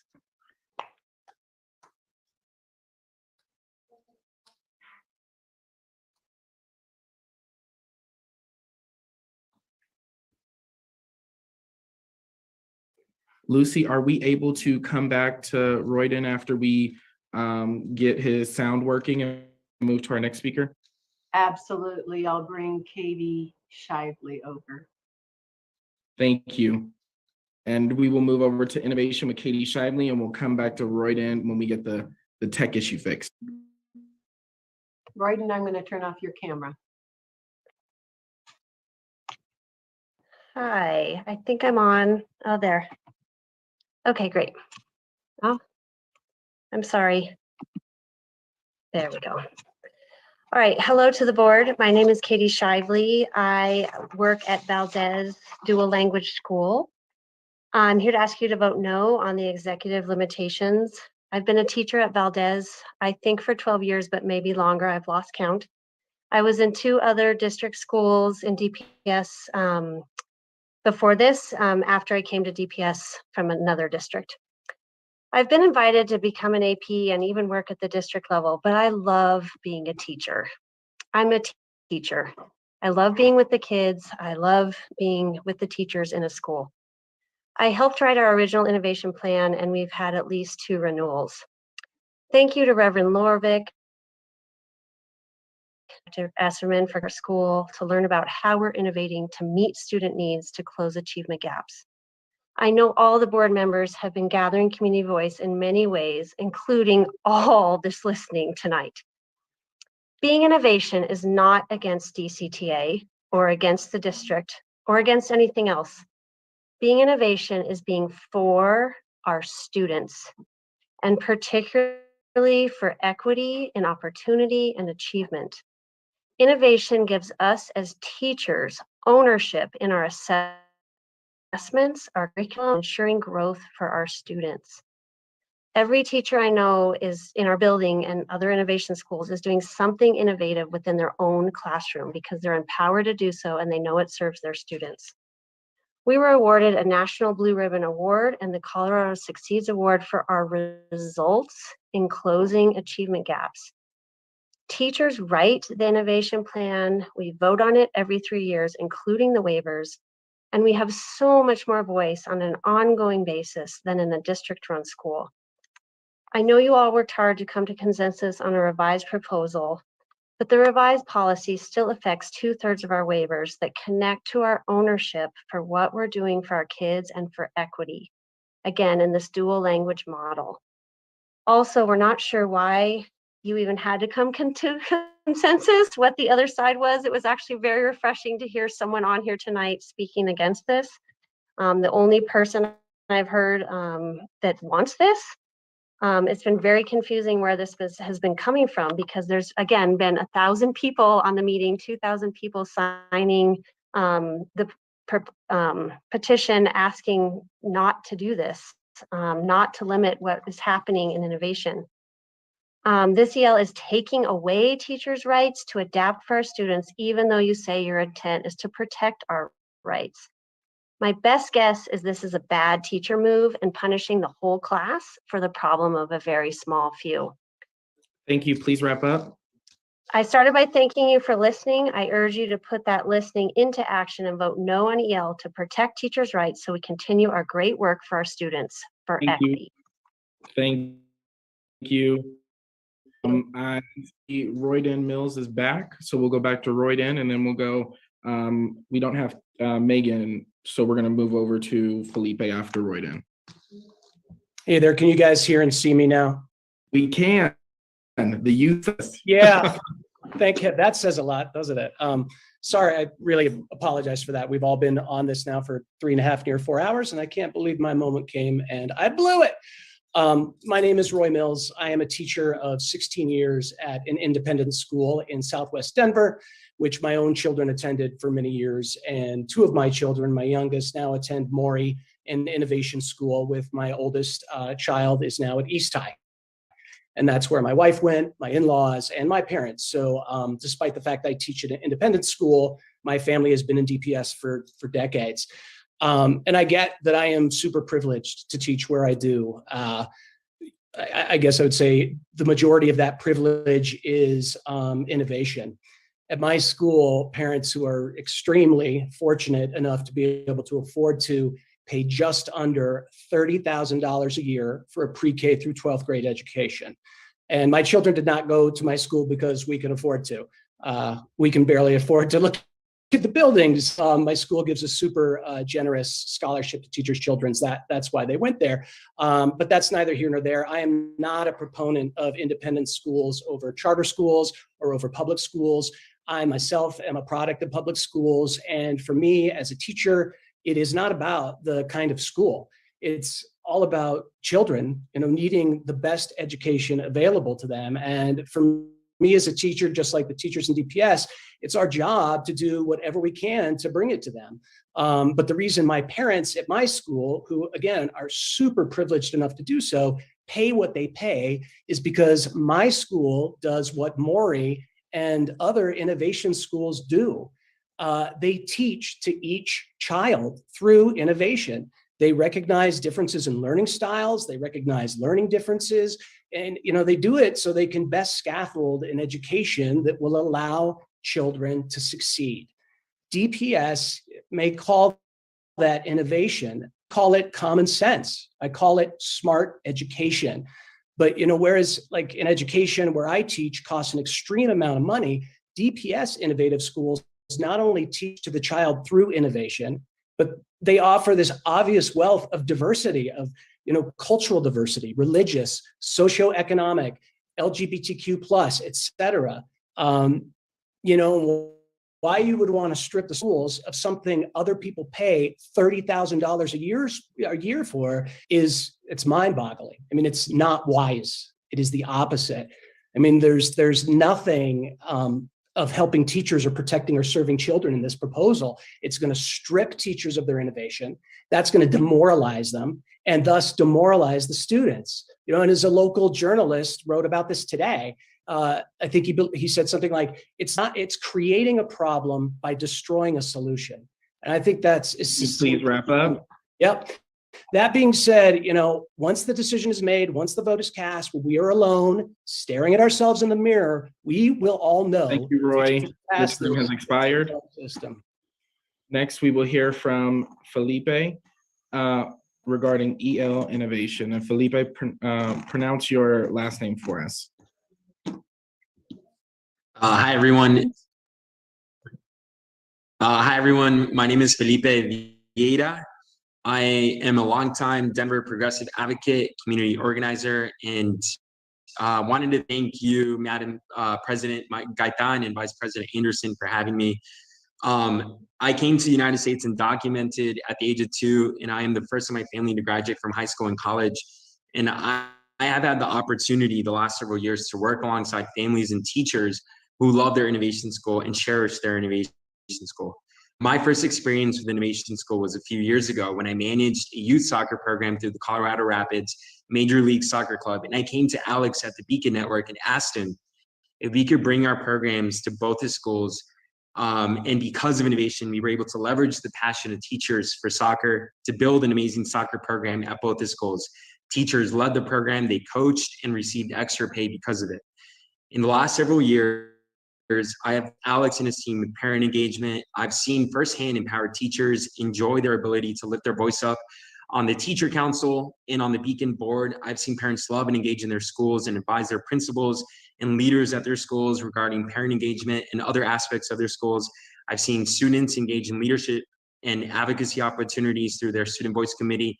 As an immigrant with ADHD who managed to overcome many academic obstacles along the way to triple major at the University of Denver, I know firsthand how important it is for students to receive personalized learning. I urge you to vote no on this EL because it wasn't truly community driven. It was driven by one organization that wants to build power for themselves. Instead, go back to the drawing board and bring all impacted communities to the table to create the world as it should be. Instead of this oppressive executive limitation, unintended consequences that you all have heard about tonight. Thank you. Thank you, Felipe. And now we'll move on to Matt Sands for, regarding executive limitations. Matt. Thank you, Director Anderson. My name is Matt Sands, and I'm a parent at Grant Beacon Middle School. And I'm here to ask you to vote no on executive limitations 1210 and 1211 regarding standard employee protections. I think that everyone can agree that rights and job protections for teachers are important as a governing principle, but that is not the only thing that's at stake here. I have a few questions for you as you consider this vote. Do you fully understand the impacts this proposal will have on students in affected innovation schools? Do you understand and agree with the problem this proposal is intended to solve? If so, is there a better way to address this problem in a way that ensures that all the good work that innovation schools have done to close the achievement gap over the past decade doesn't get erased with a single vote? Coming from a family of educators, I think it is important that teachers' rights are protected, but I think that most teachers would agree that this should not be done in a way that inadvertently hurts students, and that's what this proposal will do. As several of you have indicated, either publicly or privately, rushing through this process without doing the real work to understand how this will affect teachers and students across the district, both positively and negatively, could lead to unintended consequences. While the current version of the language is somewhat improved, it would still dismantle the innovation plans currently in place. And while I would like to recognize those of you who have met with our communities, it seems that the request to take the time to work with those affected to come up with a solution that meets the intent while not stifling the concept of continuous improvement within the not being considered. What is troubling to me is that this proposed policy implies that teacher protections in innovation schools are not present. As you know, when an innovation school waves out of a policy, they must detail how the school meets the intent of the original policy or union clause. If teachers' rights are a concern, why not simply ensure that robust replacement language is in place when innovation schools seek waivers from certain collective bargaining agreement protections, as is the case today? Within these replacement policies, teachers in the community have a voice through the innovation review and renewal process. And most importantly, classroom teachers must first vote to approve them. So in short, innovation schools believe in the empowerment and support of teachers. Now I recognize that not all innovation plans are created equal, and while I've yet to hear the reason, I assume this is the problem this policy looks to solve. Instead, this proposal has created a divisive atmosphere where teachers are caught in the middle between standing up for teachers' rights and doing what is right for their students. Rather than using politics and this one-size-fits-all policy to telegraph to certain board members' priorities as it relates to the district's negotiations with the DCTA, we ought to be focusing our attention on the gap and social emotional supports that all students need right now. In closing, when the teachers most affected by this policy are speaking out, writing op-ed pieces against it, it makes you wonder, please wrap up, who exactly this policy is intended to serve. Please vote no on this executive limitation policy. Thank you for your time. Thank you, Matt. Now we'll hear Innovation Schools Truth and Fiction from Anna Noble. Hello, can you hear me? We can hear you. Thank you everyone for your commitment to public schools and to public schools teachers, and for taking the time to listen to everyone here tonight. Thank you also for making this meeting remote so that I can speak from home and not have to drive across town. If ever there was a time to stand up for teachers' rights, that time is now. We have only to look at what is happening in Doug Code to see what happens when we erode collective bargaining rights. In Florida, we have seen the GOP advancing Don't Say Gay, In Tennessee, they are running book bans and bills, and in states across the country, right-wing groups have organized against equity, the rights of transgender children, and teaching our students the truth about American history. These are coordinated attacks on teachers and public schools, particularly against teachers with non-dominant identities. Teachers are becoming increasingly afraid to speak out about anything for fear of being the target of one of these racist and homophobic attacks. Now more than ever, we need to stand up for teachers who are brave enough to speak the truth. In today's political climate, we cannot assume that those protections are guaranteed. We must ensure teacher protections are codified in an official DPS policy before teachers are subject to attacks such as we have witnessed in other districts and states. I thank each of you tonight for your commitment to teachers and your recognition of the importance and the urgency in passing this executive limitation tonight. Unfortunately, teacher unions have been under attack for the past 20 years by corporate Democrats and the Republican Party, who believe that free markets are a solution to public education. Up until 2019, DPS was held up as a flagship of school reform.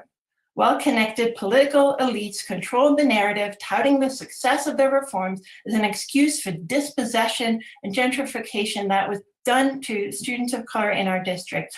All of you were vastly outspent in your election campaigns by candidates selected by these groups to continue the attack on public institutions and teacher unions.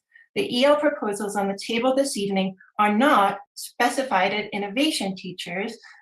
They apply to all teachers, but tonight the conversation seems to be focused overwhelmingly on innovation schools. Why? While I appreciate the intent behind community engagement process, let me be clear. These meetings are in no way representative of the DPS community. 73% of the attendees earn over $100,000 a year, and 40% of attendees earned over $200,000 a year.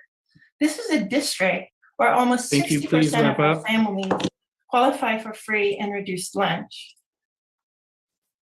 I will skip to the end because I probably wrote too much. Thank you. Your time has expired. Okay, thank you. The board's proposed revisions to Executive Limitations 12 by Sean Powers. Can you guys hear me? Thumbs up, thumbs down? We can hear you. Good evening, everyone. My name is Sean Powers. I'm the father of two young boys in Denver Public Schools, both of whom attend an innovation school in the Northeast.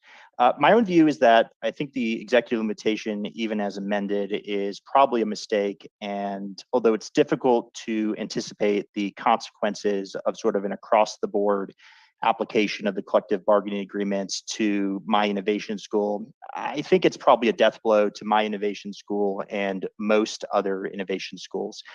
My innovation school has dozens of waivers from the collective bargaining agreement and TECTA, and we need those waivers, right? We need the flexibility, frankly, to pay for the curriculum or extra support services like mental health that we want.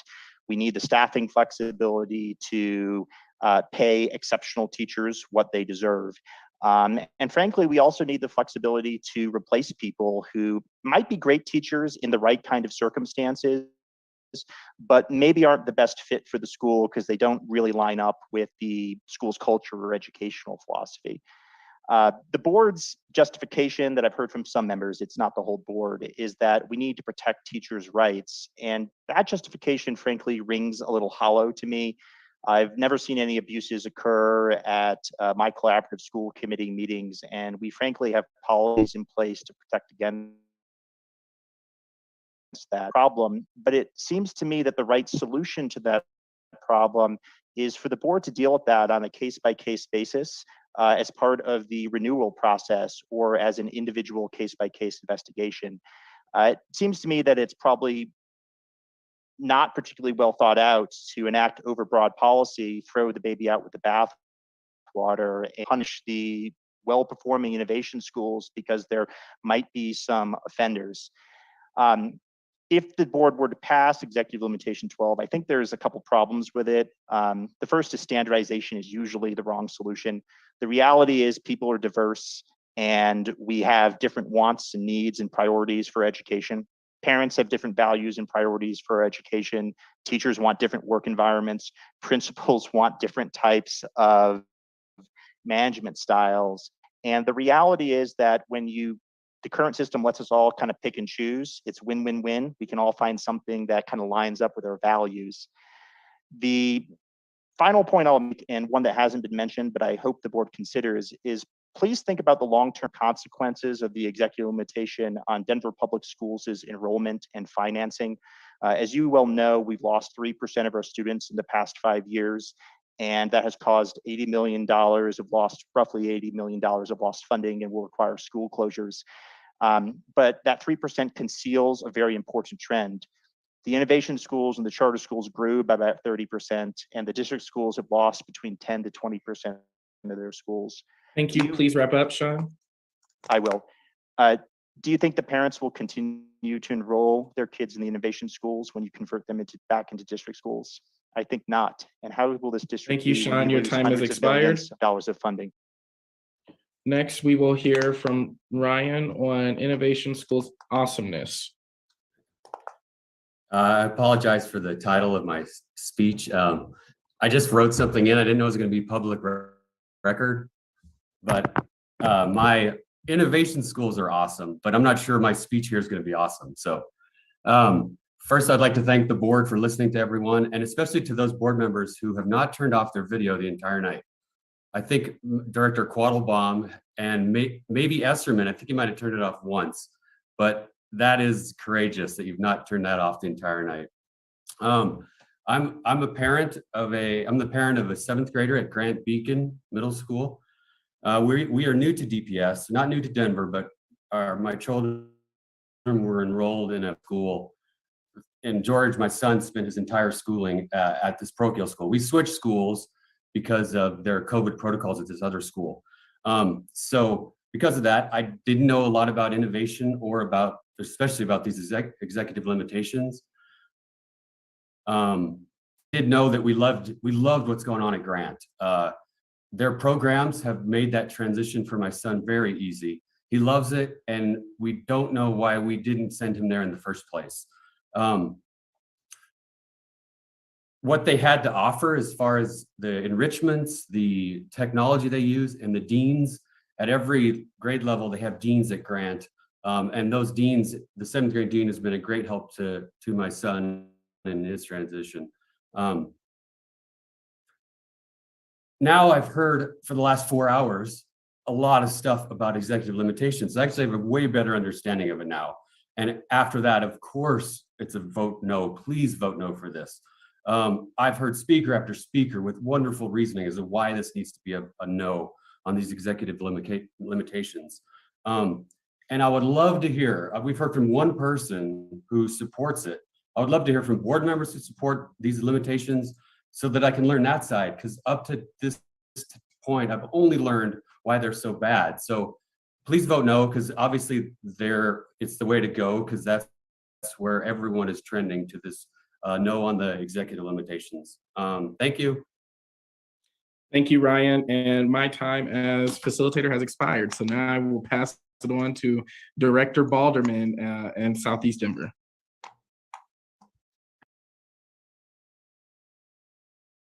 Director Balderman, we can see lips moving and we don't see anything. Sorry, I was double muted. Sorry about that. I was gonna say, thank you, Director or Vice President Anderson. I got my timer ready to go, and our next speaker is Jill Dreyer, and she will speak on ill and the impact on Denver Green School Northfield. Good evening, board members and Dr. Marrero. My name is Jill Dreyer, and I'm a special education teacher, team specialist, and partner at DGS Field. Thank you for this opportunity to share what I love about my innovation school. When I was looking for a middle school for my 5th grader, I began doing the school choice tours and happened upon a parent information meeting for DGS Northfield. I listened to the plans for exciting excursions, Friday celebrations, gardening, rigorous and relevant curriculum, and knew that this would be the right school for my son. I then heard about teacher autonomy, shared leadership, a calendar that supports ample professional development and crafting cutting-edge curriculum, and knew that this could also be the right school for me.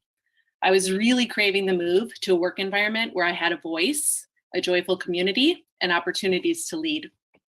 As I wrap up my third year at DGS Northfield, I'm grateful every day that I sought out an innovation school for both me and my children. As a special education teacher and instructional coach, I know that planning time is essential. At DGSN, we serve a large population of students with IEPs and 504 plans. We couldn't plan a continuum of instructional supports without dedicated collaborative time to do so. Our Summer Curricular Institute does exactly that. It is not mandatory, it is not a prescribed system, it is responsive to each teacher's needs. This institute is where relevant and responsive excursions are manifested and horizontal and vertical alignments happen. Teachers can start from scratch or add layers to their existing curriculum without the burden of conflicting priorities. As a partner and team specialist, I know that I have the responsibility to affect change by listening to and seeing the needs of our teachers and students. I have a direct pathway to make these changes as an equal part of our leadership. There is a direct route for any obstacle to be solved for, and an understanding that my solution may or may not be the one selected by all, but it will ultimately be a solution that is students first. As a parent, I know that my kids learn best from teachers that are prepared, inspired, and joyful. Kids know when their teachers are burned out, winging it, or beholden to a system that they don't believe in. I want my kids to continue to be in a thriving, energetic, dynamic school that supports their learning environment and instruction and trusts their teachers' abilities to be professionals. I am obviously really invested in DGS Northfield in a lot of different ways and see how innovation serves teachers, students, and our overall community. All the ways we use our innovation status work together to make our school the place that I was drawn to from the very beginning. The executive limitations that were proposed so abruptly change who we are, what we can do, and what we have promised to teachers and families. Thank you. Thank you, Jill. And next we have Jessica Montanari speaking about revised EO proposal. Right, thank you. Jessica? My name is Jessica Montanari. I'm a 7th grade literacy teacher at the Denver Green School Northfield campus. I would like to keep my statement short because I know that many have already spoken on the topic of the innovation policy, both the original and the revised version. I will start by stressing my concern for moving to vote on a policy whose revision was shown to the public only this week. It doesn't give everyone the opportunity to engage authentically with the proposed revisions, and it lacks transparency. Last year, I moved my entire life because I found a school that had matched my leadership vision to an eerie degree. Denver Green School not only values strong community and equity, but a curiosity of the natural world and a desire to develop its staff as both teachers and leaders. Teaching here has helped me grow more in 8 months than my 8 years of teaching prior to DGS. I truly believe that the reason is that the school's strong vision and innovative status so clearly and explicitly drew together a group of people who saw the true value in education and how we could make it accessible to everyone. You say that this is for teachers' rights and protections, but in all of my years of education, I have never felt more valued as a human being than I am at the Denver Green School. I have never had a personal or a planning day denied here, and it's clear to me that the lead partners value me as a human first and a teacher next. As a result, the building is full of teachers who foster each other's growth, which feels especially important in this year that was so challenging when figuring out how to best support our students after the last few years. When you make your decision, please do so while keeping school vision in mind. Schools like DGSN are able to allow educators and students from all walks to feel safe and grow as humans, and I truly believe it's the result of our innovative status. Thank you for your time. Thank you, Jessica. And next we have Robert Gould, and he will be speaking on supporting for revised executive limitations. Thank you. Hi, board partners. Rob Gould, 24-year veteran special education teacher and president of DCTA, representing nearly 4,000 educators in Denver Public Schools. Tonight, we are coming to ask you again for a yes vote on the compromised executive limitation policy. We appreciate that Dr. Marrero offered this compromise based on what he is seeing and hearing every day from our educators, leaders, and families. Most of us agree that the only path forward is to make sure that our educators' statutory and contractual rights are honored. Let me say this once again to everyone on this call. DCTA supports innovation schools. We've learned from them. In fact, many of our members have influenced policies that benefit our students, and many of those policies should be duplicated district-wide. Some innovation schools have implemented more planning time for educators, additional time for family and educator collaboration, and lastly, unique schedules that are centered around community needs. With the passage of the ELs, we are beyond committed to collaborating with educators and leaders to ensure that the EL is implemented with the unique needs of the innovation schools in mind. In fact, we have already started these conversations with innovation leaders that are willing to collaborate.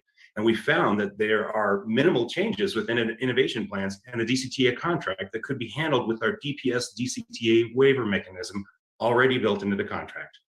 We pledge to go out to every innovation school, meet with the members and leaders, and work collaboratively on solutions. We invite you to join us. We know that this decision and process has been difficult for everyone. And you know what? That's okay. We are thankful to tackle this long-term challenge. Some argue that this policy is removing school autonomy, that we need more information, or that their plan will unravel if you vote yes. We know that none of that is true. Schools can still be innovative if they choose. Nothing can stop educators with conviction. One thing we do know is that we wish these same groups and leaders would have spoken up when our educators' rights were being stripped away over the last decade. Many educators have thanked DCTA for advocating for them throughout this process, as they feel that they would be punished for using their voices. Educator groups like the DCTA Black Educator Caucus have vocalized that they should not have to choose between their basic contractual rights and finding innovative ways to serve their students. A yes vote tonight says, yes, we care about educators, and yes, we want to fix the problem. A yes vote on Dr. Marrero's compromise says to all stakeholders that you need to come together. A no vote is a vote for status quo. A no vote continues to erode. The time for change is now. Nobody wants to go back to what we were doing before the pandemic. It wasn't working then, and it isn't the way forward now. In education, if a student is struggling, we have to get to the root cause of the issue. We have to shine a light on it, unpack it, examine it. We've been examining this problem for over a decade. We know what the problem is. Stop the cycle that insinuates that you must remove people's rights in order to be innovative. Thank you, President Gaitan and board partners, for finally having this conversation. Thank you. I'm being told the next three speakers are not in the waiting room, and that brings us to Chris, Beth. Hi there, Chris. thank you. Yes. First, I'd like to say thank you to all the board members for hearing my thoughts today. I'm a teacher in DPS, and I was the first chairperson of the Innovation Committee of the DCTA. I have read a lot of innovation plans. Some are good, many are not. I have read innovation plans that even some of the teachers inside of those buildings have not read.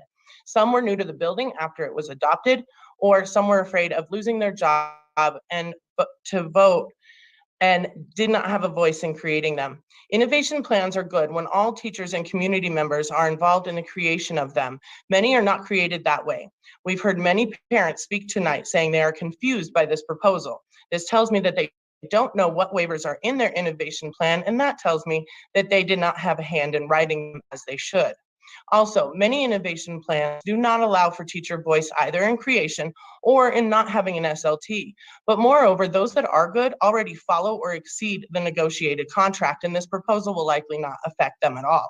I've had 4 hours to read many of the waivers of the schools represented here tonight. They won't be affected by these changes. But the executive limitation policy is not about innovation or non-innovation in schools, it's about teachers. As we know, teachers' working conditions are students' learning conditions. A teacher who is required to do extra duty, work beyond a 40-hour work week, or is bogged down with a ton of busy work will not have the patience or energy to best support their students. Yes, there are schools, innovation and traditional, that are doing school right, but others don't, by writing in new policies that put teachers at risk of losing their jobs immediately without due process, working teachers extra hours without extra pay, and do all of this under the guise of that is best for students. In the 3 schools that I have worked in the last 22 years in DPS, I have had over 50 assistant principals, 16 principals, and now 4 superintendents. I would love to say that they've all done what's best for teachers and students, but I cannot. What I can say is twofold. First, this is the first time as superintendent take a proactive step to support teachers. And 2, having worked in an innovation and traditional schools, I can say that innovation schools can honor the negotiated contract and this proposal and still be innovative. Both West Early College and West Leadership Academy did just that. They were good schools. They did not waive TECTA or the contract. And now as a comprehensive West High School, we're doing the same. Innovation or not, teachers' rights support students. Happy teachers lead to happy students, and happy students learn better, and that leads to happier districts and innovation leaders. A teacher who is worried, scared, stressed, overworked, underappreciated leads to the mass exodus of teachers we are already seeing this year. If all schools in the district did what was right by teachers, we wouldn't need this proposal. Please vote in favor of the executive limitations policy to protect teachers and thereby support students. Thank you very much. Great, thank you. So I'm being told that Alexis Fairbanks is not here, and Amy Cooper or Kapoor is not here. Lucy, is the next group available? It should be Nikki Yolik and Michael Diaz Rivera. They are not accepting my invitation though to come over. Okay, so it looks like the next 6 speakers are not here, but that does bring us down to elevated ed on the executive limitation policies. Is the group here? Still not accepting your invite? No, so Nikki and Michael, can you guys accept the invite? Here comes Michael. Okay, yeah, they probably weren't ready. There's 5 people that removed themselves.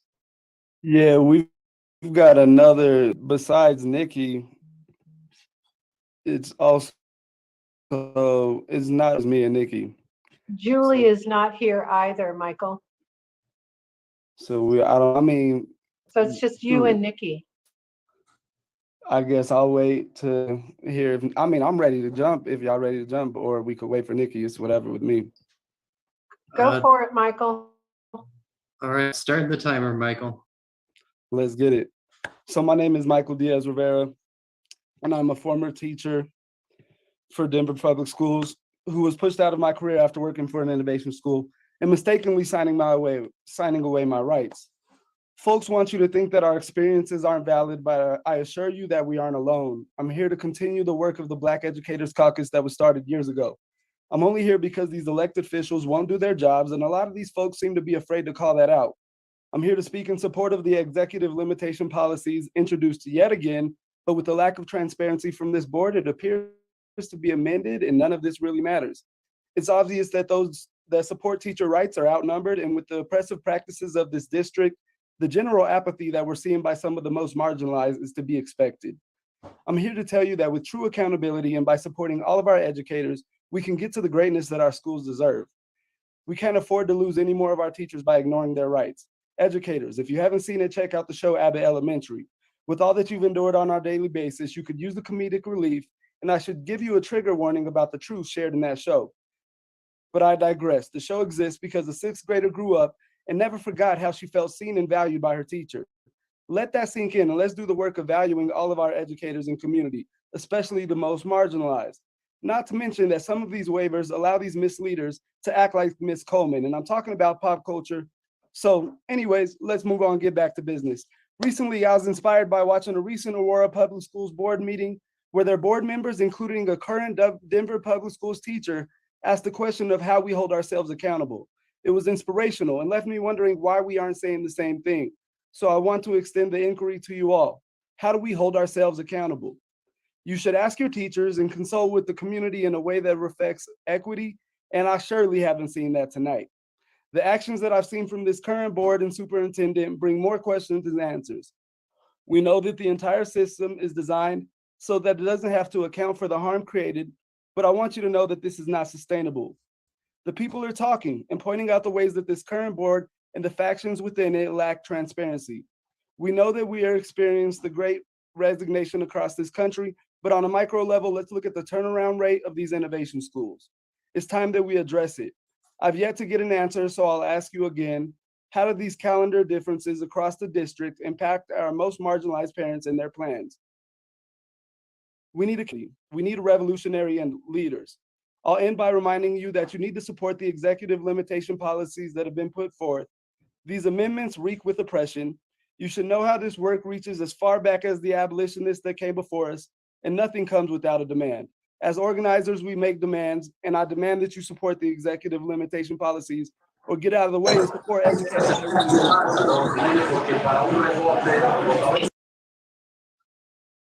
All right, thank you for Michael.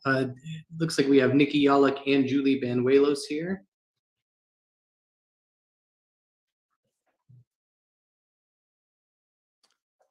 Yeah, I'll go ahead. Thank you, Director Balderman, and I apologize. I understand I missed the first time I was called. Good evening. I'll go ahead and go. My name is Nikki Yalek. Thank you, Board President Gaitan and DPS directors for your time and consideration this evening. Up until yesterday, my colleagues with Elevate Ed and myself had planned to urge you to vote in favor of the executive limitations policies to be voted on this evening. But we were disappointed to see yesterday's revisions in the board statement, which removed so much substance in support of employees' rights. Elevate Ed, which stands for Empowering, Liberating Every Voice and Transforming Education in Denver, was founded in the spring of 2020 at the urging of our late friend and colleague, Joanne Fujioka. Joanne worked alongside many of us participating in tonight's meeting to see the DPS board be flipped in 2019, only to be disappointed in the lack of substantive policy change in favor of neighborhood schools and the protection of employee rights. We came together to found Elevate Ed to serve as a voice for the community to hold accountable the newly elected DPS directors to the policy promises on which they were elected. That is what we seek to do here this evening. As 7 directors elected with the support of Denver's educators, ostensibly running and being elected as the best choice for educators in your respective races, these policies should be a no-brainer. It was puzzling that this teacher-supported board began its tenure by simultaneously announcing plans to renew 16 charter schools while initiating a process to close several beloved neighborhood schools. That decision, upon which only Board President Gaitan dissented, was predicated on the assumption that the State Board of Education would simply go over your heads anyway, if you had stood with those who fought to get you elected and questioned whether the charters might be given the same consideration for consolidation in the enrollment crisis as neighborhood schools. Does that decision represent a mere aberration or an abandonment of the direction you led voters to believe you would take DPS? The policies introduced in January represented an opportunity to right the ship and show the people of Denver that our school board is one of integrity, an opportunity to return to your roots and to remind the community and DPS employees why they gave their sweat, tears, and hard-earned money to see you bring prosperity to all DPS stakeholders. Stop scapegoating the state board as a reason for inaction, adopt the executive limitations as introduced in January, and show all DPS employees covered under collective bargaining agreements that their effort on your behalf was not in vain. Thank you very much. Thank you, Nikki. And next we have Julie Banuelos, same group. Hi there. Just want to make sure that my video is on. It says the host has control of the video. All right. All right, here we go. My name is Julie Banuelos. I'm one of the co-founders of Elevated. I'm also a former DPS teacher that worked in traditional, magnet, and innovation schools. First, I want to say thank you to Director Balderman and President Gaitan for putting this pertinent and critical piece of protection up for vote. While the proposal has been changed since it was initially presented, I still feel that my comments are relevant and critical to your decision making, and more importantly, for the public to hear. What I heard tonight was a lot of conflating and simplifying the bigger issues at hand. Approving executive limitations does not mean changing the curriculum and services provided by the unique models of all the diverse schools in DPS. All students deserve to attend a comprehensive school. It should not be limited just to the innovation school. If you all paid attention to the comments tonight, they undoubtedly gave us the reality of the inequity that exists between neighborhood schools, traditional schools, and innovation schools. Let me point out that schools that allow this teachers to benefit from the protected labor rights should be embraced, especially when we consider the labor history of this country. Creativity, innovation, progress can happen regardless of the school models, while including protection of teachers' rights. I should point out that DPS is composed of 25% of innovation models, or 52 schools, yet only 4 or 5 innovation schools presented tonight. Valdez, Grant Beacon, Kemp, Denver Green School. Where are the other 47 or 48? Look, as a teacher, Latinx teacher with credentials that include certification in Montessori, a BA from a prestigious liberal arts college, I saw and experienced firsthand the abuse of administrators at innovation schools when it came to teachers voting on innovation contract renewal. To that personal anecdote, add the high school principal at an innovation school that harassed teachers and was investigated and found to have done that. Thank goodness he's not there anymore. These two instances are only 2, but there are way more out there which are kept from the public's view because teachers fear for their jobs. Why do they fear? For this very reason, we need to protect teachers and monitor the executive power of administrators in innovation governance schools. Our students and families need to know the reality that exists for teachers. Our students deserve well-trained, effective, and certified teachers. If those teachers speak up for injustices, because there's injustices, especially when services like special education, English language services, just treatment of all students, then teachers' livelihood should not be in jeopardy with the waivers chosen mainly by administrators and teacher leaders that support that administrator's agenda. Folks speaking tonight use success to keep status quo. The thing is, the data for innovation schools is not available for the public to see. They have autonomy that prevents that from happening. If these successes are so unparalleled, please then wrap up. let us see that data. So thank you to Balderman. Thank you, Julie. And next we have Tara Underwood for EL, or excuse me, I miss Christina Medina. My apologies for EL Educator Rights. And I think we're going back to Jason Wasoki. Okay. We skipped over him. He wasn't there. Now All he's right. he's Is in. Jason here? Yes, I'm here. All right. Can you? Thank you, can you hear me? Jason. We don't see your camera. Not in charge of that. All right. All right. You're speaking on Good evening. innovation schools. Thank you. Yes. Good evening, everybody. One thing that I haven't heard this evening is how the executive limitation actually serves as a detriment to educators and the union. The innovation schools and the advantages that you've heard about all evening only serve to raise the bar for everyone. At the next collective bargaining agreement negotiation, the union can look to the innovation schools and the benefits that many of the teachers receive there in order to set the limit higher.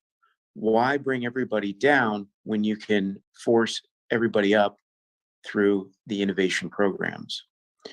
I'm a father of 2 kids who have attended innovation schools their entire education career, and it has been a tremendous advantage to their educations, as well as to opening them up and preparing them to be good human beings, which is, after all, one of the major roles of an education system. Frankly, I think that the overlooked piece of this is that the entire process, if implemented, will certainly violate the Innovation Schools Act. And I think the board needs to take a close look so that they don't end up like the Jeffco School Board, embroiled in a lawsuit needlessly. I have been a supporter of teachers and unions my whole life. I stood with the King Soopers union workers and helped provide them food, hand warmers, etc. My mother was a union teacher in Chicago, in the inner city of Chicago in the 70s. There's nothing more important to me than labor in this country, but the labor movement and the teachers union would be well suited to pay attention to all of the advantages that have been discussed this evening and strive to make those the standard.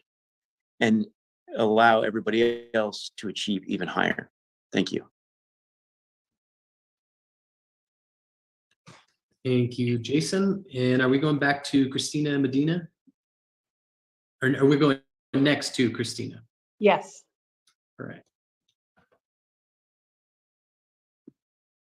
Thank you. Let me reset the timer. Okay. Go ahead. Like, am I on? I'm on. Go ahead. All right. So hello, everyone. My name is Christina Medina. First, I want to thank you for your time and dedication to public education in Denver, and especially for your careful consideration for the executive limitation proposal. I started teaching in DPS as a brand new teacher in 2008. And currently I'm an ELA S second grade teacher at McGlone Academy, which is an innovation school in Montbello. Prior to working at McGlone, I worked at district ran schools that included all my workplace rights. And my move to an innovation school were more personal and not because of an innovation plan.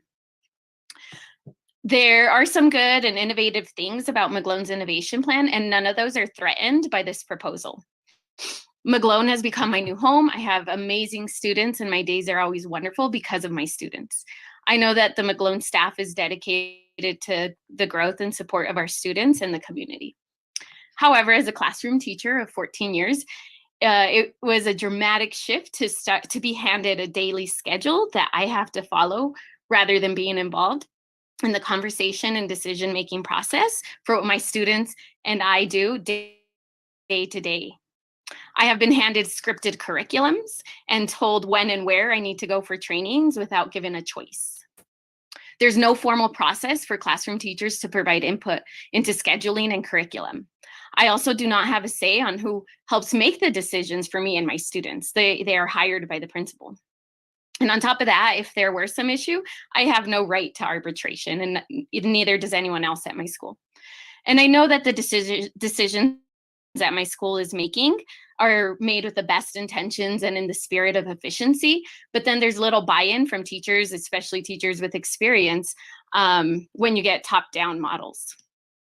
I did want to address some quick misconceptions that I've heard tonight, and I'm sure that you, the board, will continue to discuss with the community when you vote in favor of this proposal. It sounds like many people have more of an issue with the title of the proposal because it says executive limitations rather than what it can actually do for students and teachers. Students are happy and successful when teachers are happy and have workplace rights. I've heard many concerns around curriculum and teacher voice. I worked at district ran schools for 11 years and can say that I had more voice and more input and more freedom with curriculum there than I do now. Teacher voice and creativity are not at risk with this proposal. The EL specifically says that innovation schools can provide rights that are greater than what is provided in the DCTA agreement. And I know you're going to share that with community when you vote for this. I support innovation. The DCTA Rep Council supports innovation. What we don't support are stripping workers of rights. There's no innovation of stripping workplace rights. And we value our students and community, and we can keep doing that while ensuring that the teachers have workplace rights. Thank you for your time. Thank you, Christina. Next, we have Tara Underwood speaking on EL educator rights. Hi. Tara. Thank you. Good evening, board members, and thank you for your perseverance tonight. I come before you to ask you to vote yes on the executive limitations proposal. I work at one of the other 47. The flexibility and opportunities that quality innovation schools provide students is how I believe education should be. There are innovation schools in some communities that are thriving, but in other communities, they are failing. When I was hired, I did not know at the time that the school was an innovation school. I was unaware that my rights and protections as a teacher were waived, and that instead of being hired for the year, that I am hired at will. It was only because of a colleague that I learned that the school's innovation plan was up for a vote by the teachers last November. Currently, it is 5 months expired and written 10 years ago and has had minimal changes since. It was then, not at my interview or conversation to accept the position, that I understood what an innovation school was. I felt betrayed that my building's administration never brought that fact up to me and that they omitted a very important piece of information: the entire structure that governs the school. It was also revealed around the same time that my school is on the district's list for consolidation. So now 2 or more current physical education teachers would be competing for one position. And I was faced with the realization that even though I'm on track to have another effective year of teaching in an innovation school would not get me any closer to non-probationary status. Within a week or so of the staff meeting to rally with our community for our school, Dr. Marrero put the consolidation process on pause. As a result, the vote on our innovation plan became paused as well. Maybe we will vote on it, maybe it is being swept under the rug. To those innovation schools that are providing amazing programs and opportunities for students and are able to support their teachers, well done. However, for innovation schools like mine, we need this proposal to pass so that we can become innovative. For example, our ILT members are all members of our school staff, and the meetings have been closed to all others, including other staff members.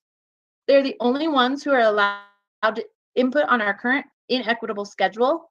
And although innovation suggestions have been made by others throughout this year, we've been informed that there isn't flexibility during the school year, even though we see every day how inequitable it is. The schedule does our students harm as well. My students, who are mostly comprised of Black and Brown students, have to wait 6 weeks between rotating back to their favorite specials class. Teachers should not have these uncertainties hanging over them while they are teaching students. This distraction of uncertainty adds stressors and takes away from the stores teachers have within themselves mentally and emotionally to be able to nurture the whole student as well as growing their brain. Dear board members, please grant me and my colleagues these basic teacher rights and protections so that we can better focus our energy on the students' growth and development. Thank you, Tara. And next we have Henry Roman, and he's going to be speaking on executive limitation policy proposal for standard rights, teacher rights, and protections. Ready when you are, Henry. Thank you. Tonight, I come to speak with you about the executive limitation policy proposal. I'm in favor of this proposal because it reinstates the rights that were lost when the innovation schools determined policies based on misguided assumptions. Let me provide some perspective. In the spring of 2008, Innovation Schools Act was passed in the Colorado legislature. I was there. Sponsors celebrated the success of a great law that would revolutionize education throughout the state. But guess what? It was mainly implemented in Denver. Some schools jumped at this as a grand opportunity, a community garden of sorts in which everyone had a vegetable or flower to contribute to the beautification efforts of the school. In the rush to innovate, 3 huge problems emerged. The TECDA waivers from innovation schools are an unconstitutional impairment of teachers' contractual rights and violate a teacher's right to due process. Furthermore, the innovation schools practice of designating annual teaching assignments as at will has been problematic in terms of teacher retention. Innovation plans, which were sold as grassroots, collaborative efforts, were modified with limited to no input from educators at those buildings. In short, these innovations have resulted in plans that don't include TECDA rights. Instead of a community garden, the Queen of Hearts sent in the army to paint the roses red. Innovation schools proponents oppose the executive limitation policy, I guess because they oppose educator rights. I envision a dormouse at a tea party popping his head out of the teapot and asking in confusion, when did we disconnect the idea that what is fair for educators and teachers benefit our students? When we engage in conversations about waiving educators' rights, there's usually a gap between what people say they want and what they really want. Innovation schools want to do the right thing, I guess, by waiving teacher rights, but they also want to reserve the flexibility to not do the right thing with educators in the future. We need clear information and clear agreements. Our educators already work extremely long days and with considerable stress. We need to support the executive limitation proposal. Without this policy, We're simply taking advice from the caterpillar who sat atop a giant mushroom and hoping for the best. Thank you. Thank you, Henry. Next, we have Elise Lucero Frederick, and speaking on EL educator rights. Hello. Sorry, 1 second. No worries. Go ahead, sorry about that. No worries. Thank you. Thank you for having me tonight. I wanted to start by saying that innovation schools are district schools. I am Elise Lucero Frederick, and I am speaking today as a person whose grandmother was a para at Colfax Elementary, whose mother graduated from North, whose husband teaches at Emily Griffith High School, and whose daughter attends Gust Elementary, and as a person who graduated from George. Believe me when I say that I am here to uphold a DPS legacy. I am speaking on behalf of my fellow teachers at Abraham Lincoln High School who hold and enjoy our innovation status without having waived any DCTA contract components. We support the passing of the executive limitations. Our status allows us to support the social emotional needs of our students, hold a variety of classes, maintain a 40-hour work week, which we know isn't quite real, hold SLT and CSC meetings with student, teacher, staff, parent, and community input, and bring in community support partners at our discretion. We are unified under our rights. In the words of our principal in a letter he's already sent to Dr. Olson, for us at Lincoln, keeping the flexible calendar year schedule is a game changer. It provides us with our SLT admin collaboration, the opportunity to be creative in our building, our strong school culture options, focus on student data, social, emotional, and academic, staff social emotional development, supporting our continued rollout of our college and career academies and pathways. On behalf of Mr. Amini, has this year been stressful and difficult? Yes, but having faith that we will get through this with an innovation plan and an administration that values students, community, and teachers is strengthening. I have confidence in this DCTA DPS agreement. Less stress knowing we have not waived the contract. Our social emotional health is better with being able to trade days and vary our teal days and conference days to meet our student and community needs. On behalf of Mr. Guerrero, maintaining the contract has given our teaching staff a sense of security that even though we are an innovation school, our union still has the capability to support us in times of need. For me, that is a comfort. Also, happy, supported staff are much more willing and able to take the time to be there for our students in the students' times of needs if the needs of the educators are protected and met. In the words of Ms. Ortiz, she formerly worked for an innovation school that waived the contract, and she left that school because she was never going to be able to gain non-probationary status. As an immigrant teacher who was working on a work visa, she needed to be able to have non-probationary status to be considered for permanent residency. And we know, right, if we're a building of equity, if we're a district of equity, right, we need to be able to honor those teachers. And we're one of the few districts that actually supports teachers on visas. Thank you so very much for your time and efforts tonight and for being here for the long haul. We're here with you. Thank you, Elise. And we have our last speaker of the night, Madison. Madison, if you could introduce yourself. I don't want to mispronounce your last name. That's okay. It wouldn't be the first time. All right, thank you. Madison Masalonis. Thank you. All right. Hi, my name is Madison Masalonis. I'm an educator at Whittier ECE through 8, an innovation school. I'm contacting you to be in support of the executive limitation policy proposal. As a first-year teacher, I have gained immense support and knowledge from my colleagues. Without their in-depth knowledge of the students, their families, and the community as a whole, I would not have been as effective in my first year starting at this school. My fear is that due to teachers at our school not having non-probationary status, I fear that this community of teachers will change, especially since our school is a part of the Small Schools Initiative. I fear that these amazing teachers, who are valuable assets to our students as well as our community, will be forced to make the hard choice to leave their jobs for a job that has more security and room for them to grow in their careers. The at-will clause adds to this uncertainty for us as teachers. It has been amazing to hear from stakeholders in our community this evening. One of the most important things I have heard tonight has been from some of the students who have spoken. Unfortunately, due to the lack of oversight at my school, my students do not have access to these amazing innovative ideas, such as different classes and electives that I know my students would love to be engaged with. After hearing from so many of these students and parents, I'm even more assured in my decision to support this proposal. So many of these innovative ideas and policies at these schools would be wonderful to have at my school. Unfortunately, the innovation plan that we have does not encourage these opportunities for my students.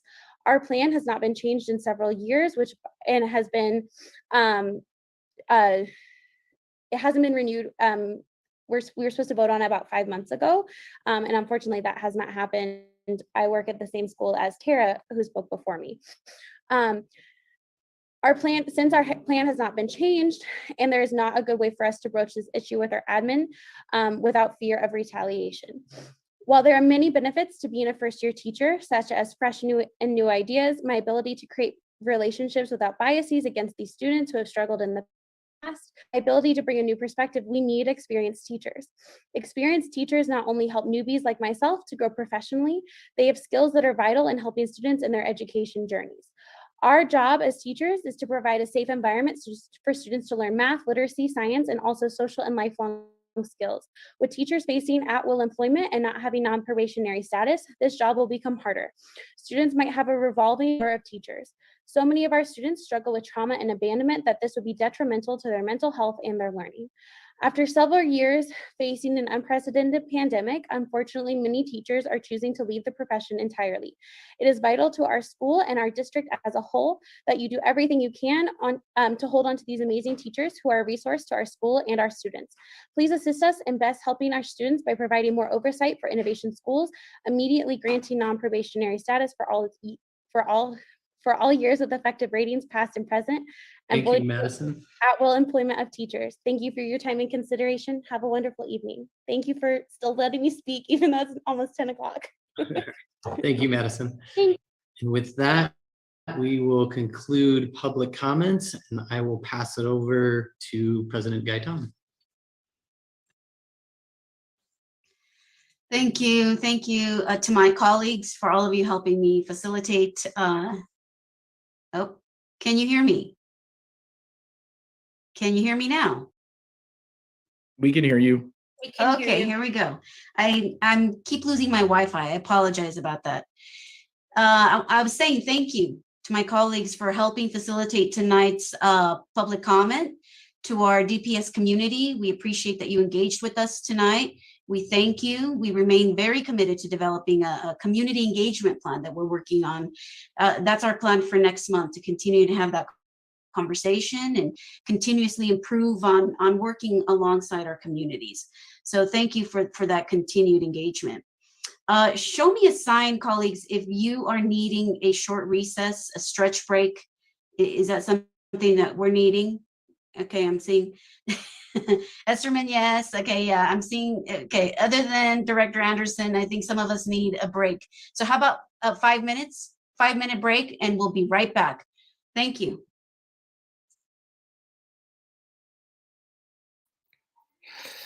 Five-minute break, and they'll be right back.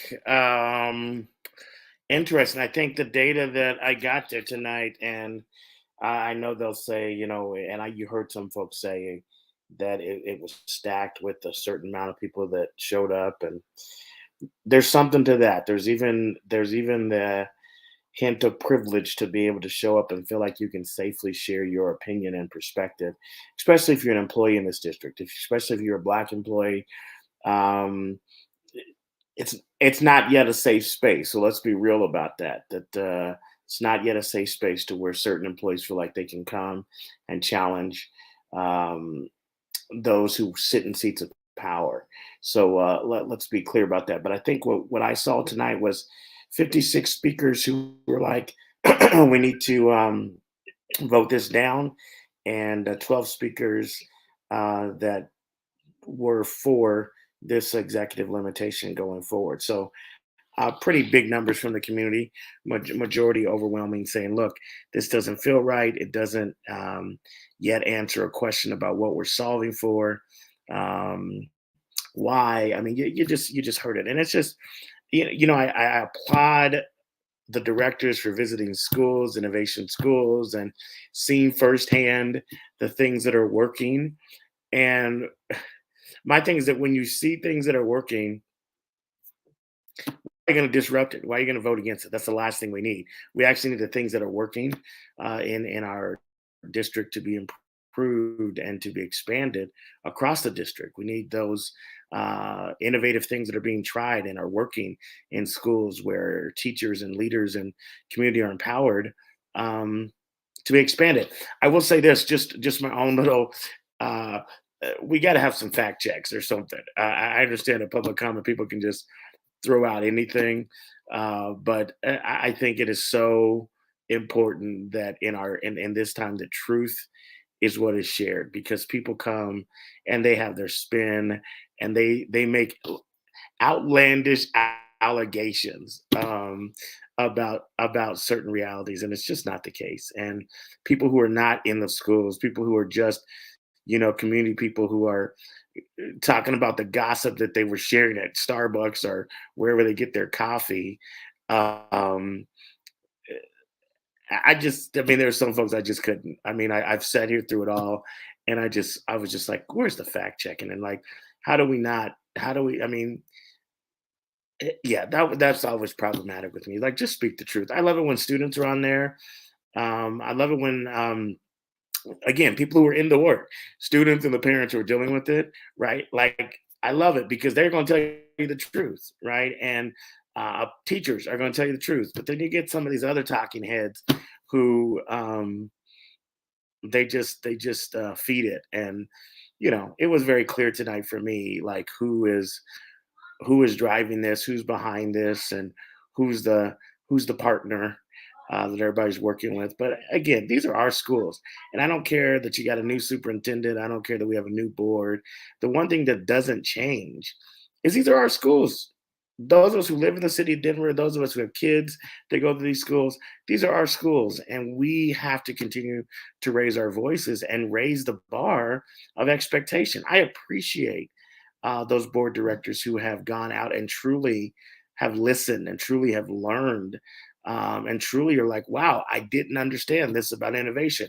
I didn't understand that it's not an opting out of a policy. It is providing a replacement to how you are going to live up to the spirit or the expectation of the policy in your school based on your staff and based on the needs of the students. And so, I've heard directors say that, well, like, wow, I didn't understand it that way.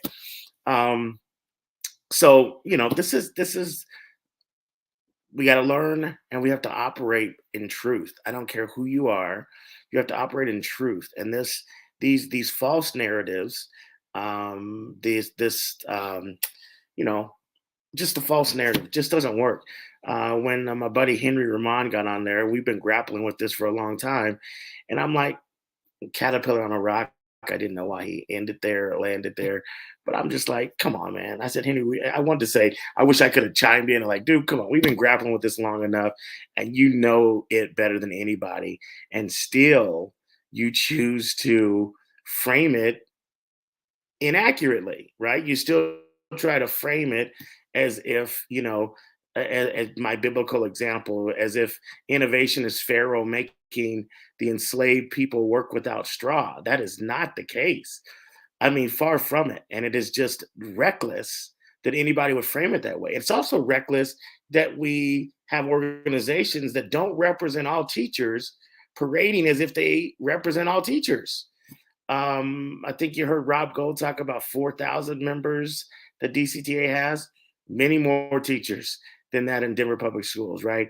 And as other folks said, there are, teachers across school models. Some are DCTA, some are not, right? And so their voices matter too.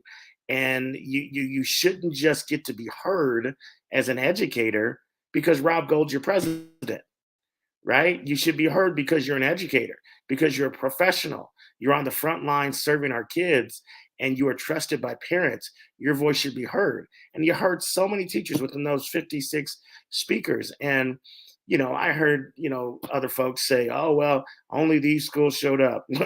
Yeah, well, again, that's again a privilege statement. Like, what do we expect? I mean, we got 52 schools. I mean, what did you expect, Julie? Did you expect everybody to have 10 speakers? I mean, come on, right? This is the people who showed up. They represented the voices of our community. They represent the voices of parents, teachers. You know, don't dismiss them with some random, you know, not enough people showed up from these groups. Come on, hear what was said, hear the truth. And it looks like the board's coming back, so we want to get back and hear what they've got to say. So the DPS board meeting continues, and we'll be back afterwards to kind of land with some more commentary about what they decide. Directors, I'm just going to give our colleagues here a few more seconds to pop in.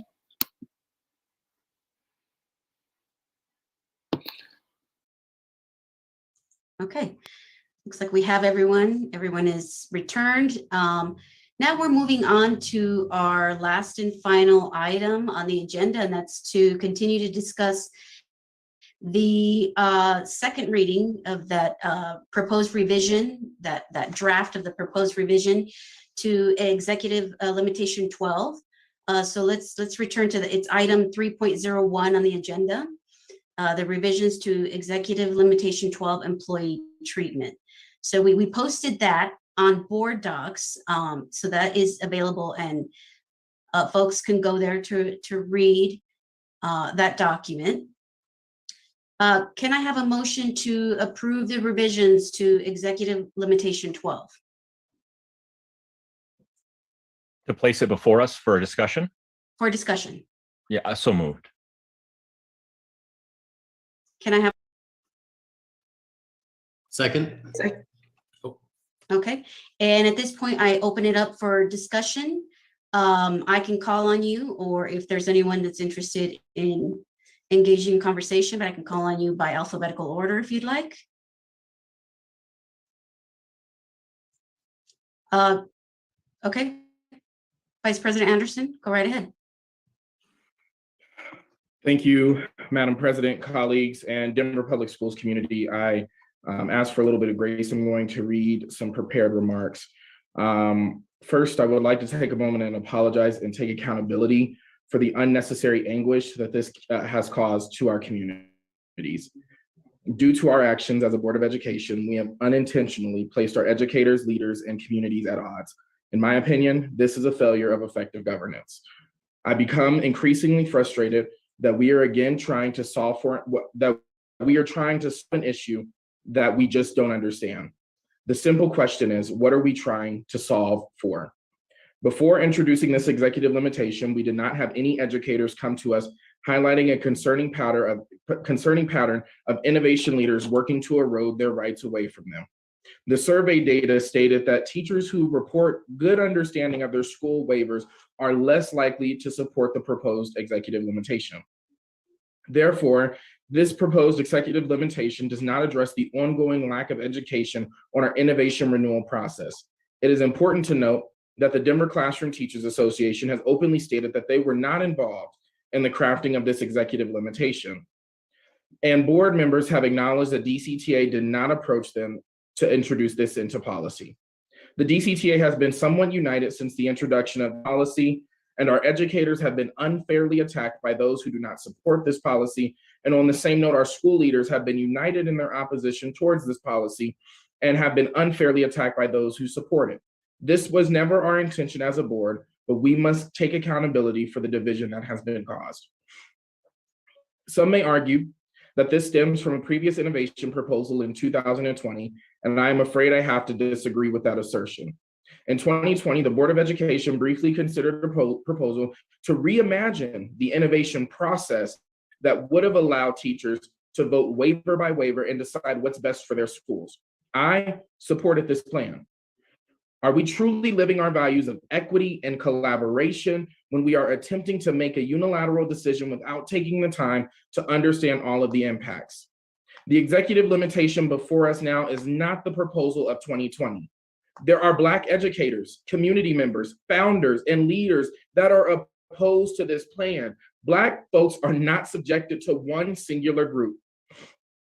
When someone wants to begin the conversation on how to reimagine the innovation process, I'm in. I want to echo the call of Dr. Carrie Olson earlier this week, and that is for those stakeholder groups to come to the table and have a meaningful conversation before the Board of Education makes a unilateral decision.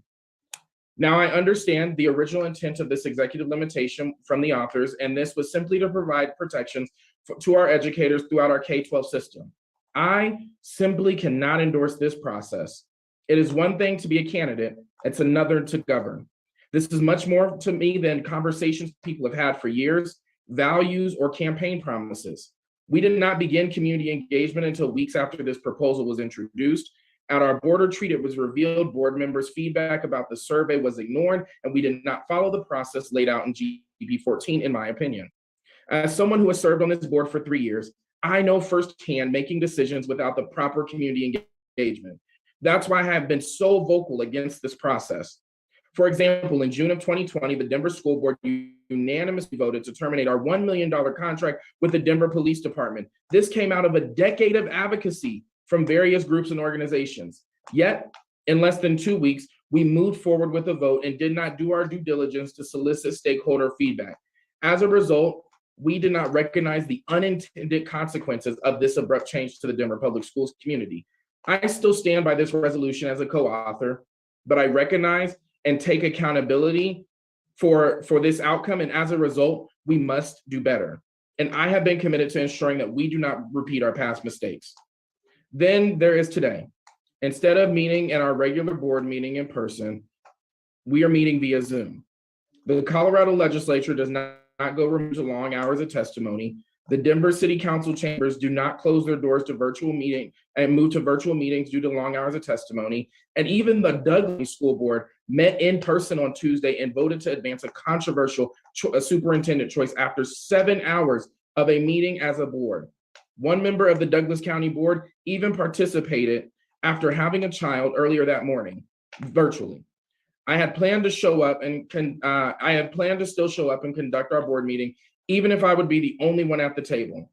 But it was communicated to me that the public would be restricted to join me in the boardroom. What type of message is that sending to our communities? I was prepared to sit outside of the downtown office and wait for folks to show up if they choose to do so. But today I was invited to join the families of Kepkin in Southwest Denver and hear the concerns of those directly impacted. I was ready to vote yes on this proposal due to the work we put in as a board on our work session. However, I am no longer in a position where I can support moving this forward at this time without more conversations and an in-person voting meeting. Now, make no mistakes, I support teachers. I am the grandson of a 35-year union educator. My family has 110 years of education experience, and I stood with the DCTA members on the picket line. I stayed overnight with Dr. Carrie Olson and Representative Jennifer Bacon. We were in the room at 7 a.m. when the deal was reached and the strike ended. And as a result of my proven track record of supporting teachers, I earned the endorsement of the DCTA during my 2019 campaign. However, this is not a litmus test on if I support educators or not. I take offense when organizations and individuals attempt to paint us as anti-teacher or anti-union for ensuring the correct process is followed. No one person or any organization retains ownership of me. This is 2022, not 1862. This has to be centered around our students. I am concerned that we have not spent more time on the conversation and the data presented that 6 out of 10 elementary school students cannot do math on grade level. 7 out of 10 elementary students are not reading on grade level. There were no town halls on this data. There were no surveys on this data. And I had my data request blocked to seek to get information to help me understand more about this concerning data. This is where our attention should be focused at. And I'm closing with this. I would rather lose my reelection and support from the DCTA than violate my moral compass and vote for something I do not believe we have had the proper time to engage with community on. And I do not believe we can be selective when we say we are community-led and district supported. I want to vote for something that I believe in. Therefore, Madam President, in accordance with Robert's Rules of Order, I move to postpone the dates to a date certain, specifically that we take this up in our June voting meeting to allow us as a board to educate and empower our educators to vote in this process, ongoing community engagement, and begin the conversation of educating our educators and communities on this renewal process. Thank you, Madam President and colleagues. Do I have I just want to check here with Attorney Berge, and also, do I have Dr. Charles? Yes, I have Dr. Charles here. Just want to double check here, Attorney, in terms of process. Do I need to make time for other board members to share in the discussion of the original motion? Or at this point, do we move with Director Anderson's motion? President Gaetan, at this point, you would ask if there's a second on the motion, and if there is a second on the motion, then you can discussion. Once discussion is done, you can call for a vote. If the vote does not pass, then we can go back to the original motion. Thank you for that clarification. Do we have a second on Vice President Anderson's motion? I'll second that. Okay, Director Esserman. And at this point, we open it up for discussion. I can call on you via last name if you'd like. We heard from Director Anderson. Do we want to hear from anyone else? Anyone excited? There we go. Director Lorvik. Thank you. I would speak against the motion to postpone to said date. I mean, a postponement in a way, because of the way our model works, a postponement is just a no vote. Because we're in the model where we can bring up policy in any given time, if it fails tonight and there's a motion to want to bring it up or discuss it again, such a thing can be made. I'm not a fan of just, let's kick it. As we've seen, I mean, to say, hey, this has been tough on folks, to then say, and so let's stretch it out, it doesn't make sense to me. It doesn't. I'd like to just engage the work, do the conversation, and take the breath so that our staff can prepare, the schools can prepare, whatever is going to be for the innovation plans to come, the work to come. I'd like folks to be able to begin that work. Now, that all means that we would vote this evening so that if we do it, we do it. And if we don't, we don't. I think that's a key piece, since a policy can be brought up at any time. I will say, I find it interesting. It seems like the DCTA can't win, because if they engage to help create a policy, they're maligned for being some sort of, like puppet masters and see, this was just handed to the board by the DCTA. And then if suddenly, no, they didn't, well, see, then where did this come from? Where did this that's frustrating to me, to hear that somehow brought up as something that would be an issue. We have heard from folks. I've heard from so many different people, and this is a conversation we need to have, and we need to do the work. I'm grateful for the healthy disagreement we had in our work session. I am so grateful for that, because it gets us someplace. We're doing the work together. This is an honorable group of people to disagree with, and I appreciate that about you, because it helps us get to the right place. So I don't want to table it. I don't want to push it off. I want to do the work. No matter what we do, there are going to be some folks that are frustrated with us. And I understand that. And I think we all have to hold responsibility for that. And I would rather have some folks be upset with us now than have everyone still live in this space and everyone be upset until we finally figure out which group will be disappointed. So I'd encourage us to just engage the work this evening. We have heard from a lot of different folks. We have engaged in a lot of different ways, more than any other EL we have in place right now, right? This has actually had more work than any other EL we have approved. And we have heard from a lot of folks, and I'm very grateful for all those who have been a part of the process. And I'd encourage us to vote no on the motion to postpone, and then to engage the work before us. Thank you. Do we have any other discussion? Okay. Director Balderman. So I prepared some written comments as well. I want to start by first reading GP 1, which is the process that we voted in last November. And it says, the board, on behalf of students, staff, parents, guardians, families, and the community, hold itself accountable to the citizens of the district by endeavoring to take action that supports achieving the mission of the district and the board's ends policies. In the fulfillment of this charge, the board is committed to effective policy governance through rigorous and continuous review of its values and its vision as set forth in these board policies. And I want to emphasize the phrase continuous review of its values. So policy governance is meant to be organic. Nothing that we do is written in stone. Our policies are not written in stone. Therefore, tabling is not necessary.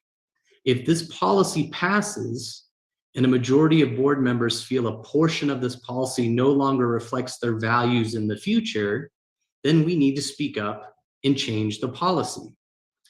This policy before us is straightforward. It will give all teachers contractual rights under the collective bargaining agreement, except when on the state clock, in TECTA, which stands for Teacher Employment Compensation and Dismissal Act of 1990, except for Statute 2263-201. This is a values-based decision we're making tonight. If my board colleagues feel this reflects their values, vote yes. If it does not reflect your values, vote no. And remember, it is your right to propose additional amendments at any point in the future. Tabling this policy will prolong the stress for constituents and employees who both support and oppose the proposal. It will potentially delay the superintendent's bargaining with DCTA, and it will delay schools submitting their innovation plans for review. We have one school right now that's waiting for the results of this. We have been listening for 2 months. We received 50 pages of survey analysis, conducted 2 town halls, and the public had 2 opportunities for public comment. This is the most expansive community engagement I've experienced on a single topic during my tenure on the board in the last 2 years. And last Monday, Superintendent Marrero brought forward proposed changes for consideration that he supports and we settled on. So I encourage my colleagues to vote no on tabling the discussion. It's time to vote on whether this policy reflects our values or it doesn't. And then we allow Superintendent Marrero to take it from here. Thank you, President Gaetan. Director Esserman, Director Olson.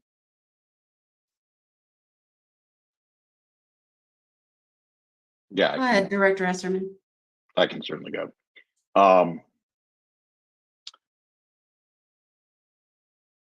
One, I am concerned when we talk about not tabling this motion based on policy governance, which we as a board are still struggling to understand and work with. I am concerned that we interpret policy governance in a variety of different ways, and that we are responsible for the stress that we have caused. The stress didn't come out of nowhere. The stress came because instead of engaging with community, instead of sitting down with impacted parties, we introduced a policy that has created stress. So it is, in my mind, a false flag to suggest now that it's time to vote, that it's time to put a policy in place that we could change, or not put a policy in place that we could also change. I want to also echo Vice President Anderson's sentiments about apologizing. We're responsible for this, but we're also responsible for getting this right. We, as a board, have sown division in our community when we needed to be building unity. I don't believe that someone has to be disappointed or frustrated. I don't believe that at all. I think there's a third space.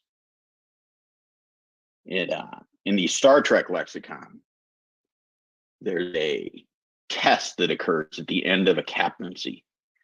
At the end of the captaincy, it's called the Kobayashi Maru. The Kobayashi Maru is specifically designed to be a no-win scenario. And I don't believe in the no-win scenario. It's supposed to teach captains that there could be a no-win scenario. And at the end of the day, James Kirk decides he can beat it. He can beat the Kobayashi Maru by finding a third space. I think we're responsible for finding that third space. I think we're responsible to our communities. I ran on 3 things: a commitment to students, and what's best for students. And we heard some of that tonight, but not enough. On a commitment to community, to a community-led, supported system of acting with community instead of acting up. And a yes right now is acting upon somebody. And I believe that that's what Reverend Lorbeck refers to. I also made a commitment to our teachers of guaranteeing their negotiated rights and protections. We have to be able to do that without also causing harm. In this time that we live in of extreme polarization, when fear-mongering, of which we heard plenty tonight, and name-calling, of which we've heard plenty in the last couple of months, has replaced rational dialogue. We have an opportunity to both ensure teacher rights and protections and allow continued flexibilities. There's a lot of confusion out there about what protections there are. There's a lot of confusion out there about what flexibilities there are and what flexibilities innovation provides. We have a responsibility to provide clarity, and we have not yet done that. This is not an either-or situation. Two things can be true. We have a flawed proposal with numerous understandings. We have to address this with a recognition that we will not find solutions by going to our respective corners. We will serve our students best by bringing impacted parties together for genuine dialogue. I've been listening, and I will continue listening. And I will tell you that what I fight and what I've heard for the last 2 months is a tremendous amount of pain. It's not just pain based on the stress we've caused. It's the pain of the teacher who believed he was achieving non-probationary status based on the innovation plan that he helped write, but the innovation plan that was submitted did not have that language. He was lied to. But I've also heard the pain of the innovation leader and the leaders who felt ambushed by this proposal. We don't do them any favors by passing it and saying we can change it later. I listened to the pain of the parent who annually has moved into temporary housing upon losing their house to make certain that her children can attend the innovation school that she values. We have a responsibility to govern based on what we're hearing and listening to not act upon people. Whether we vote yes or no on this, we're acting upon somebody without having acted with them. Policy governance demands that we act with our communities.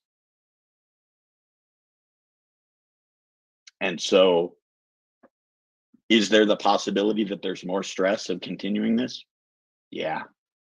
But is there also the possibility that we actually have the opportunity to get this right? Yes. And I'm going to advocate for that third space and continue to. Director Olson. First of all, I want to say thank everybody who came to public comment tonight, and to the over 700 people who emailed me who I have not yet answered. I am reading your emails and I apologize I have not gotten back to you. I appreciate all your care and concern. I'd also like to thank President Gaitan, Vice President Anderson, and all of my board colleagues for their patience as you've worked with me in January. I know I'm the one who goes slowly, and I like to talk to as many people as possible, and I like to go in as many schools. And I really appreciate the DISC survey as I go back and look at how we interact with each other. As Director Balderman reminded me, I really appreciate that.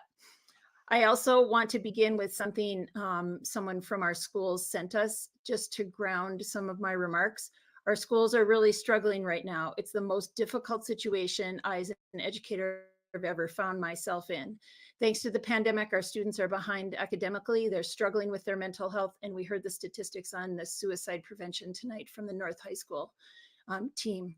We're understaffed. We're lacking sufficient guest teachers, bus drivers, custodians, and paraprofessionals. Our schools are losing enrollment, and we're facing an impending budget crisis. High quality teachers are leaving the profession in droves due to burnout, and there's not a lot of candidates lining up to replace them. We're facing all of these significant challenges, and we ask for the board's support and guidance. And this is one of the emails that I read that has really stuck with me with the state of our schools today. As I've shared with some of you, as I've been out in the schools, the stress and the uncertainty and the challenge is palpable. At the beginning of this, it was hard to imagine a world where TECTA didn't make sense. And then as I started going out into schools, I began to ask more questions and hear from teachers in the schools doing the work, telling me that there were things that they had questions about. They had things that they wanted me to reconsider.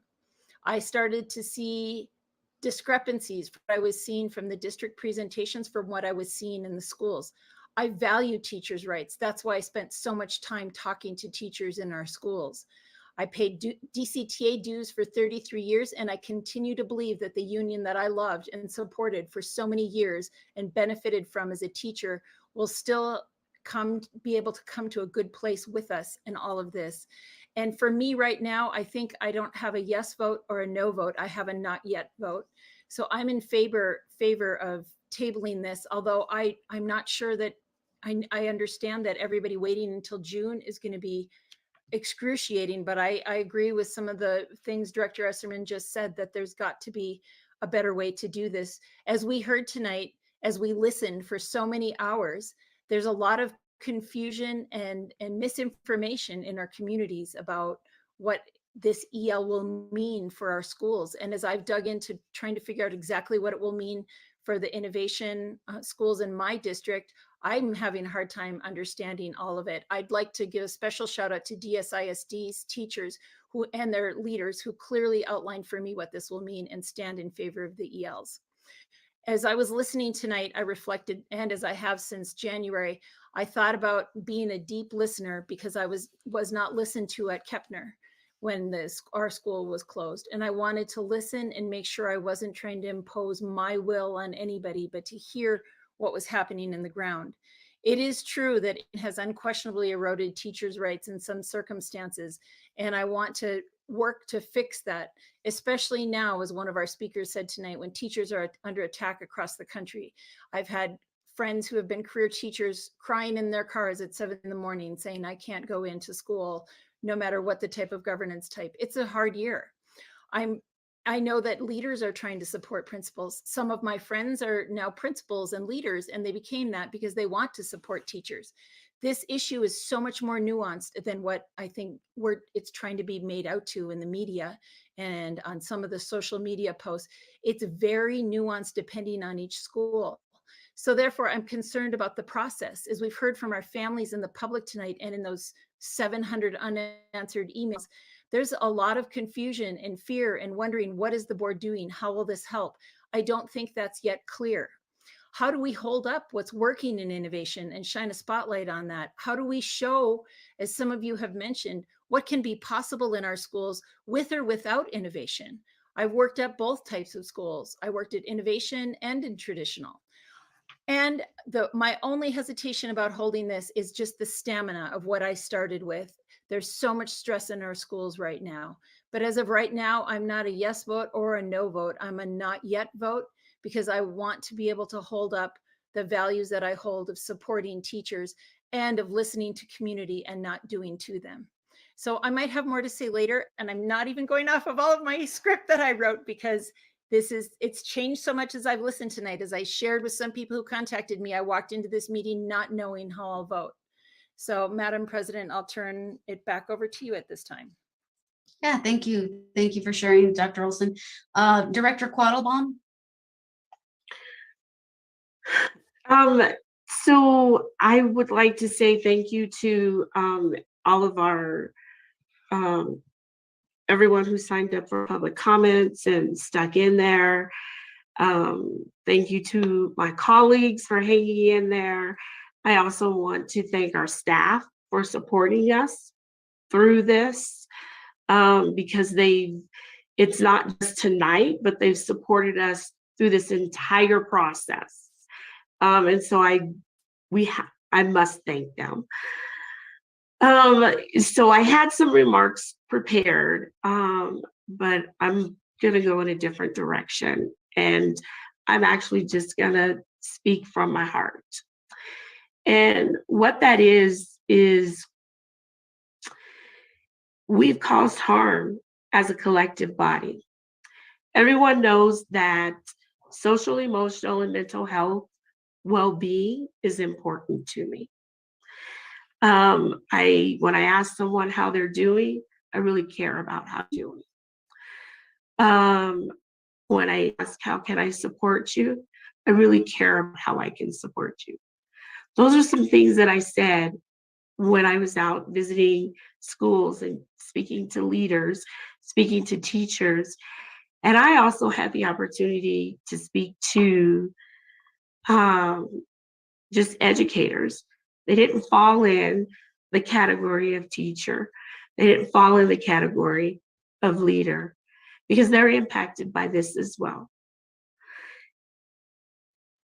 There's a term out there or a phrase, and it says assume positive intent. Well, I'm doing that. I am assuming positive intent with this proposed executive limitation. But there's another side to that phrase. And it's, what is the actual impact? And we have to keep that in mind. I'm going to use an analogy with my daughter. She has had big back surgery. There are days when I go to give her a hug and I don't know that she's in pain, or I may squeeze a little too hard. My intention is to show her that I care about her, but my impact caused harm. So I don't just say to her, well, I'm trying to do good. I'm trying to show you that I care about you, and then walk away. I stop and I ask her, how are you doing? What can I do to make you whole? How can I help you through this pain?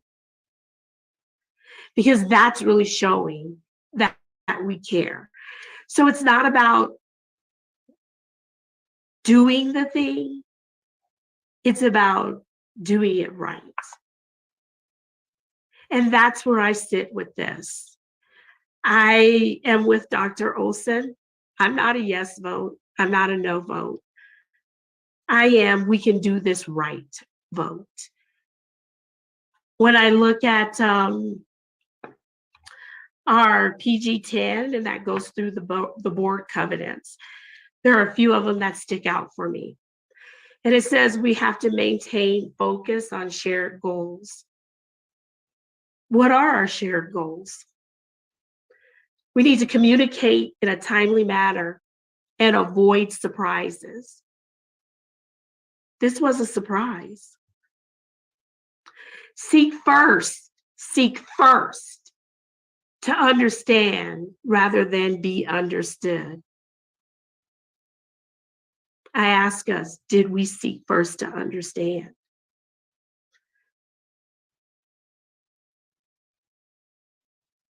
Then it says, make every reasonable effort to protect the integrity and promote the positive image of the district and one another.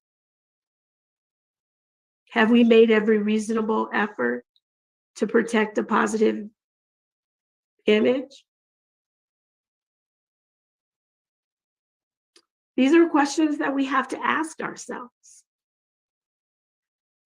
You know, we have to recognize that policy governance is new to all of us, right? And we find ourselves going to it.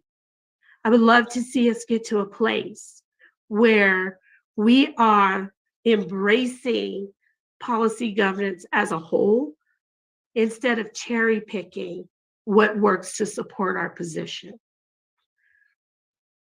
And I would say that every single one of us has probably been guilty of it at some point. And if we haven't done it yet, we very well may do it in the future.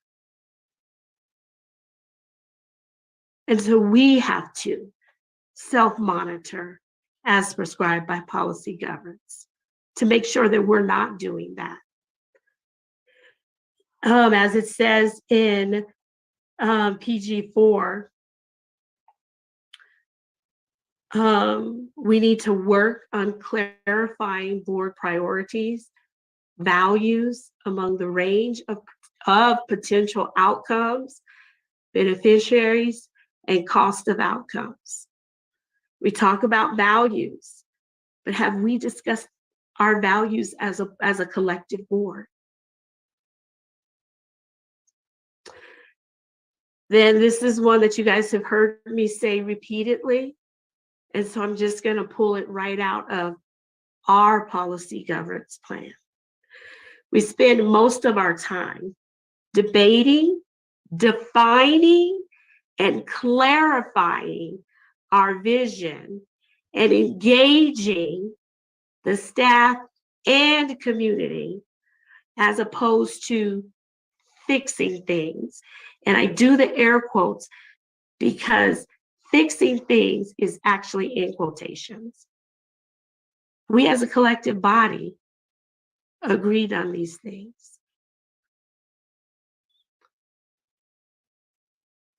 So we agreed that our role is not to fix things, but to add clarification, vision by engagement.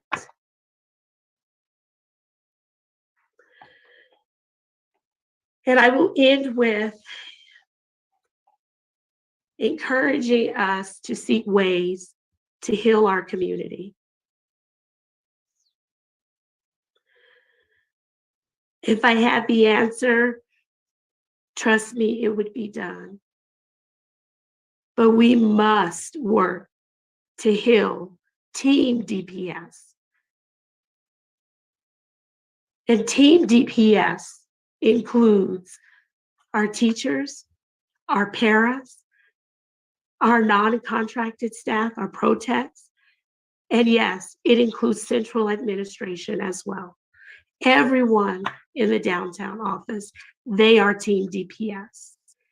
It includes our district-run schools, it includes our charter schools, and it includes our innovation schools. And it includes the Denver Public School Board. We need to heal because we have a lot of work to do. A lot of work to do. I make the commitment to doing the work, to listening, bringing all the stakeholders together, to have those difficult conversations that will be productive. I thank you for this time. Thank you, President Gaitan. Thank you, Secretary Quattlebaum. Anyone else want to share any more thoughts before I share mine? Any additional thoughts? Yeah, go ahead, Dr. Olson. I just, in my, not reading my remarks exactly as they were, I'd just like to give a shout out to our superintendent as well. I really thank you, Dr. Marrero, for all your hard work and working with the whole board on this. I had you in here and I didn't mention that. So just wanted to add that. Thank you, President Gaitan. And I would just add in a bunch of those kinds of thank yous. I didn't actually give a speech on the main motion yet because I was just speaking to the motion to table. So please know that I've got all sorts of other conversation that if it turns out we're tabling, we will have it another time. But I didn't get to include all those thank you to those who spoke and emailed and the schools for the visits and all those things too. So I want to just make sure that's said as well. And we'll have time for any closing remarks after. So to echo the sentiments of Director Balderman and Director Lorvig, no surprise to my colleagues and to Superintendent Marrero, you know, we were looking at a revised EL 12.10 that we all came together to work on this past Monday on March 21st. And we came together in a work session and we all worked on this together. We engaged and we came up with the final draft. It was up for deliberation and discussion. We came up with this together, and we moved forward from the original version to a revised version. And that's where we left off on Monday. Yes, while there was a few board members that expressed concerns, that's where we were headed. That's where we were moving. I don't know what happened between Monday and now, that folks must have received some more pressure. My colleagues must have received pressure where that changed their minds. At least that's how I understood it. And I understand that there's, that folks expressed that concern on Monday for additional community engagement. And we have different ideas of what that community engagement should have and could have and would have looked like. 60 days of community engagement, including information on how this system, the current education system nationwide and locally, has failed licensed teachers across the district. And we've all known this for years now. For years, I've been I'm a parent of a 24-year-old and a 14-year-old. So I've been dealing with these issues for at least 14 or 15 years, since my boys were little. And we know overwhelmingly that teachers across this district, in district-run schools, innovation, public schools, that they're facing a lot of serious issues. Yes, we know that. They're making a lot of sacrifices. And they're asking for our support. They've been asking for our support. That's one of the reasons the 2020 waiver by waiver policy was embarked upon and was presented. And I began to embark upon, supporting Director Balderman in writing the original proposed policy, the standard teacher rights and protections, and it was very purposeful to name it that. Standard teacher rights and protections, executive limitation. What is an executive limitation? It's a value statement.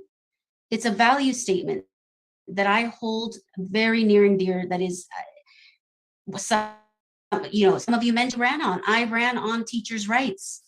I ran on being able to get on this board and have these tough discussions and make these bold moves. And that is part of what I believe is the vision for this board, to continue to move forward so that we are affecting our teachers in a positive way.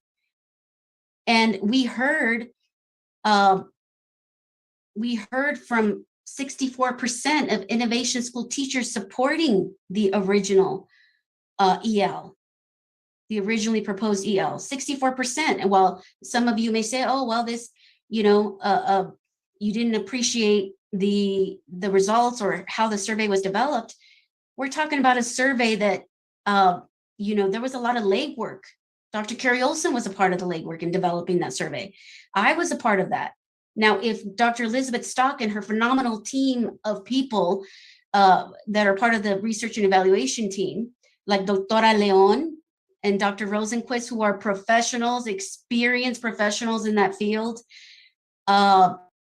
decided that they were going to set up a 5 questions for each category, and that it was best to go with 5 questions for each category to ease the pain of teachers having to fill out a survey. That's what was determined by a team of professionals that have done this for years.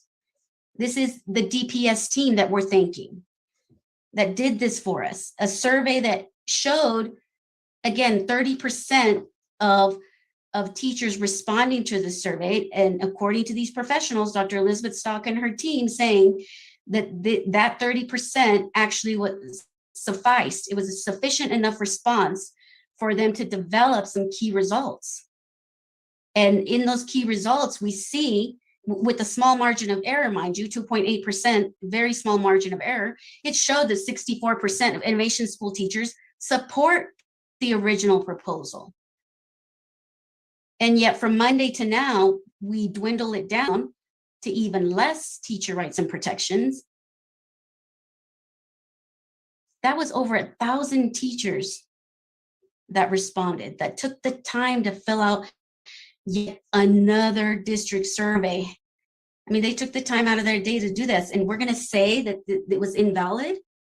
We're going to say that's not credible just because it wasn't set up the way that we wanted it to be set up. I mean, we allowed our DPS team of professionals to support us, and now we're going to say that their work is not credible. In terms of, voices in these survey results from leaders and principals, they had the opportunity to fill out a survey as well. Leaders and principals all across the district in all district-run schools have TECTA rights. They all have TECTA rights. Why can't our teachers have TECTA rights right now while they're in the middle of their negotiations with the district? So I repeat, across the nation, locally here in our city, we know that for decades, the teaching profession has been disrespected, and it's predominantly made up of women. We're in Women's History Month, and we're not going to give these women their protections and their rights that they so deserve. The time to increase those supports is now for our teachers. This is a missed opportunity for us to move forward and vote courageous and vote on EL 12.10. We need to make our values known around these teachers. We're all claiming that we support teachers, but yet we're saying we're not going to continue and vote on this. I mean, we're talking about collective bargaining rights, arbitration rights, rights to competitive wages. This is a missed opportunity. We have a superintendent that is supporting 12.10 and is supporting it going forward. Is supporting he has a strong willingness to ensure that there's manageable work environments for these teachers. And why put it in an EL, an executive limitation that is a value statement from the board to the superintendent and makes it more permanent for these teachers. These teachers have my son and thousands of students in front of them for 8 hours a day, every day. Why not set up a manageable work environment for them? Less stress. And why not do that now and help them out? They're the ones that are going to set up the quality learning environment that my son needs, and all the other children across the district need a quality learning environment. But in order to do that, these teachers need us right now. And we're letting them down by not moving this forward to a vote. So thank you for hearing me out. At this point, we need to move forward the current motion at hand, unless there's any other more comments. We're gonna ask, we're wrapping up discussion. Is anyone more interested in adding more thoughts? Because I'll have to ask Ms. Atwood to call roll.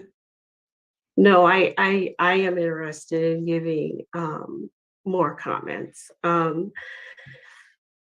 So we talk about values, and I hear it, right? But this isn't about one board member or two board members' values. This is about the values of this board collectively. And we have not had that conversation.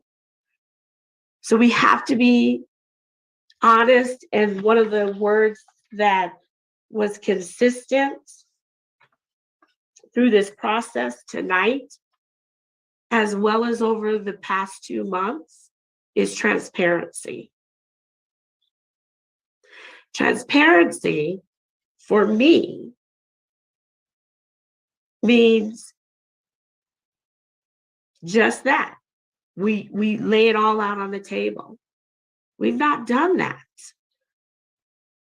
And to say that I don't value teachers because I believe that this process is flawed, I take offense to.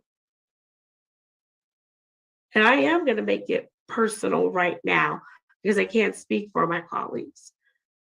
I do care about teachers. I do care about what's happening in the schools. And every single one of us sitting here tonight, we know that there is another solution. We know that we don't have to pass this EL. It's the conversation that hasn't been had. We know this can be brought forward a different way.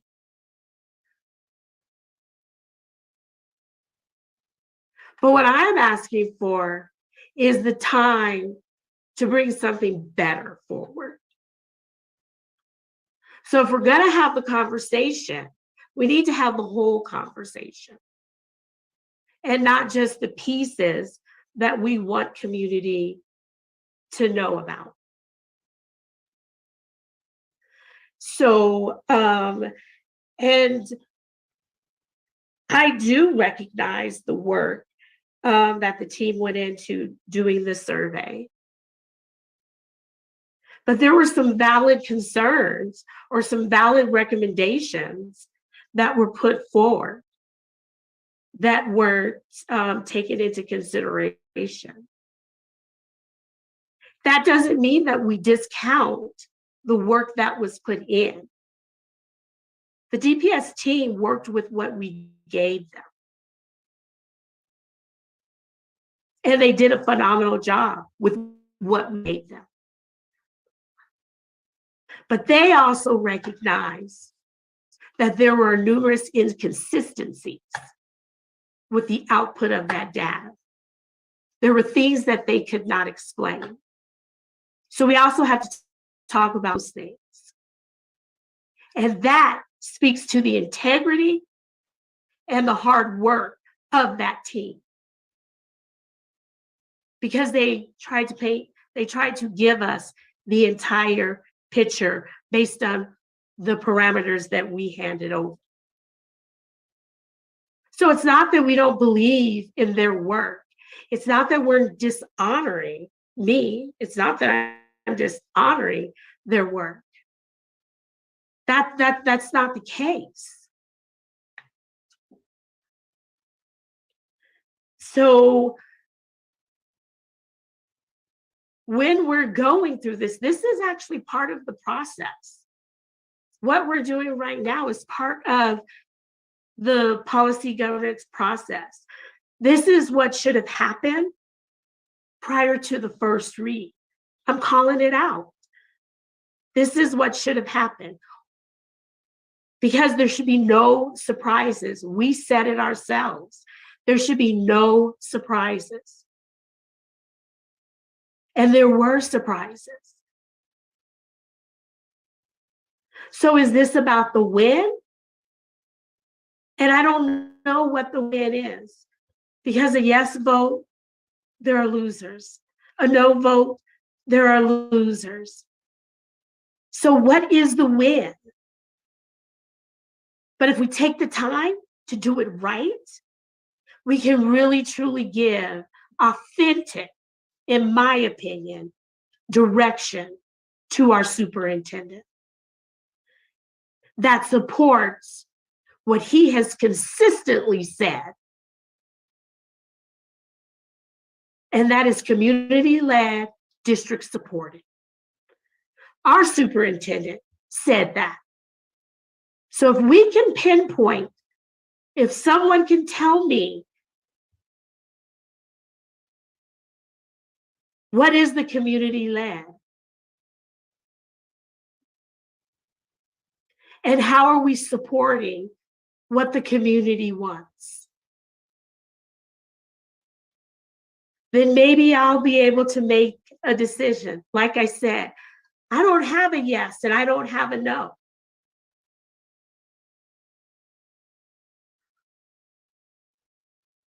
But it's up to us to do the hard work, and it's up to us to have the difficult conversations. And I appreciate what Reverend Lorovic said. This, the discourse that we're engaging in is what we're supposed to do. We are 7 intelligent individuals elected to do that very thing. And we do it with respect towards one another. Doesn't mean we have to agree, but we can do it with respect. We can do it without getting backhanded digs at each other. Because the community, they see that. They understand that. We're better than that. We are better than that. We can do this, and we can do this right.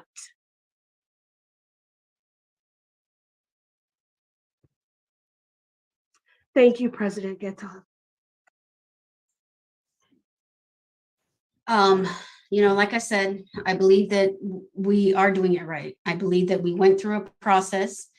It was a lengthy process. We have EL 12.10, where we all deliberated. We came to a consensus, and we did it right. And, I only wish that was the discussion we were having right now was around 12.10 so that we can move it forward to a vote. Vice President Anderson. I'm grateful that the survey data was brought up because I do believe that that our teams in Denver Public Schools and the professionals that took the survey data, they were using what was given to them. And so since we brought up the survey data, I have it in front of me. I am going to flip to the side where it says that our innovation leaders, 86% of our innovation leaders oppose this. Where I'm going to say our traditional leaders, 46% oppose this. Now let's talk about community. From the community that showed up and that was surveyed in this data, over 80% of them oppose this. So when we are having the conversations, this can't be about earning a Black Lives Matter badge for fun.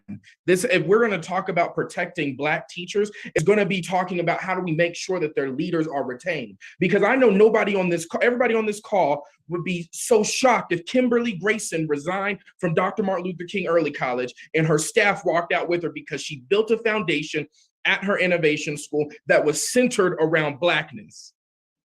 If Sheldon Reynolds walked out of his school and said, I am leaving the profession due to this, and his teacher started to walk too, what is that unintended consequence? So I hear a lot about Black teachers tonight. I hear a lot about doing what's right. And that's what I'm hearing is doing what's right is making sure we get it right. Because we have students that can't read, students that can't do math, students that can't read, students that can't do math, students that can't read, students that can't do math, students that can't read, students that can't do math, students that can't read, students that can't do math. And we have yet to talk about that. But we are talking about an executive limitation for 6 hours. We talked about it on Monday, and the concern has been consistent that we needed more time. This isn't a shocker. This isn't why are we here? It was clear from day one, we needed more time to digest this, to make sure Black leaders aren't walking away. Because Black folks aren't going to point their fingers at y'all on this board call. They're going to point their fingers at their 2 African-American school board members and say, what did you do to chase our Black leaders out? I refuse to be a part of the Black exodus. 86% of the leaders in our innovation schools oppose this, according to the data that we were presented. I support our teachers. I've made that clear. I don't have to go through that speech again. Our teachers in this said that the more that they know about their innovation plan, the less likely they are to support the plan. So and did we already consider? I'm not done talking. This is about making sure that we have an opportunity to get this right, that we focus on students, that we talk about the real issues at hand, because this has to be more than campaign promises. And that's what I feel like we are talking about right now. I want to pose a question. Did we already consider the Black exodus of teachers the Latina and Latino exodus of teachers in the last few years. This is an executive limitation on teachers' rights. And we've had an exodus on BIPOC teachers. Are we considering, again, that this is an EL on teachers' rights? Director Lorvik has had his hand up. Thank you much, Madam President. Vice President Anderson, I greatly appreciate the call to focus on our students. Absolutely do. I concur. And I don't think there's anyone in the city of Denver that doesn't believe that's where our energy needs to be. And we've heard that from folks. And that's honestly one of the reasons I don't want to postpone to a later date. If this thing isn't going to move forward, let's just take the vote, have it not move forward, and then get to these other things. If we postpone to June, so now we're talking about all of April, all of May, the continued, and I would rather just vote on this tonight. And if it moves forward, look, some of the fears that I think have been mongered in the community about this whole thing, not all those fears are going to come true, and folks will see that. Are there some places of tension that may exist? Yes. And will our superintendent, within reasonable interpretation, help address those? And can we as a board do that? Absolutely. We can tend to those places. If it doesn't get to move forward, then it doesn't get to move forward. And then the next meeting, we don't have this space of tension and anxiety, and we can get to those things. So I would encourage us not to table it for the very reason you mentioned about the reading and the math and the recovery and the support of our educators and putting our time and effort where it needs to be.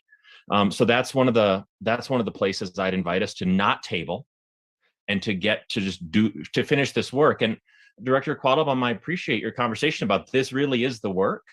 And I want to just keep doing it while we're in the space right now versus walking away and trying to come back to it a later time. Well, I think it's Director Quattlebaum, right? Or yeah. was it? Yeah. And so first, Reverend Lorvik, this is what should have been happening over the 2 months. We should have been engaging in this discourse right here. All along, we should have been having this. So we as a board, we failed, right? So I want to ask for a point of clarification from President Gaitan. When you talked about the previous exodus of African American, Black, and Latinx teachers, and that this is to protect them. So my question to you is, just so that I have an understanding, being able to contextualize that statement, were those teachers all from innovation schools? Because this executive limitation, proposed executive limitation, actually morphed into teachers' rights as it pertains to innovation schools. Director Quattlebaum, the answer is yes. I don't have a percentage to give you. If you're looking for a percentage, I don't have a number for you. But yes, innovation schools are predominantly in Southwest Denver and Northeast Denver, where predominantly our BIPOC teachers lived and worked. So yes, Lincoln High School and Innovation School lost many Latino teachers. Yes. So the Black educators that I've spoken to and the ones that have left didn't leave from innovation schools. They left DPS because of DPS's treatment of them. I was speaking with a board colleague in Louisiana. I'm not even gonna go down that road, but let's just say, so I think we should be honest with ourselves. For me, I never originally viewed this as a referendum on innovation schools. I thought we were truly talking about teachers across the district. irregardless of school type. And then when I'm asking the question, and this is speaking in the community, how did this become an innovation conversation? I was told it's always been innovation. And then our dialect turned into it being about innovation. So that's what we're discussing. Waivers were brought up, right? And so do we even know what this is about? Because I came in with one lens and now we have something else. Thank you. For me, it is about all teachers. The original intent for me, I'm speaking for myself, is yes, all teachers. However, we do know that predominantly this will affect innovation school teachers in a positive way. In a positive way. I have to remind everyone and our DPS viewing audience that the survey results showed 64% support from innovation school teachers. That is a high percentage, a very high percentage. I know Dr. Carrie Olson's been waiting to speak. So would you like to unmute? Actually, I think it's Director Esserman and then Dr. Marrero, and then I'll go, but thank you. I'll actually defer to Dr. Marrero. Okay. Dr. Marrero. Thank you, Director Esserman. Good evening, all. Very, very long day, and thank you, Director Anderson, for acknowledging. I want to also echo the thanks to my staff who's been up even before 7 a.m. And I have a couple of things to share if I can, right? Always respectful of the board meeting and the functions. This is a board meeting of the board, which I'm a participant, but it is simply a meeting that's public. So please don't ever consider my silence as I don't have an opinion. I offered it on Monday, and I'm going to elaborate a little bit more based on some misconceptions that I've heard all evening long. So first I want to start that I do appreciate the discussion, however imperfect it has been in terms of process. As evidenced by the amount of very passionate feedback that we've received tonight, no exception. If we remember the first night public comment, it was overwhelmingly against, the second overwhelmingly for, and tonight we had to make sure, but overwhelmingly it was against as well. So we have heard a tremendous amount from both sides. And it is a critically important issue for all our educated schools and community. We can't negate that. But I know that I have been listening. I've been listening as I engage in these school visits. I've been listening throughout all these board meetings.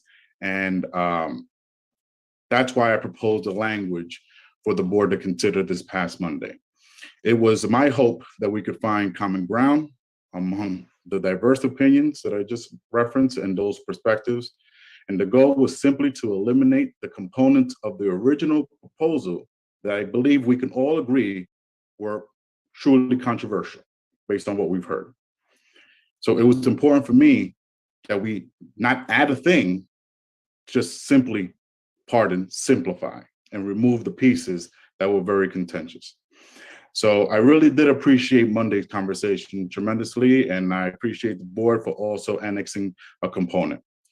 I want to make sure that everybody who spoke today, who's been emailing, understands the two components, because it really comes down to two components. It's TECTA, and it's the waiver of DCTA master agreement. Those are the two pieces in the revised.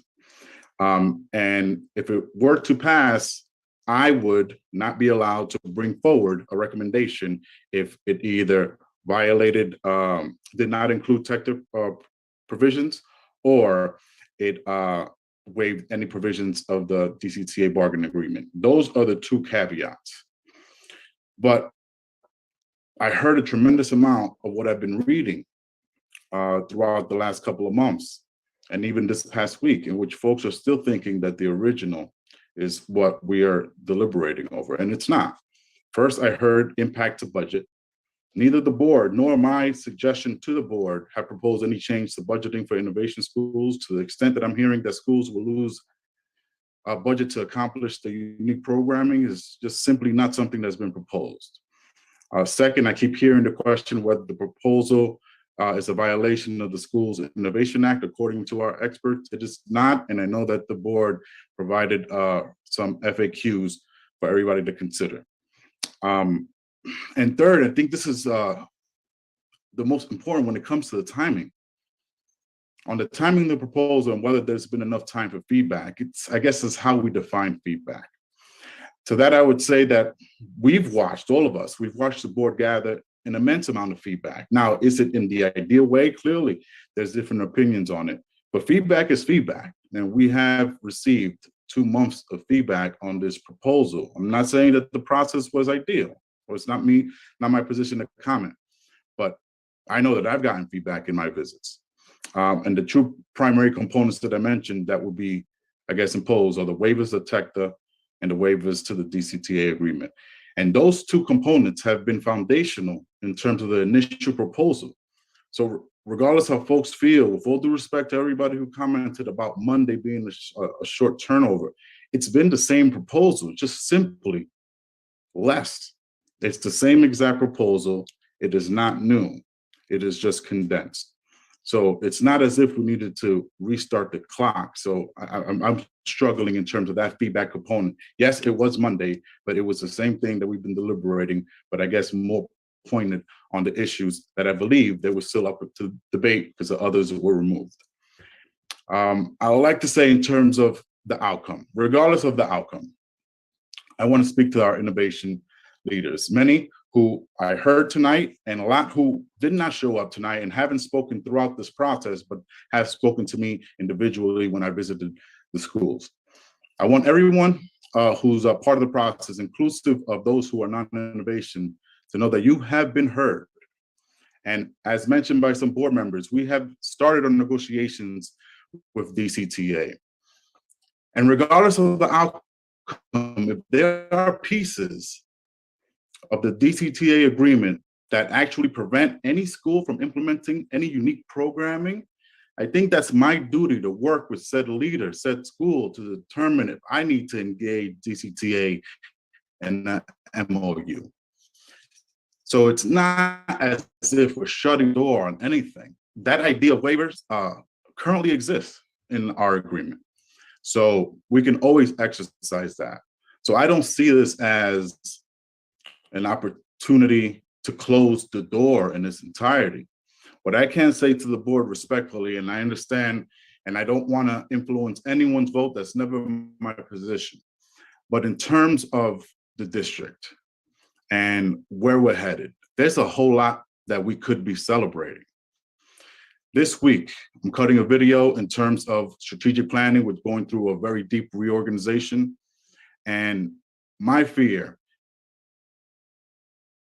is that this will continue to be the focal point of what's happening in the district, and folks are not going to pay attention to our new vision statement, our new mission statement, and our new hire.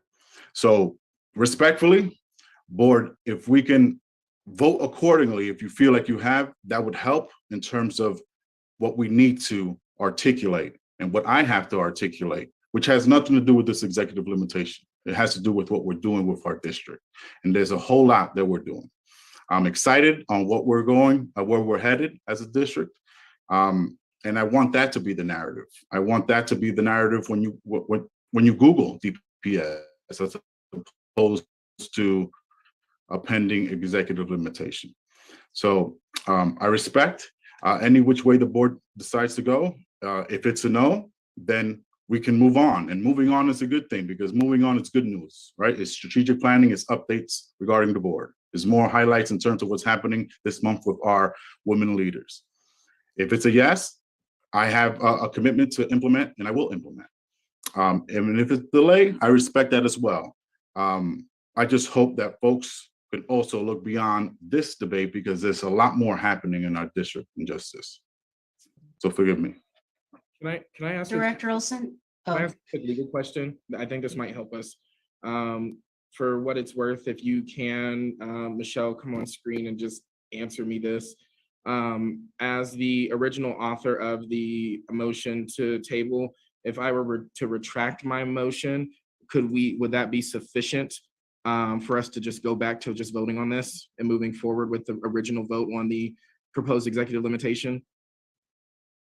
I think it's been seconded at this point, so I think you should vote on it. But if you decided not to do it, I think you can vote it down. Can I then, Madam President, I would, unless Dr. Olson, this is on the motion to table, at this point, as the original author of the motion, I'm going to encourage a no vote on the tabling motion. And let's just move on to the, I'm tired of being gaslit. So let's just move on to the vote at this point. So I'm okay voting no on the original motion to table, and we can just get to the point at this point, because I know staff has been here for a while. But just to clarify, Vice President Anderson, because you're saying you're tired of being gaslit, I meant no remarks. My remarks were not meant to gaslight any of my colleagues. Just want to share my opinion. So hopefully I'm not saying or doing anything for anyone to feel gaslit. Combination of a lot. So I'm ready just to go ahead and to vote on the motion to table. If it fails, then we go back to the motion. That's where I'm at. I'm sorry, as the original person who put the table forward, we've heard a lot.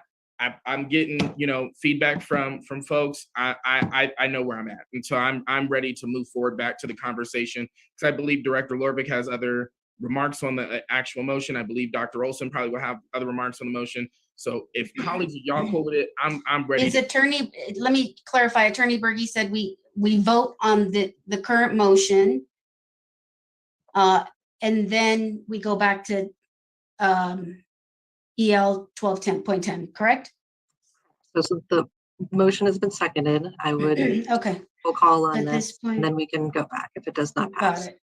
Got it. So at this point, I call on Lori. Ms. Atwood, would you please call roll? Director Anderson? No. Director Balderman?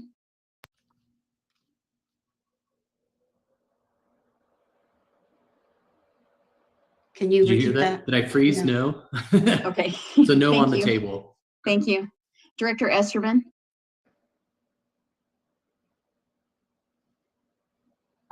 Director Esterman, repeat that. We didn't hear you.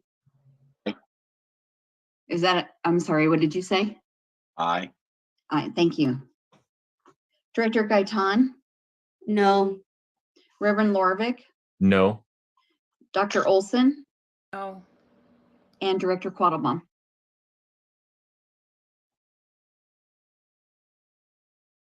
And this is to table it, correct? Correct. Yes. Aye. Thank you. All right, so the motion does not pass. So we will revert back to the original conversation, returning to item 3.01, revisions to executive limitation 12.10, employee treatment. We had a motion, remind me, Attorney Berge and Lori, we had a motion and a second, correct? That's correct. Yes. Correct. So Reverend now we Lorvik was open the that for first. discussion. It's open for discussion now. Director Anderson? Thank you, Madam President. I can't, in good faith, move this forward. This night has just been an eye-opening experience, hearing my colleagues and their remarks. I didn't want to have to be here, and I already know that there will be labels put on me after this this decision. But I have to go with my moral compass, and I can't endorse this process. This process has been flawed. This process has not incorporated our entire community voice. Our communities are fractured. There has yet to been an apology. There's a lot. We've already discussed most of it. So with that, I encourage and implore a no vote on this executive limitation. Let's move forward, and if somebody wants to talk about innovation renewals, let's do it. Let's have the conversation. let's bring the people to the table. But at this point, we can't support this moving forward, because this has been a waste of time. And also, we have to be in a position to ensure that we are doing the right thing and not having the unintended consequences of this vote. And so I am encouraging a no vote tonight. Director Lorvik. Thank you very much, Madam President. As I mentioned earlier, I do want to thank all those who spoke. I want to thank all those who emailed. We've received so many emails and conversations. I want to thank all the schools that took time out of educating to let us come in and look and listen and learn with them. And I want to thank the superintendent for offering this version that is before us. Dr. Marrero, I really appreciate the way you helped bring some simplicity to our work. So many folks keep asking the question, what is the reason? What's the why behind this? That seems to be a very common mantra. And I think this is a forum for me to share that, my why for this. I wasn't one who wanted to go out and just randomly state it separate. I wanted to discuss it here with you all as we engage in this conversation. And let me say, for me, the reason is to correct the idea that the sacrifice of teacher rights is a means to innovation. That's what I want to correct. I mean, it was a decision that leaders in the seats we hold right now made many years ago, but they were leaders with very different values. And I think this is our chance to repair that. My why is that I don't believe we need to sacrifice teacher rights as a means of innovation. And we can protect those rights for every single educator. I want to be clear, and there will some who may not believe me, but I want to be very clear. This is not a critique of individual schools or school leaders, especially those who are with us this evening. This, for me, is work within a system that needs policy and guidance in this way to fix this longstanding problem that started at a state level and then was enacted at a board level years ago. And I said this before, but I think it's important for the folks to hear. To those who worry about, this is going to go wrong and this might go wrong, and what about so many of the fears that have been mongered in these last couple months will not come to be. I will acknowledge there are some places where the tension is real, but as the superintendent named, there is latitude within reasonable interpretation. We as a board are not letting go of our responsibility to tend to those needs. Director Anderson, Vice President Anderson, I hear you mention unintended consequences. I need us to recognize there are unintended consequences to voting no now. It isn't just one vote that comes with unintended consequences. This is part of our work. We have to look and weigh those things together. I also want to say a word to those who this evening, or those who in their emails or petitions would say, I've only heard opposition to this. I would like to remind us that that often comes as a product of those who benefit the most being the loudest, and those who really need this change being marginalized. This is our opportunity to name that we believe we can innovate and do the creative things with curriculum and calendars and staff positions and all these other pieces. We can do that, and we can do it to help our students read and learn math and learn to be amazing citizens and prepare to live incredible adult lives that people will say, that's a DPS grad. We can do all of those things without sacrificing educator rights. Thank you. I can call on one of you. Anyone else? Hand raised. Oh, Vice President Anderson, you had your hand raised? No, I was just saying Director Esserman had his hand raised. Oh, Director Esserman. Okay, missed it. Go right ahead.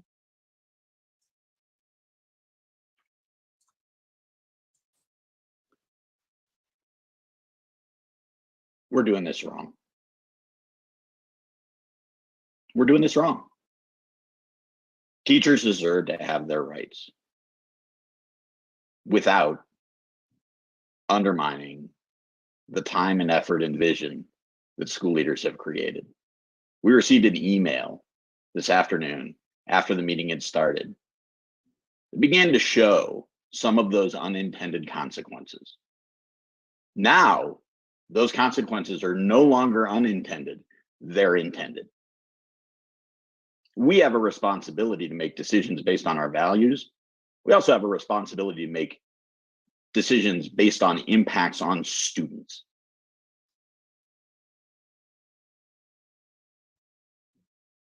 And if what we are about to pass, potentially, provides teachers their rights, but undermines the work that other teachers have committed to at their schools, as we've heard from. It's not about percentages. It's not about a survey where the input of board members was ignored before it went out. It's not about a first read of an executive limitation that was prescriptive when that's explicitly not what policy governance is supposed to do. It's not about insulting us by suggesting that we've been pressured since Monday. I'm not going to disrespect any of my colleagues like that.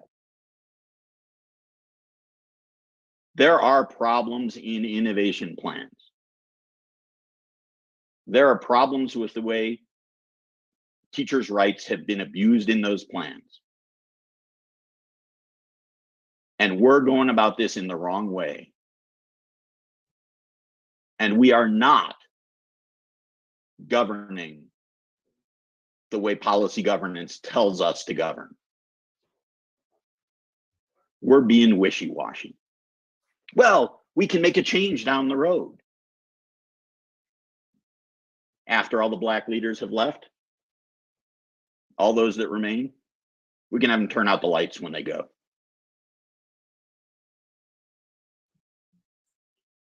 Lincoln's an innovation school because it has to be, because DPS didn't listen to community. And when Lincoln had achieved the rating that it needed on the state SPF, the district asked for it to be rated down. Same thing at Manual, same thing at Hallett. Those schools are on a clock because of actions of this district. Lincoln is an innovation school because of actions of this district. This is not simple. This is complex and this is hard. And we need to get it right. And we're about to not get it right. And that's disappointing to me.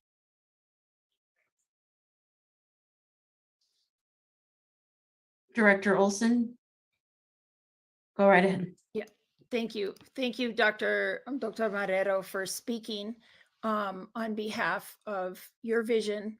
That was something I was curious that you could enter into public record here, because I think what we're hearing from our leaders and our teachers in schools is that they're worried that they're going to lose the things that make them an innovation school with this vote.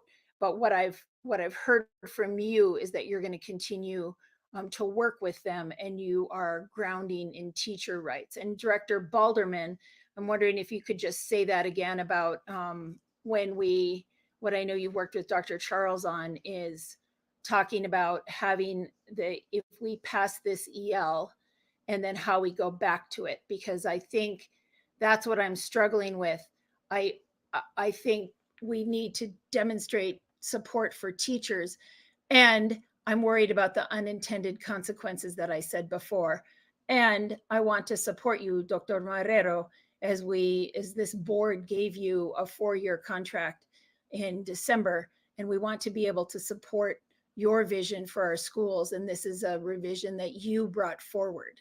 So I'm just wondering, Director Balderman, if you could speak to that just one more time for us. Yeah, in my opening remarks is where I referenced that of that this is an organic process. And if there is anything that is,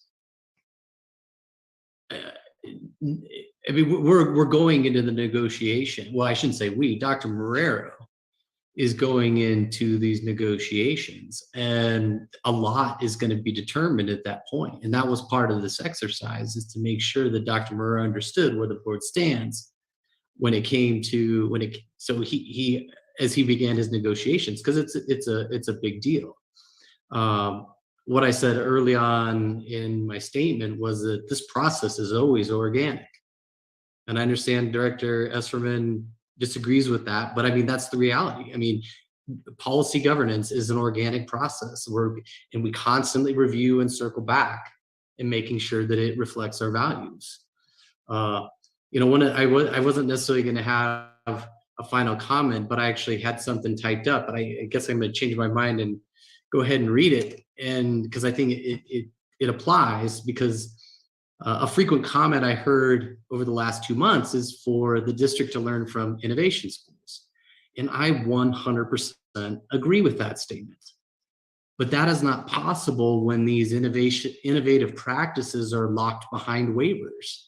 The district needs to make a conscious effort to convert these proprietary ideas into best practices and incorporate them into administrative policy, which is Dr. Marrero's. Those are administrative policies are Dr. Marrero's, and incorporate them into the master agreement. Dr. Marrero said that same thing as well.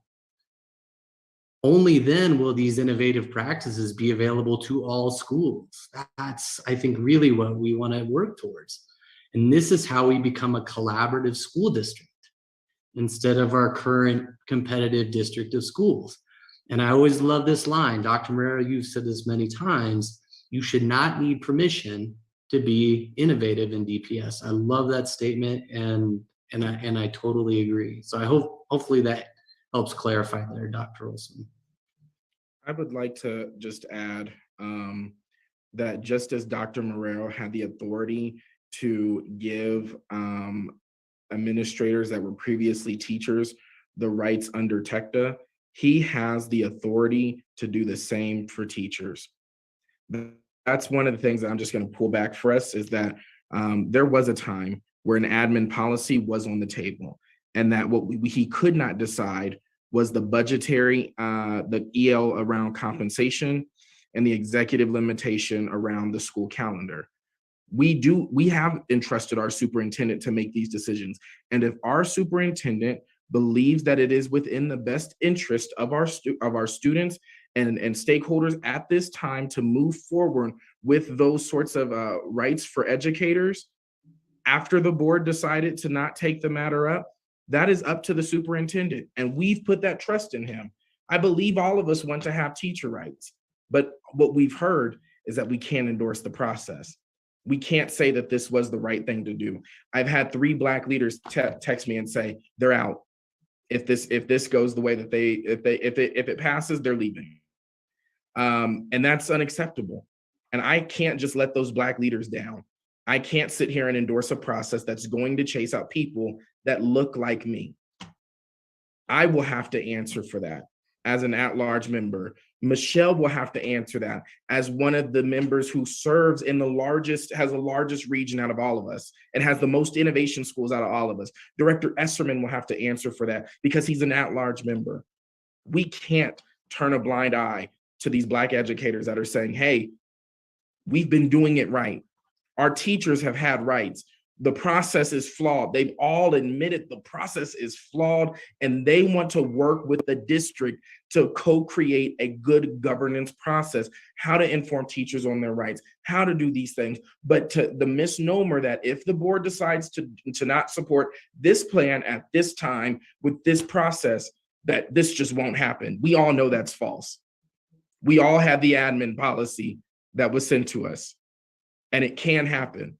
And if our superintendent chose to do so, that is on the superintendent, and we trusted him to do so at that time. And so I hope that we as a board can say this process cannot happen, because I'm thinking of the thousands of families that have reached out to us. We can't just disregard them. There actually have been more families that have reached out to us that did our survey.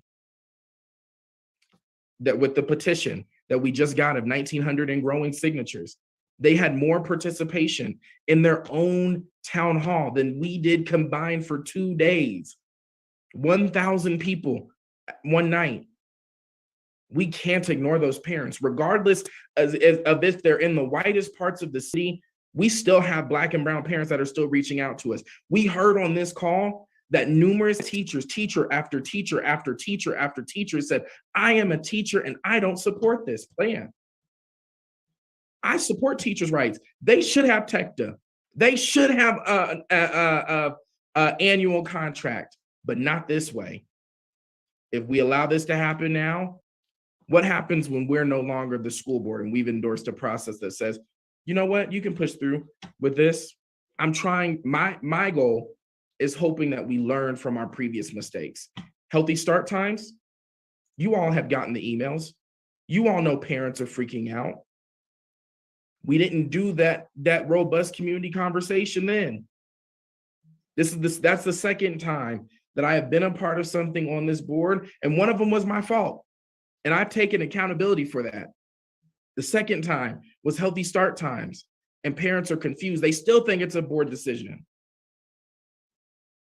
And now, will this be our third strike? Will we just pass stuff through without having the robust conversation with our communities that they deserve? The reason why I pulled the motion or voted down the motion to table is because it was evident and it was clear that we needed to give, you all wanted to give people clarity. Let's give them clarity.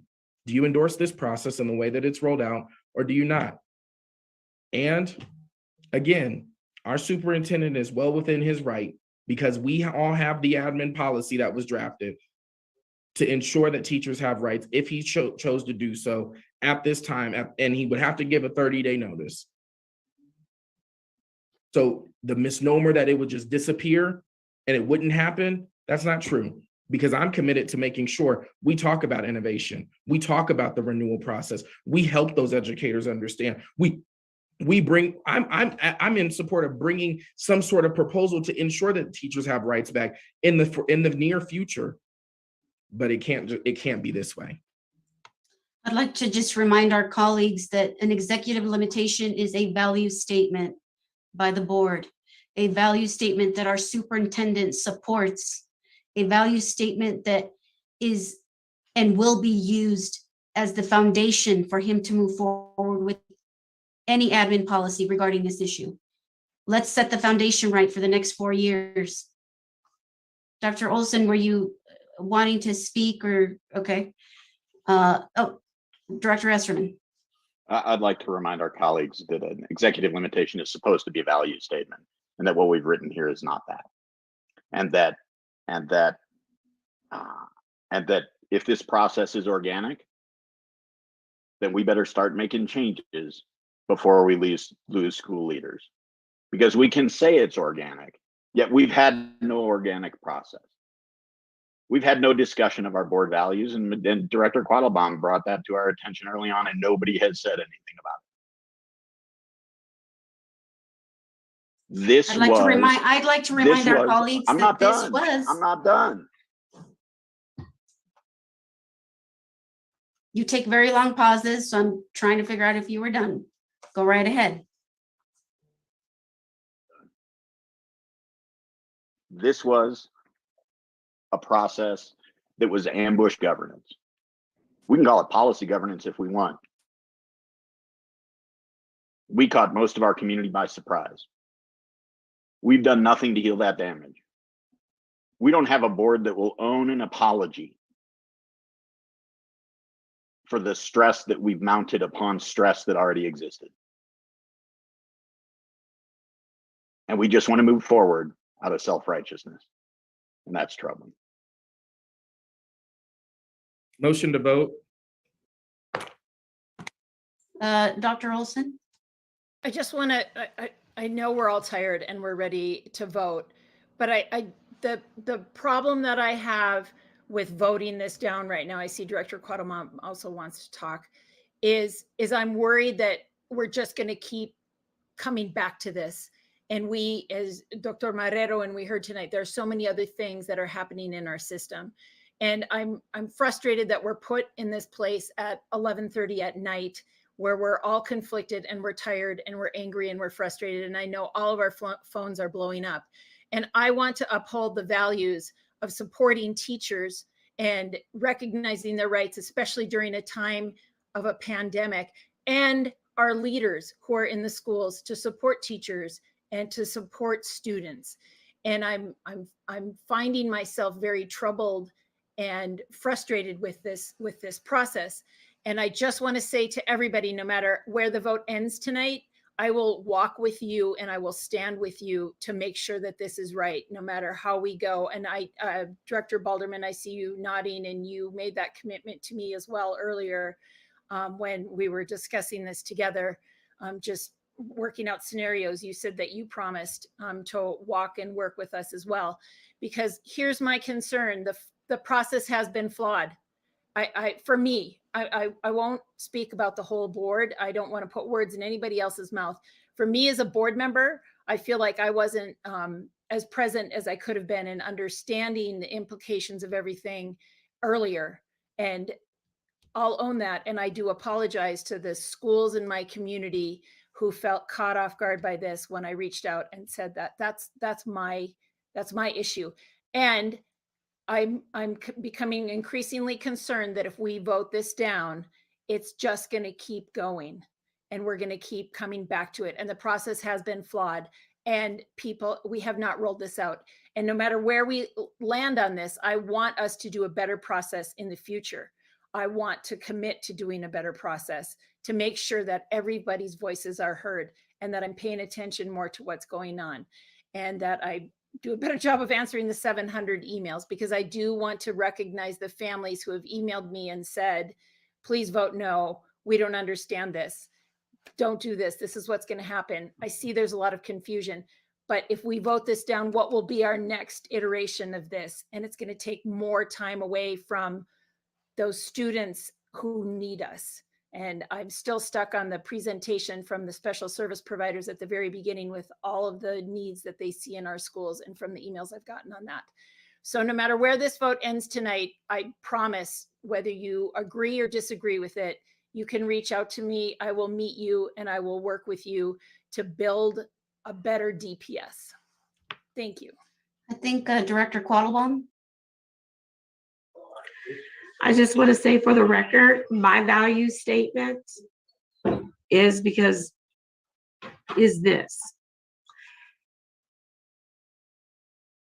It would say something like this: the superintendent shall ensure that all eligible employees have access to any collective bargaining agreement or any protections and rights granted. Something to that effect. Director Balderman, you and I had that conversation. And we had said, we had agreed that that was the value statement. That's not what we're putting forward. What we're putting forward is we're actually telling Dr. Madero how to do his job. And that's not what our role is.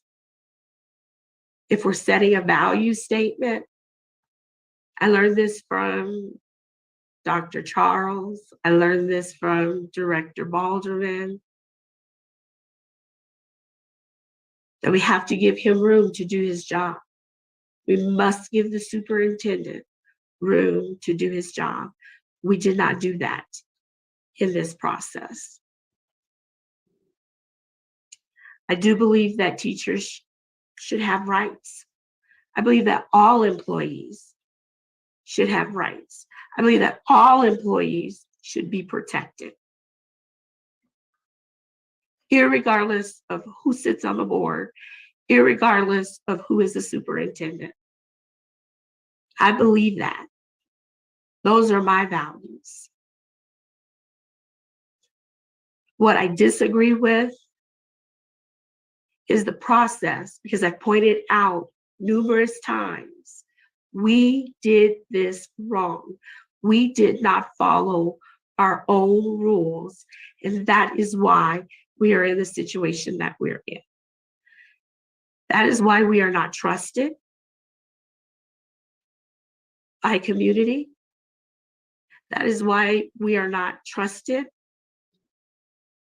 by teachers, by leaders. And so no matter what happens with this vote, I ask my colleagues, I will put it out there, I need you to help me reconcile the lack of trust that we are setting up, no matter which way the vote goes. And will you we have to fix this. So, yeah. I'd like to just remind our colleagues, we're not voting on process right now. We're voting on EL 12.10, a revision presented to us by our superintendent. But the a process. revision that will set the foundation again with a value statement to help him move forward in the next 4 years, to support him as he increases BIPOC licensed teachers throughout the entire district.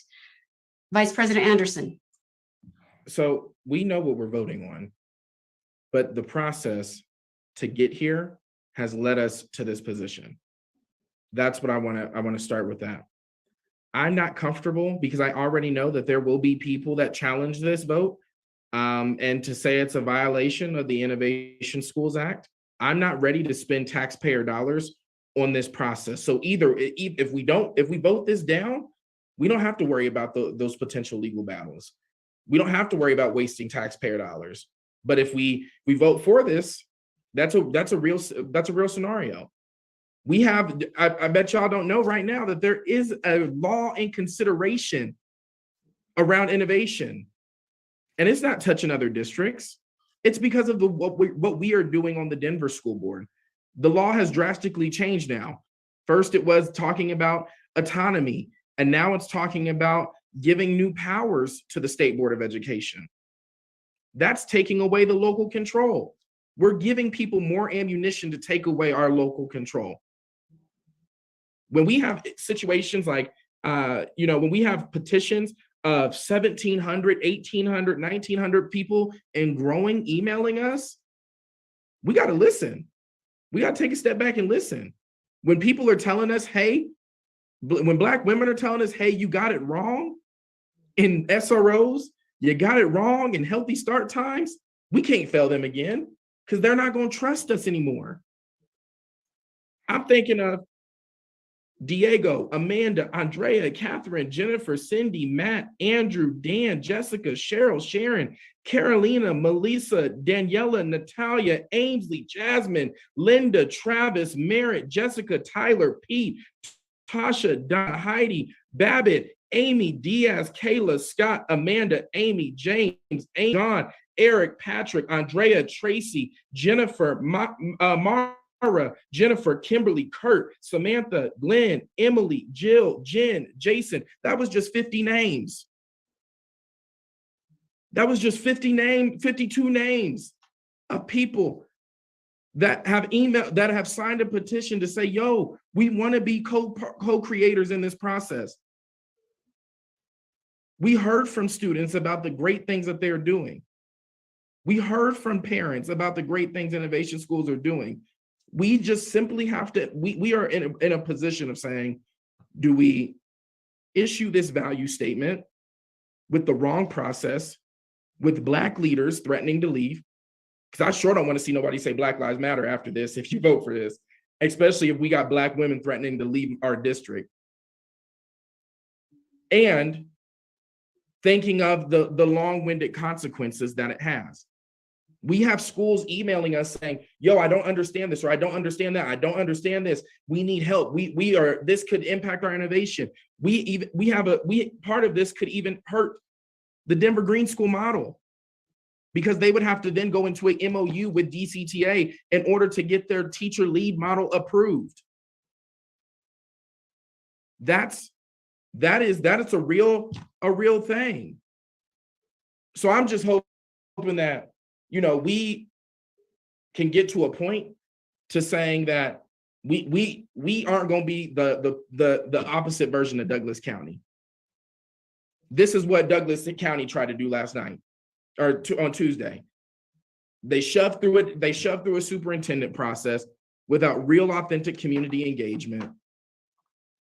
They selected somebody who is a controversial pick, and now that's what their district has to live with without actually having just the time.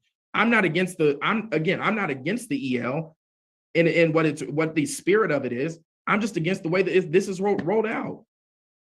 That's where we're at. I'm not willing to risk Black leaders to pass something for an organization that's 80% white, that we know we have racial inequities in various subgroups of our district. I love DCTA. I love our teachers with all of my heart. I do. But why we are here is because of failure of a process and the way that this rolled out. Because if it wasn't for us stopping it the first time in February, we wouldn't be here. We wouldn't be here in March. We had to put a stop to it once. And I think that people may come back, but I think that this can be empowering to say, now let's have a real conversation about the innovation renewal process. Let's talk about what the original proposal by the Black Educators Caucus was, which wasn't this. It was saying, let's vote waiver by waiver. Let's have conversations about what's on the menu. Let us pick what we want to do, and that's our innovation plan. Why not allow teachers to have the right to vote? So I think that that we're, I think it's getting late, but I think that we should respect the will of the teachers. 80%, 90% approval rates, that says a lot. But let's give the teachers the right to vote.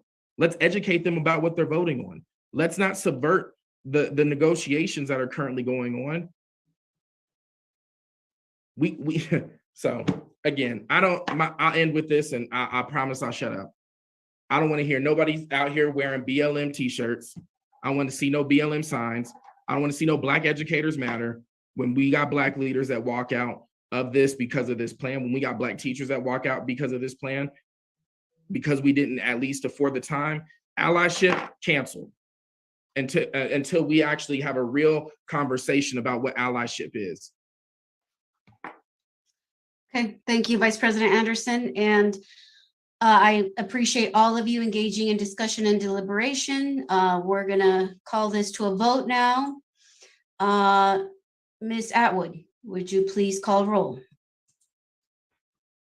Director Anderson, No. Director Balderman, Aye. Director Esserman,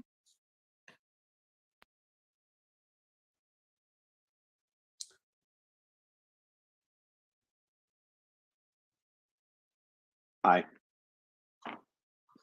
Director Gaitan, Aye. Reverend Lorvik, Aye. Dr. Olson, Aye. Director Quattlebaum.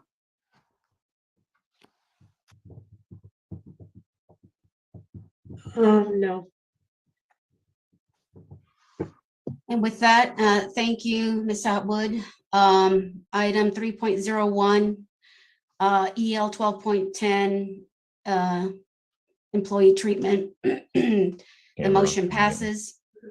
And we have completed all business for the Board of Education tonight. I'd like to thank Superintendent Marrero and all his staff for supporting us in this meeting as late as we did. We appreciate you. Thank you for hanging in there. Can I have a motion to adjourn? So moved. Can I have a second? Second. I'm sorry, who wants to grab the second? Second. Okay, thank you. Ms. Atwood, would you please call roll? Director Anderson? No. No, you don't want to adjourn? Nope. Okay. Director Balderman? Aye. Director Esserman? Aye. Director Gaitan? Aye. Reverend Lorvik? Aye. Dr. Olson? Aye. And Director Quattlebaum. Aye. Okay, motion passes. Thank you, Ms. Atwood. This meeting is adjourned. Thank you, DPS community. Have a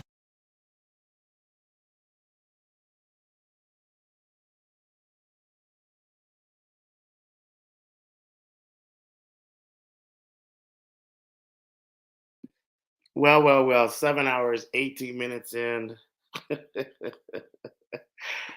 Whoo, boy. Boy.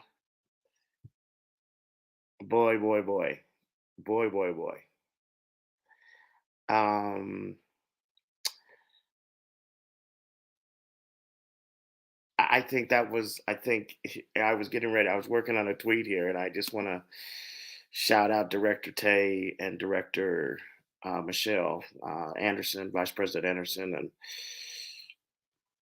Secretary Quattlebaum. Process matters, and I'm emotional because I I know too many of us in this district that look like me, Black men, Black women, Black families have been run over by oppressive practices in this district, have had so much done to us. And when people dismiss process, they dismiss how we got to a place. It's like folks who don't want to acknowledge the racism in the apparatus. They don't want to acknowledge 1619. They don't want to acknowledge all the things that got our country to where we are today, right? They don't want to acknowledge those things, and everybody's in an uproar about those things. Like, oh, yeah, right. But then when we get here, folks don't want to talk about process. Folks don't want to talk about how this came about, how it was sprung on community, how if you continue to hear President Gaitan talk, is everybody's so worried about these negotiations with a bargaining unit that doesn't represent all teachers and has not historically represented all teachers well.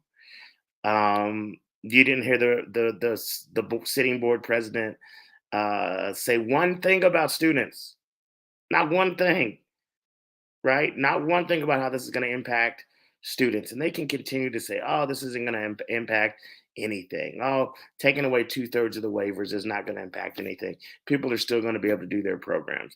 Yeah, you know why they can say that? Because they don't know what the hell's going on. They don't know what's going on in schools, right? They don't know how schools are operating. They don't know, what schools are having to leverage to meet the very diverse needs of students and families. Process matters. And if process didn't matter, what's the point of processes, right? Well, let's just be dictators and just do what we want to do. Let's just say, look, we got put on the board with a $30,000 investment by an interest group, and that interest group is why I am doing what I'm doing. Be clean about it. Bring it to the light, right? No need to hide. No need to hide. We can all go to, to records and figure those things out. This was,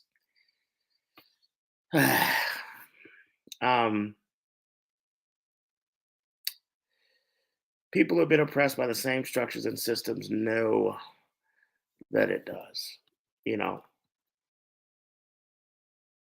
or hurt.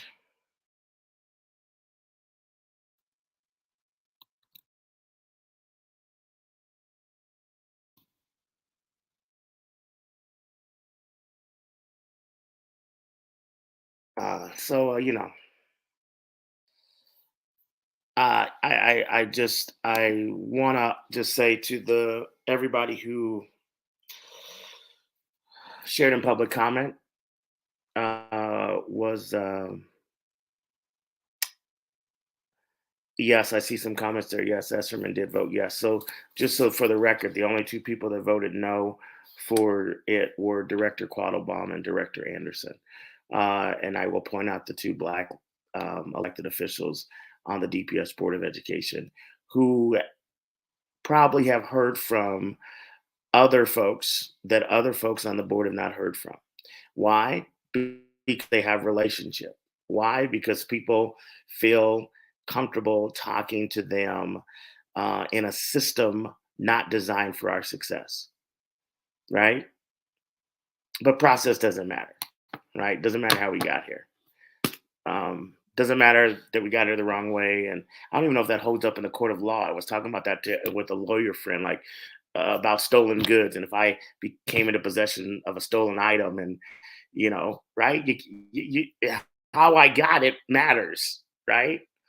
And how we got here matters. I want to shout out innovation teachers, principals, families who rightfully have stood up for what they believe in, rightfully have stood up for the opportunity to self-determine, right? As one who has fought for the last 15 years for innovation for us is a liberation from a bureaucratic system that has not afforded teachers and leaders and communities the freedoms, the tools, the resources, the supervision, the support to do the best things for students.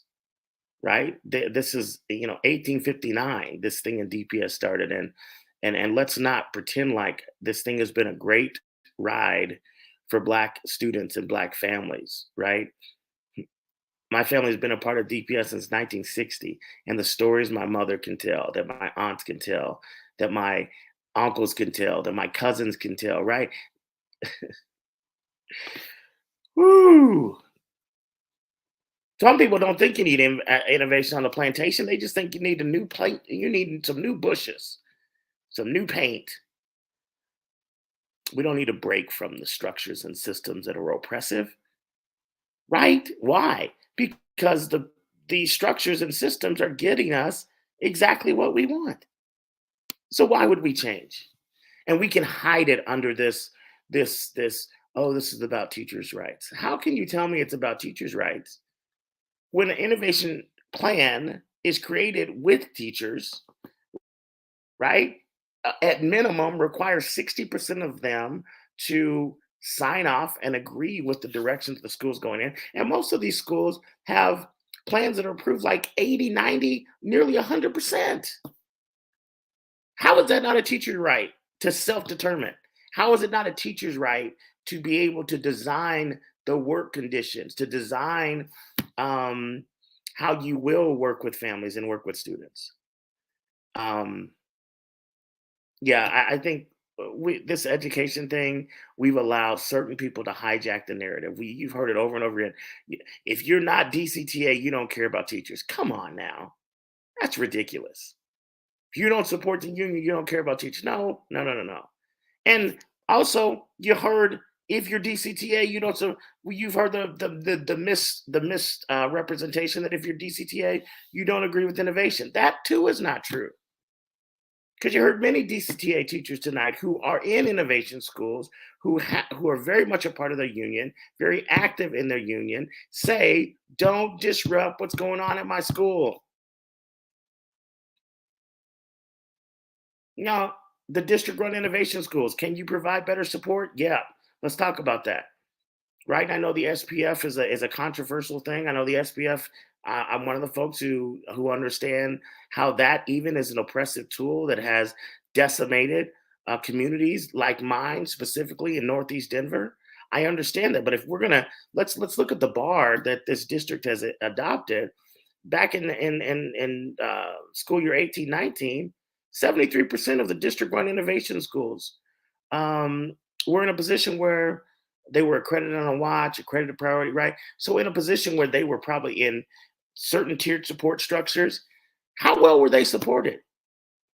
How well were their ISs out there giving them what they needed? How well was those tiered supports delivered? How well were those resources that they needed distributed? Let's own that. Let's talk about that. Let's talk about the lack of support. Let's talk about the lack of resource. Let's talk about that innovation, when it is just used as a turnaround tool, and I've lived this, when it's just used as a turnaround tool, right? I'm telling you, you become dependent on these other support structures, right? You become dependent on these other folks who are still dictating to you how you need to do things, and you very rarely are doing things the way you know they need to be done for students. So innovation is a turnaround strategy. Bump that. Innovation is a tool of liberation. It's a tool that is given to teachers, to leaders, to families, to communities in school buildings to be able to say, we're here every day. We know little Vernon. We know his family. We know his needs. We talk to him on a daily. We know where his learning strengths. We know, and so we adjust to him. We don't need somebody at central office. We don't need somebody on a board. We don't need even a disconnected superintendent to tell us what to do for little Vernon. You know why? Because we're with him every day. That's the flexibility that innovation yields, is to give people the power of professionalism, to give people the power of bringing their brilliance together and saying, What can we do together in this place? Knowing the needs, knowing the challenges, what can we do? So, whew, what a night! What a night! I'm disappointed in so many ways. Disappointed in so many ways. From yeah. What are next steps? What are next steps? Well, we continue fighting, and by that I mean for our children. We continue showing up as parents. We continue showing up as educators. We continue showing up as leaders who are in this for the right reasons. Some of us have 5 kids, 4 kids, 3 kids, 1 kid. Some of us are raising grandkids, nieces and nephews, right? And we know that every day it's about them. We know that every day it's about the future that we dream for them and that they dream for themselves. And we're not going to trust bureaucratic systems. We can't, because we've been bruised by them. We've been hurt by them. We've been wounded by them. And the data shows us that these same bureaucratic systems, these same structures, this same apparatus is not for us. So why should we trust it? We can't. We shouldn't. And we should do whatever we can to create, to innovate, to make new realities that work for us and our children. I've been saying that for the last 15 years. I've been working hard on that for the last 15 years, and we've met resistance all the time. I got teammates who continue in the trenches every day, and they meet resistance because there are some people who just don't want certain people to be liberated, to be free to explore and to experience life to the fullest. It's just a reality. But anyways, what a long meeting to get to a place that I was hopeful. I was hopeful in the dialogue. I was hopeful, and I was just, like I said, very disappointed in where we ended up, because I felt like there were people who were going to hold to the fact that, one, as a board, we don't understand policy governance. 2, as a board, we've not come together to really iron out our shared values. 3, this was not reflective of community-led and district-supported. I love the question that I believe Director Quattlebaum brought up. Show me where this was community-led. Where was the community charge for this? If you read any policy governance book, that's what it tells you, right? Like, you are constantly talking to your community. Where was that? I heard one of the speakers that had a public comment made mention to, who wasn't at public comment. And one of the things I said, well, okay, well, where are all the people at public comment tonight who were in Scott Balderman's ear and said, this is the path we need to take. This is the problem that we have, and we need to solve it this way. Where were all those folks? Yeah, I don't know if this solves for anything but to create continued silos that I think is what the powers that be want. That's how you maintain this system. There are forces that don't want us to be the beloved community. There are folks that don't want us to operate as one DPS because they know in that there's some power that has to shift. There's some, So anyways, it's bedtime because some of us have got to get up very early and take a 3rd grader to school. So we'll give more details and feedback in the coming days, but it landed where I should say it surprisingly landed where it did for me, because I was hopeful just from my conversations with folks. I was very hopeful that people would truly say, we can't move forward if we got here the wrong way. And tonight I am sick that process does not matter, and whatever else does. So good night, sleep well. And guess what? Tomorrow we got to get up and we got to love each other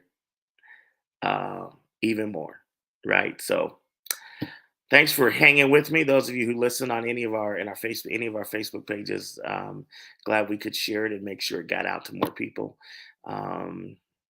But this has been the PJones perspective, and we're out.